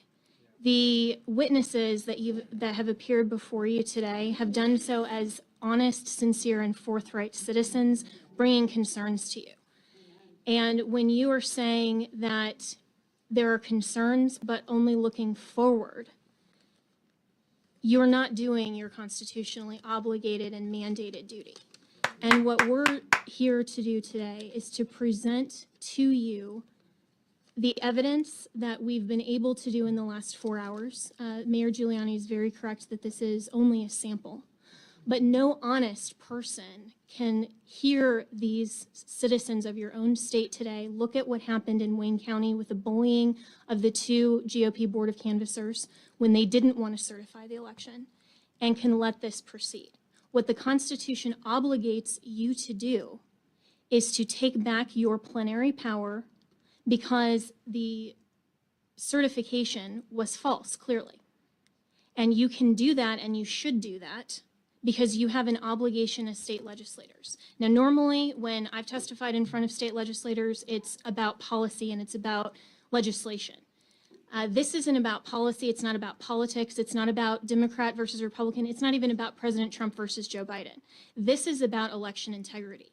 This is about making sure that the people of the state of Michigan are not disenfranchised based on fraud and corruption. That's the reason that we are here. And I asked you at the very beginning to put aside your party and your preconceptions to listen honestly to the people who've appeared before you. Now, I've been a part of many court trials, and you as the fact finders, of course, can determine and assess their credibility. They have sworn affidavits that they all indicated to you they swore under penalty of perjury. That's actually a very big deal for a citizen to come forward and do that. They're doing this because they're patriots and because America cannot function and exist without free and fair elections. Our founders understood that, and that's why they obligated you to be the last guardians of that process. So good, Jenna. What we're asking you to do is not something that is unheard of. It's not even something that hasn't been contemplated by our United States Supreme Court, which held in that 1892 case that was then cited favorably in Bush v. Gore, that this is your plenary, meaning absolute power. And if you, after an investigation, find that you want to certify the results, that is your prerogative. What we asked initially in the filing of our lawsuits, which, Representative, there were only 3 initially. It's not true that there were 39. And we would appreciate the facts being straight. There are 39. We have, Hey, not from the Trump Representative, let's continue. not from the Trump campaign. And other concerned parties have certainly brought forward lawsuits for election integrity on their own. And we may have similar interests, but the campaign doesn't represent their lawsuits. But what we asked initially was to simply stop the certification because we had significant, not just concern, but actual evidence. And what you've heard today is not just a speculation, it's not just concern, it's not a conspiracy theory. It's people who were there, who were eyewitnesses, who were telling you what they saw. This was election officials who have violated the laws of your state that you as the General Assembly passed in order to preserve election integrity. There are 2 different tracks. You have the laws of the state that election officials on the ground are supposed to adhere to, and then you have the issue with dominion. Now, absolutely, the mayor is right that you need to audit those machines, but you have more than enough just based on the election official. Absolute fraud, absolutely ignoring the laws of this General Assembly, the laws of your state, to reclaim your authority. That is your duty, it's your constitutional obligation, and that's why we are in front of you. So I'm happy to answer any questions on the constitutionality, on anything, but I would simply urge you that this is not about policy, it's not about politics, it's not about Democrats versus Republicans. This is about making sure that we are not the generation that is the weakest link in America that does not preserve and protect our free and fair elections and our right to select our commander-in-chief into the next generation. That's what this is about. Thank you. All right, thank you. Any questions?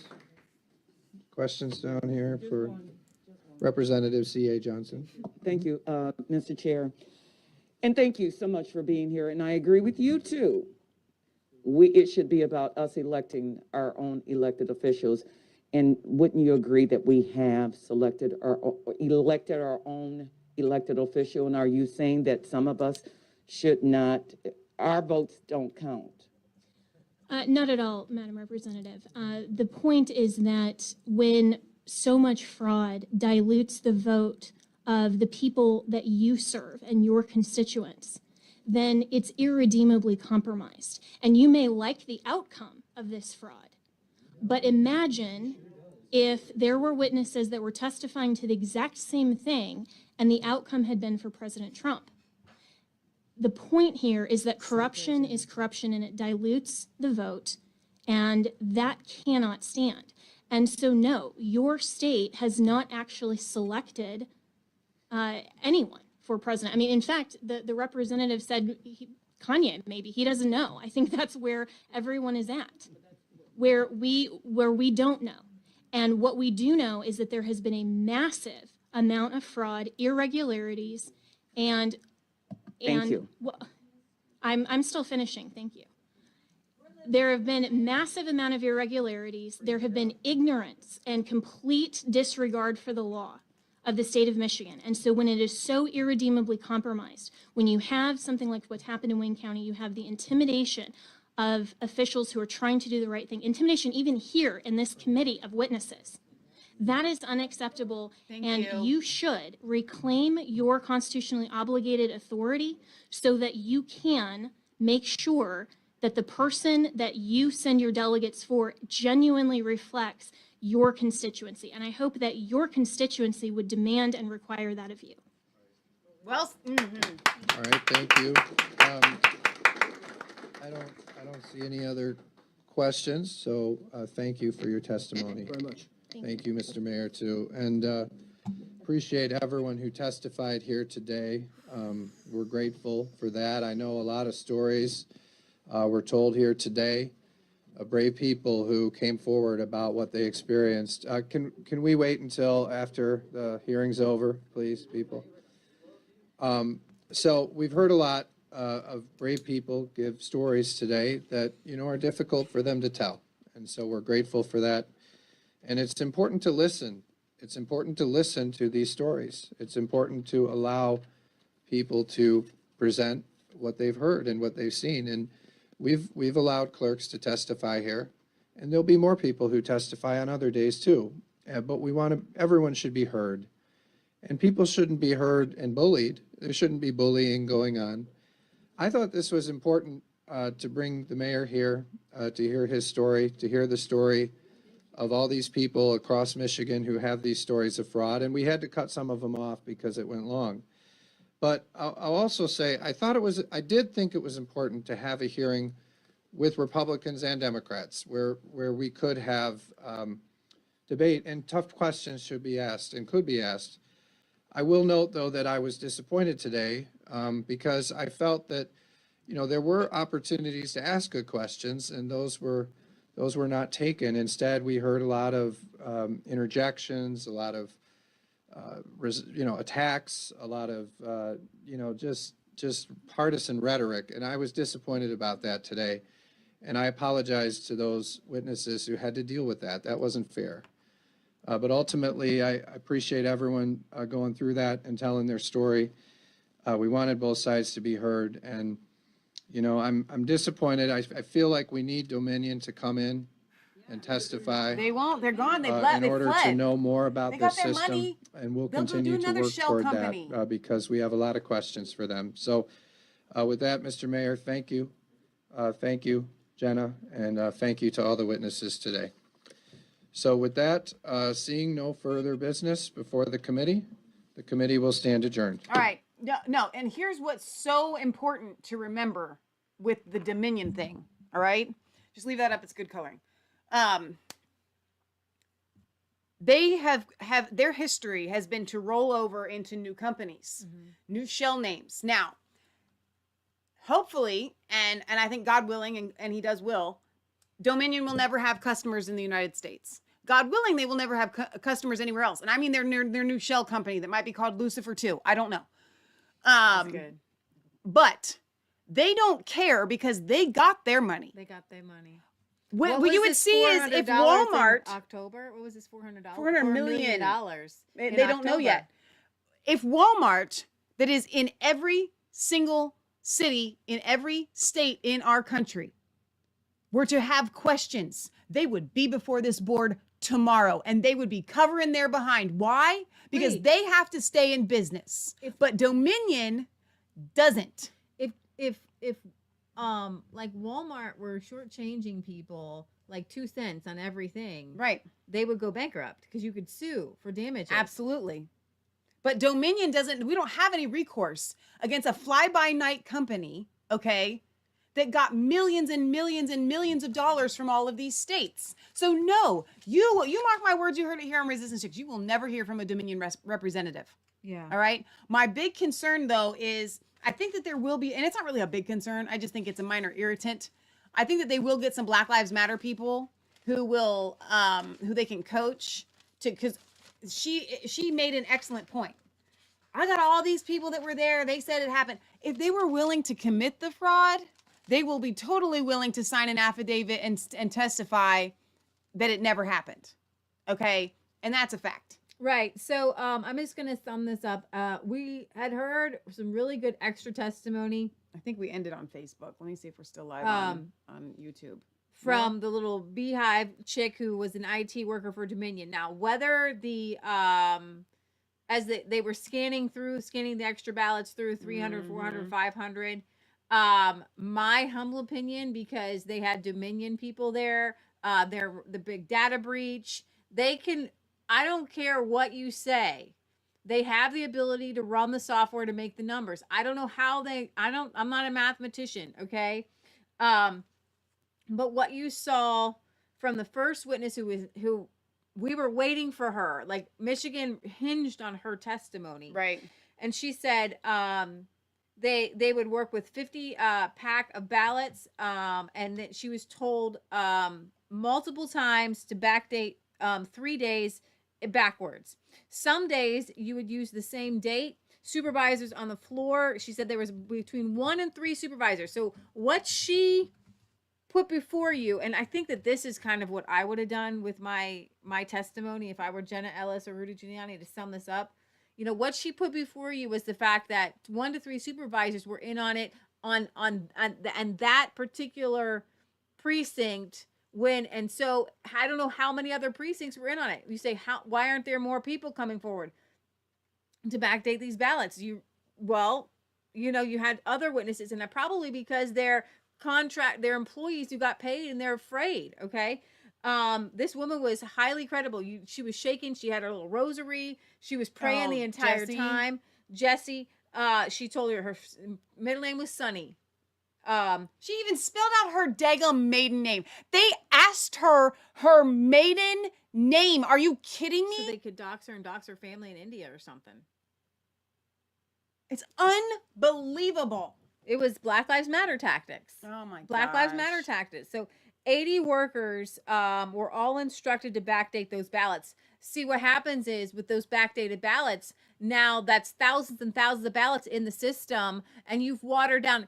This is what the Democrats had said. They won't be able to fix it because then it will look like they're disenfranchising people. So we're gonna do this over here. We're gonna backdate ballots. We're gonna run ballots through regardless of signatures. It doesn't matter. We're just gonna stuff it and stuff it and stuff it and stuff it. And then they'll say, and if anybody says anything, our line is, you're going to overthrow the results of the election. No, Michigan legislators now have to know that we cannot send our electors. And here's what they need to do. I can't send my electors until I've done a full investigation into all these allegations, which means that your electors can't be sent at the time and date that they're supposed to be sent. Right. And if your You full can investigation, not send electors, by the way. and Your you state can can't just send withdraw. the electors until your investigation is over. Right. That's what Jenna Ellis was trying to get across. But the point is, if they don't want to, here's the deal. And I wish Jenna had said this. All right. the one guy was asking, are you just asking us to give all of electoral votes to Trump? Well, guess what? If you can't put your name on something, You can't give it to any other person. You don't give it to either. All right? That's just straight up how it goes. And I'm sorry, Michigan, we'll be one state short. We'll probably be like 6 states short. But like, if that's what it has to take. Pennsylvania can't send them. Michigan can't send them. Arizona can't send them. Unless their legislative body has the courage to decide who their people voted for. Right. Exactly. They can do that. They can do that. So she said that from September 22nd to October 2nd, 10 to 15,000 ballots were sent out a day with the backdating. Yep. That's over there. It's over. It's not I love bald people, okay? Some of my best friends are bald, all right? I'm sorry I called the guy baldy, but the bald guy, okay? He was like, you had 48 hours to do that after the election was over, and you didn't do that. Well, guess what, mister? I can't remember your name, but you had a shiny head, okay? Y'all didn't stop counting for days and days and days. There was no 48 hours. You had ballots that were coming in days after. So no, there was no 48-hour period. Right. Shiny head? Right. And I like shiny heads. It's just a distinguishing mark. Right. If you're bald, I like you. While she was at the Wayne County Community College for her training, she has a recorded lecture where it says, it doesn't matter if the address is wrong, doesn't matter if the age is wrong, just make sure that, or the birthday is wrong, and don't verify signatures, don't do anything, just accept the applications. No applications rejected. She said that when she was there at the well, actually, she had multiple experiences. Well, first she had, I think, like two-week sections in the beginning. Okay, receiving the in-person pre-vote. Yeah. Right, which we've never had before. By the way, we just have absentee ballots. So she was there, and then she was at the TCF Center. I think there was 3 places for a couple of hours. She was 3 places she was at. Okay, I gathered 2, but I'm willing to she be wrong. was doing. She was accepting in-person absentee ballots, but she was also sending out absentee ballots because she was told to backdate. Was she backdating? She was backdating ballots that were received. But she said we did 10 to 15,000 a day. I thought that was in advance, but she was told to backdate the ballots that they were sending out. Maybe you're right. So she was at 3 places. Yeah. Okay. So she experienced 3 different sets of fraud at 3 different touch points. Right. So she was sending out ballots that were backdated by 3 days.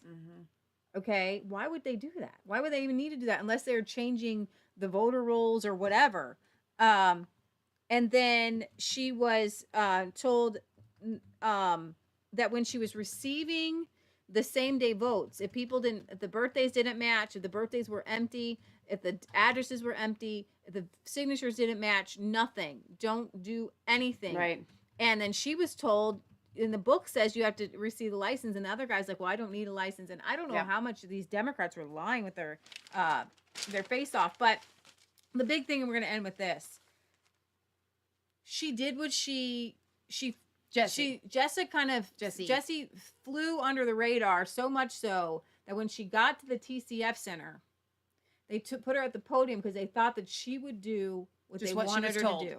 I think it was kind of racist too. Like you're like Indian, you don't speak very good English, even though her background and her, again with the credentials, was impeccable. Okay, and they just thought, well, she'll just do what we say because she doesn't really speak good English. Right. Which she actually did speak very well English for. Yeah. She saw, and before that, at her absentee ballot receiving, and the ones that were just allowed to vote twice, she said that was probably a precinct wide between 25 and 30,000. Because she saw at her little table 100, so she's doing math. But other people were receiving them and doing crazy things. So, she was given 10 to 15 ballots. These were very special problematic ballots, and she was told to enter the date November 2nd, and she was there on the 4th. On the 4th. Yeah.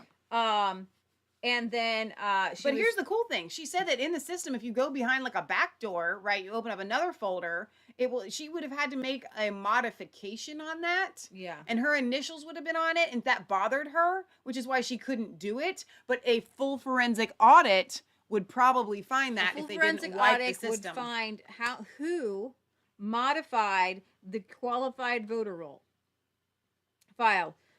She said, I didn't know where these ballots were coming from. And somebody had said they were coming in since 9 p.m. and just coming in, and they were all supposed to be backdated, Right. thousands and thousands and thousands. Your vote in Michigan is over. It's already been compromised. If you have arsenic in the water, you don't drink Filter it. the water. You don't drink it. Right. I'm sorry, you can't send your electors because they put arsenic in the water. Now, that's not that's the Michigan voters. And actually, you know, John James should be elected and it should go back and back, but you can't because of the ballots. The ballots without the ballots with the testimony of the young man, and I'm sorry I didn't take any notes and I didn't write down names. Talking about how he witnessed people filling out the down ballots. Yeah, that already. Yeah, but it's only 10. It's only 12. It's only 15. No, that's how many he saw. But if you think a person's, here's the question that I have And they for were any of you. stealing ballots all night long. Wait. Here's a question that I have for anybody that has that kind of like, but he only said a half a dozen. He only said yada yada yada. If the person that he saw was willing to do it once or half a dozen times, how many times do you think that they did it when he didn't see it? If I'm gonna commit a crime, you had better believe I'm gonna make sure no one's looking at me. Okay. So let me finish on Jessie because she was kicked out by Miss Aldridge. Now these names are important. Chris Thomas was the head. Yep. He said let ballots go through. Needs to go to jail. With no signature. This is a criminal thing. Daniel Baxter, democracy. This is what democracy looks like. He was in charge. He was letting ballots go through. Why should we punish voters for processors' mistakes? George Azuzes, director of elections, says don't check the signature. Keep putting in November 2nd and November 3rd. The one person that had a signature was totally different. Chris Thomas, the head of elections, who has to go to jail. It's a felon. I don't know if it's a felony or misdemeanor. I'm sure it's a felony for him. He has to go to jail. She says, I couldn't do it. She starts crying. They treated me like a criminal, yelling at me, really bad things. Miss Pierce was so rude. I don't need you here. And she threw her badge at her. She was just shocked at the level of the crooked. It was so inhumane. She started to break down crying because right there. And so what I saw from the Democrats, you know what they said? Yeah, they might have been a little rude to people, but look at the numbers. Trump got more votes here in Detroit, and Wayne County is bigger than just Detroit. And I don't know what all TCF was doing. I don't know where they were counting. I don't know where they were throwing these ballots to. All I know is that Dominion was there for a reason. Yeah. Dominion was there, probably in my opinion, to spread out all those votes that were rushing through the machine so that I don't know where they're at. I don't know where the ballots are at. I don't understand all this thing, but it doesn't add up. Yeah. Okay. William wants to know, he thinks it was a waste of time because none of this will be presented to a judge. How does this change anything? And Apple Mark says it's now in the public record, and he goes, and then what? Here's the deal. First of all, we have the opportunity that it's possible between the state Senate from yesterday and these people and Jenna Ellis's very and they compelling might say speech, we need an investigation. they might actually do something. That's possible. All right. Number two, though, it is very important for the public to be made aware and it's not enough for these witness testimonies to be on YouTube videos that we've seen. All right. The public has now seen in an orderly fashion yesterday and today. And when public opinion, or when you see, when Detroiters watch this, they're going to be upset. I don't think Detroiters okay? are gonna No, I want think it. that they will. I don't think the Detroiters are going to want the fraud. No, they're not going to want the fraud. Detroit, they brought in Black Lives Matter people to run this, not regular Detroiters to run it. Okay? So that's number two. Number three, what this does is it bolsters the cases that are already in Michigan. Okay? There is something called the court of public opinion. The mainstream media thinks that they own the narrative. This counters that in a gigantic way. You heard this guy a couple times say, but the media says. Matt Brainard was supposed to be there tonight, but they ran out of time. Well, no, it doesn't matter. Honestly, it doesn't matter. Okay? Brainard had the numbers these people wanted and needed. Listen. Dang it. Leah. Sorry. What we're looking at is two different things. We're looking at, this is going to bolster the cases that are already in Michigan. We've got Sidney Powell and Lynn Wood that have brought Rudy a talks too much. Can you calm down? Leah. All right, we don't have any negativity on our show. You will be asked to leave. I need a Rudy, you Point talk of too order. much. Point We of want order. the witnesses. Point of order. No, because I am going to give you guys the truth. Leah goes on Twitter and thank God she does, but it's a dangerous place to be because those people are so in the battle. What if you that had, they can? What if you had evidence and you weren't able to present it? No, I would be very upset, but I wouldn't be upset to the point of it actually changing anything because the way that we operate is God ordains the affairs of men. And in this election, I can tell you with 100% certainty that if Matt Brainard was supposed to speak there today, God would have made it happen. Okay. Now, that doesn't I'm mean, with you. that does not mean, okay, that it wasn't an attack from the devil. It means God didn't need it. All right? So it was an attack from the devil with the timing and everything like that. But maybe Jesse speaking was more important than Matt Brainard speaking. Yeah. And she spoke for an hour and a half, so it wasn't Rudy. All right? Okay. But what this does in the court of public opinion is far bigger than you can possibly imagine. Because I have friends like you, William, who are upset. I can tell you're upset that this has happened, but they don't have the evidence. They're like, it happened, but it was like a small scale. It really wasn't that big of a deal. We need more people on our side because Republicans have fallen away. And what this does is it rallies the troops again because we need every person that voted for Donald Trump on this like white on rice. Okay, you cannot let go. You have to hold the line. That is what this has done. Spiritually, having these people testify before a government body, God fights for the innocent. And this happened. And I don't know if you guys noticed it or not. Okay, we need to focus on what God did do tonight. God shut down Miss Johnson. RSBN tweets out the IT girl and says, she says no one will hire her because she's telling the truth about Michigan. Maybe we'll hire her. RSBN says, think she would want to come work with us on the March for Trump bus tour? I know we need more hands on deck for us. I love it. You saw Miss Johnson.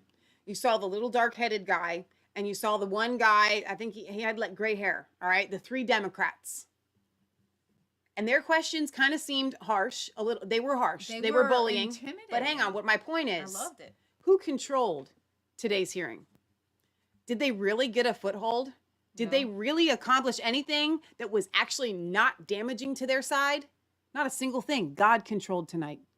God controlled tonight. And so that is what you can take to the bank.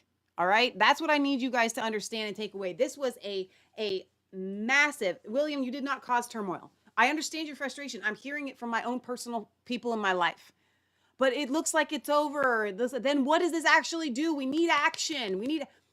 It's happening. Go back and watch our rally from earlier today with Lynn Wood and Sidney Powell. We streamed it live. It was 2 hours. Well, we were 2 hours total. All right. It was so good. Watch Leah streaming live President Donald Trump's speech. Awesome. And you will know there is no and then what. This election, and I promise you, and I don't make promises lightly because I would never tell anybody something that I did not feel I could stake my life, my fortune, and my sacred honor on. Okay? We have to go. This is going to turn out to give glory to God. Amen. In the end. And this country is going to go. We're not going down. So it's not going to be like that fraud spike where 2020 was the year where we went like this. Yeah, right. 2020 is going to be the year that we went like that. Right. Okay. For morality, for goodness, Amen. for rightness. It had to come this way. Everybody had to be. I don't know what is up with this balancing. Oh, I need to fix the thing. That's what it is. Now we're literally as dark as guys, night. I don't have time to go over this with you, because, and I'm gonna get an ad. Lou Dobbs has on the trucker that we played at the end of the show last night. Oh, I'll watch that immediately when this is over. Yeah, when this is over, guys, go watch that. The USPS contractor whistleblower Jesse. Turn the thing around so they can see what it looks like. Morgan, I was bringing it up here. So Oh, they okay. Can see it. Okay, good. And so I just wanted to let you guys know. Lou Dobbs, put in your search bar. This person's. Oh my gosh, he's got the chick on. All right, Laura Barker, LAURABARKER. One of the mods can put that. If any mod is available, I don't know. Maybe you guys went to sleep. He's got on what's her face. Linda Lee from yesterday was incredible. Leah, we can't play the whole I know, thing. I'm not gonna play it, but You guys gotta go watch this afterwards, and then you're gonna watch this. I gotta go get dinner ready. We have not eaten yet. I don't even know. I did put in another 12-hour day here, guys. Not exactly on Resistance Chicks, but I started getting things ready around 11, and it's 11 again. So go put in Lou Dobbs 12-2-20 and watch that. God, we thank you for this day. We thank you for our nation. We pray that you just continue to let the truth come out. And I pray that the chips don't even fall where they may. They fall where you want them to go. Yes, the wind Lord. blows where you want it to Yes, blow. The Lord. snow comes down where you want it to come down, except for some weather engineering here and there. The sun comes up because you make it come up. The stars Yes. come out and move around in the solar system because you told them to. Yes. The hands and the destination of nations, the heart and the Hallelujah. minds of kings are in the hand of the Almighty. Amen. When it comes down to it, Father God, we have been asleep at the wheel. Yes. Our country has gone over the bridge. Only you can bring us back. We have Yes. senators tonight who just approved open visas for everybody because these Republicans are not Republicans and they are showing the world who they are. I don't know how we get good Republicans in there. I don't know how we get the party back. But God, we get good Republicans in there by modifying our voting system. But they lie. They have to be exposed for who they are. The Doug Duceys in Arizona, the Mike DeWines in Ohio, the what's his name in Georgia. These people are not true Republicans, okay? They Republicans. They con Republicans. It's time that we had a party of Republicans. We can do this, not Republicans. And I coined that diamond and silk thing here through the Holy Spirit today. The party of Republicans, not the party of Republicans, and not the party of Republicans, but the party of we can serve God. We can have freedom of speech. We can have freedom of Amen. religion. And we can have a good government. And we can have justice for all. And we can serve out the Declaration of Independence, the ideals from there. And we can live out the Constitution. We can, and we must. And so, Father God, we put our trust in you because Amen. we must. And there is Hallelujah. no appeal but the appeal to heaven. But when you appeal to heaven, we get our prayers answered. So, Father God, angels go forth. I pray that justice goes forth every morning and we seek you. And Father God, we are an army that is seeking you every single day. We repent of our sins and we say, God, bless our country again because you lifted your hands off the past 100 years because we didn't seek you right. So Father God, with this past 2 months is going to be about seeking God right, making things right. Amen. Father God, show us how to make things right. Put it on the right people's hearts at the right time. You got this, God, because you told us that this is the time, this is the hour that you are making things right. Donald Trump was the man for the hour because what does he do? He listens to the people. Right now, we are the voice of the people, and I feel like playing Les Mis right now, but that didn't work out so well for them. So, Father God, I just pray right now that you flow through us in your mighty power, Yes. and that you just send forth truth and justice into every corner of this nation and this city on the hill, this beacon that is shining light of the whole nations. Everybody's going to get elections Yes. that are right. Yes. Everybody's going to elect the TV guy in Ukraine because he was honest and he's an honest politician. I love that guy, I just forget his name, but I love him. He's so awesome. We're all Zelensky. Zelensky. We're gonna get Zelensky's in every office. We're gonna get Mastrianos in every office. We're gonna get Mastrianos in every office. We're gonna get Linda, what's her names, in every office. We're gonna get these. There are good people that should be in office. And so, Father God, they should be governors. They should be legislators. And Father God, we just plead the blood of Jesus from sea to shining sea.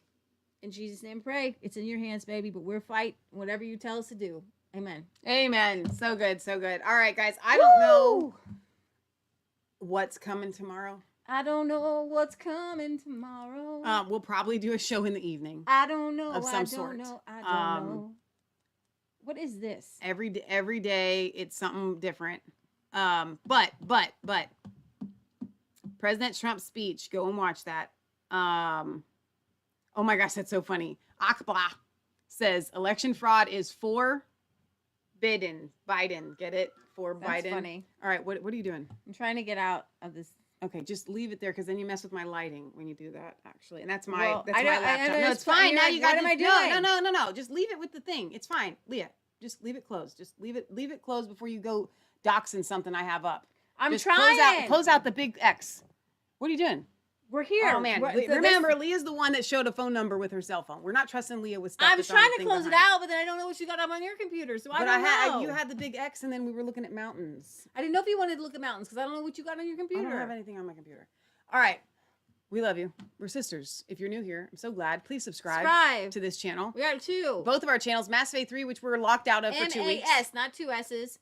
MASFAITH 3. Don't ask us why. It's a long story, but that's our main channel, but we're locked out. Go subscribe. Right. Robin Post says the battle is already won. It's the job to tell the good news. Amen. Amen. Brian Brown, thank you very much. Again, with the Twitter stuff, I can't pull it up until I get a better system for the chat. And I miss you guys on Twitter. I miss seeing the We chat have on a P.O. Twitter. Box. Want to send our letters. 107 Milford, Ohio 45150. We love you guys. God loves you. God bless. We'll see you tomorrow, but for sure, we will see you on Friday at 6 p.m. Eastern Standard Time, where every week we do a weekly roundup of news, which is normally sufficient. One show every Friday for American news and one show every Sunday at 1 p.m. Eastern Standard Time for world news. The world news one is still sufficient, 1 day a week, but it seems that we've had to go live every day, multiple times a day with you guys to cover everything that is breaking, and we will continue to do so, Lord willing. God's fixing it. It's not breaking. God is fixing it. getting It's put not back breaking. together. It is, yes, exactly. All right, we're going to sign off. Thank you to everybody that has given donations lately. I have not had a chance to check the PayPal account, so I don't know what else is there. But if you have been donating, I will send you an email. God bless you. I love you. I don't know if it's a lot. I don't know if it's none, but I just want to cover my bases. All right? Because some people have been generous this month. And last month when I showed up and there was a big pile. So that was nice. So thank you. All right. I love you guys. God loves you. God bless. Hold the line. Go watch our shows from earlier today. You will not be sorry. Good night, guys.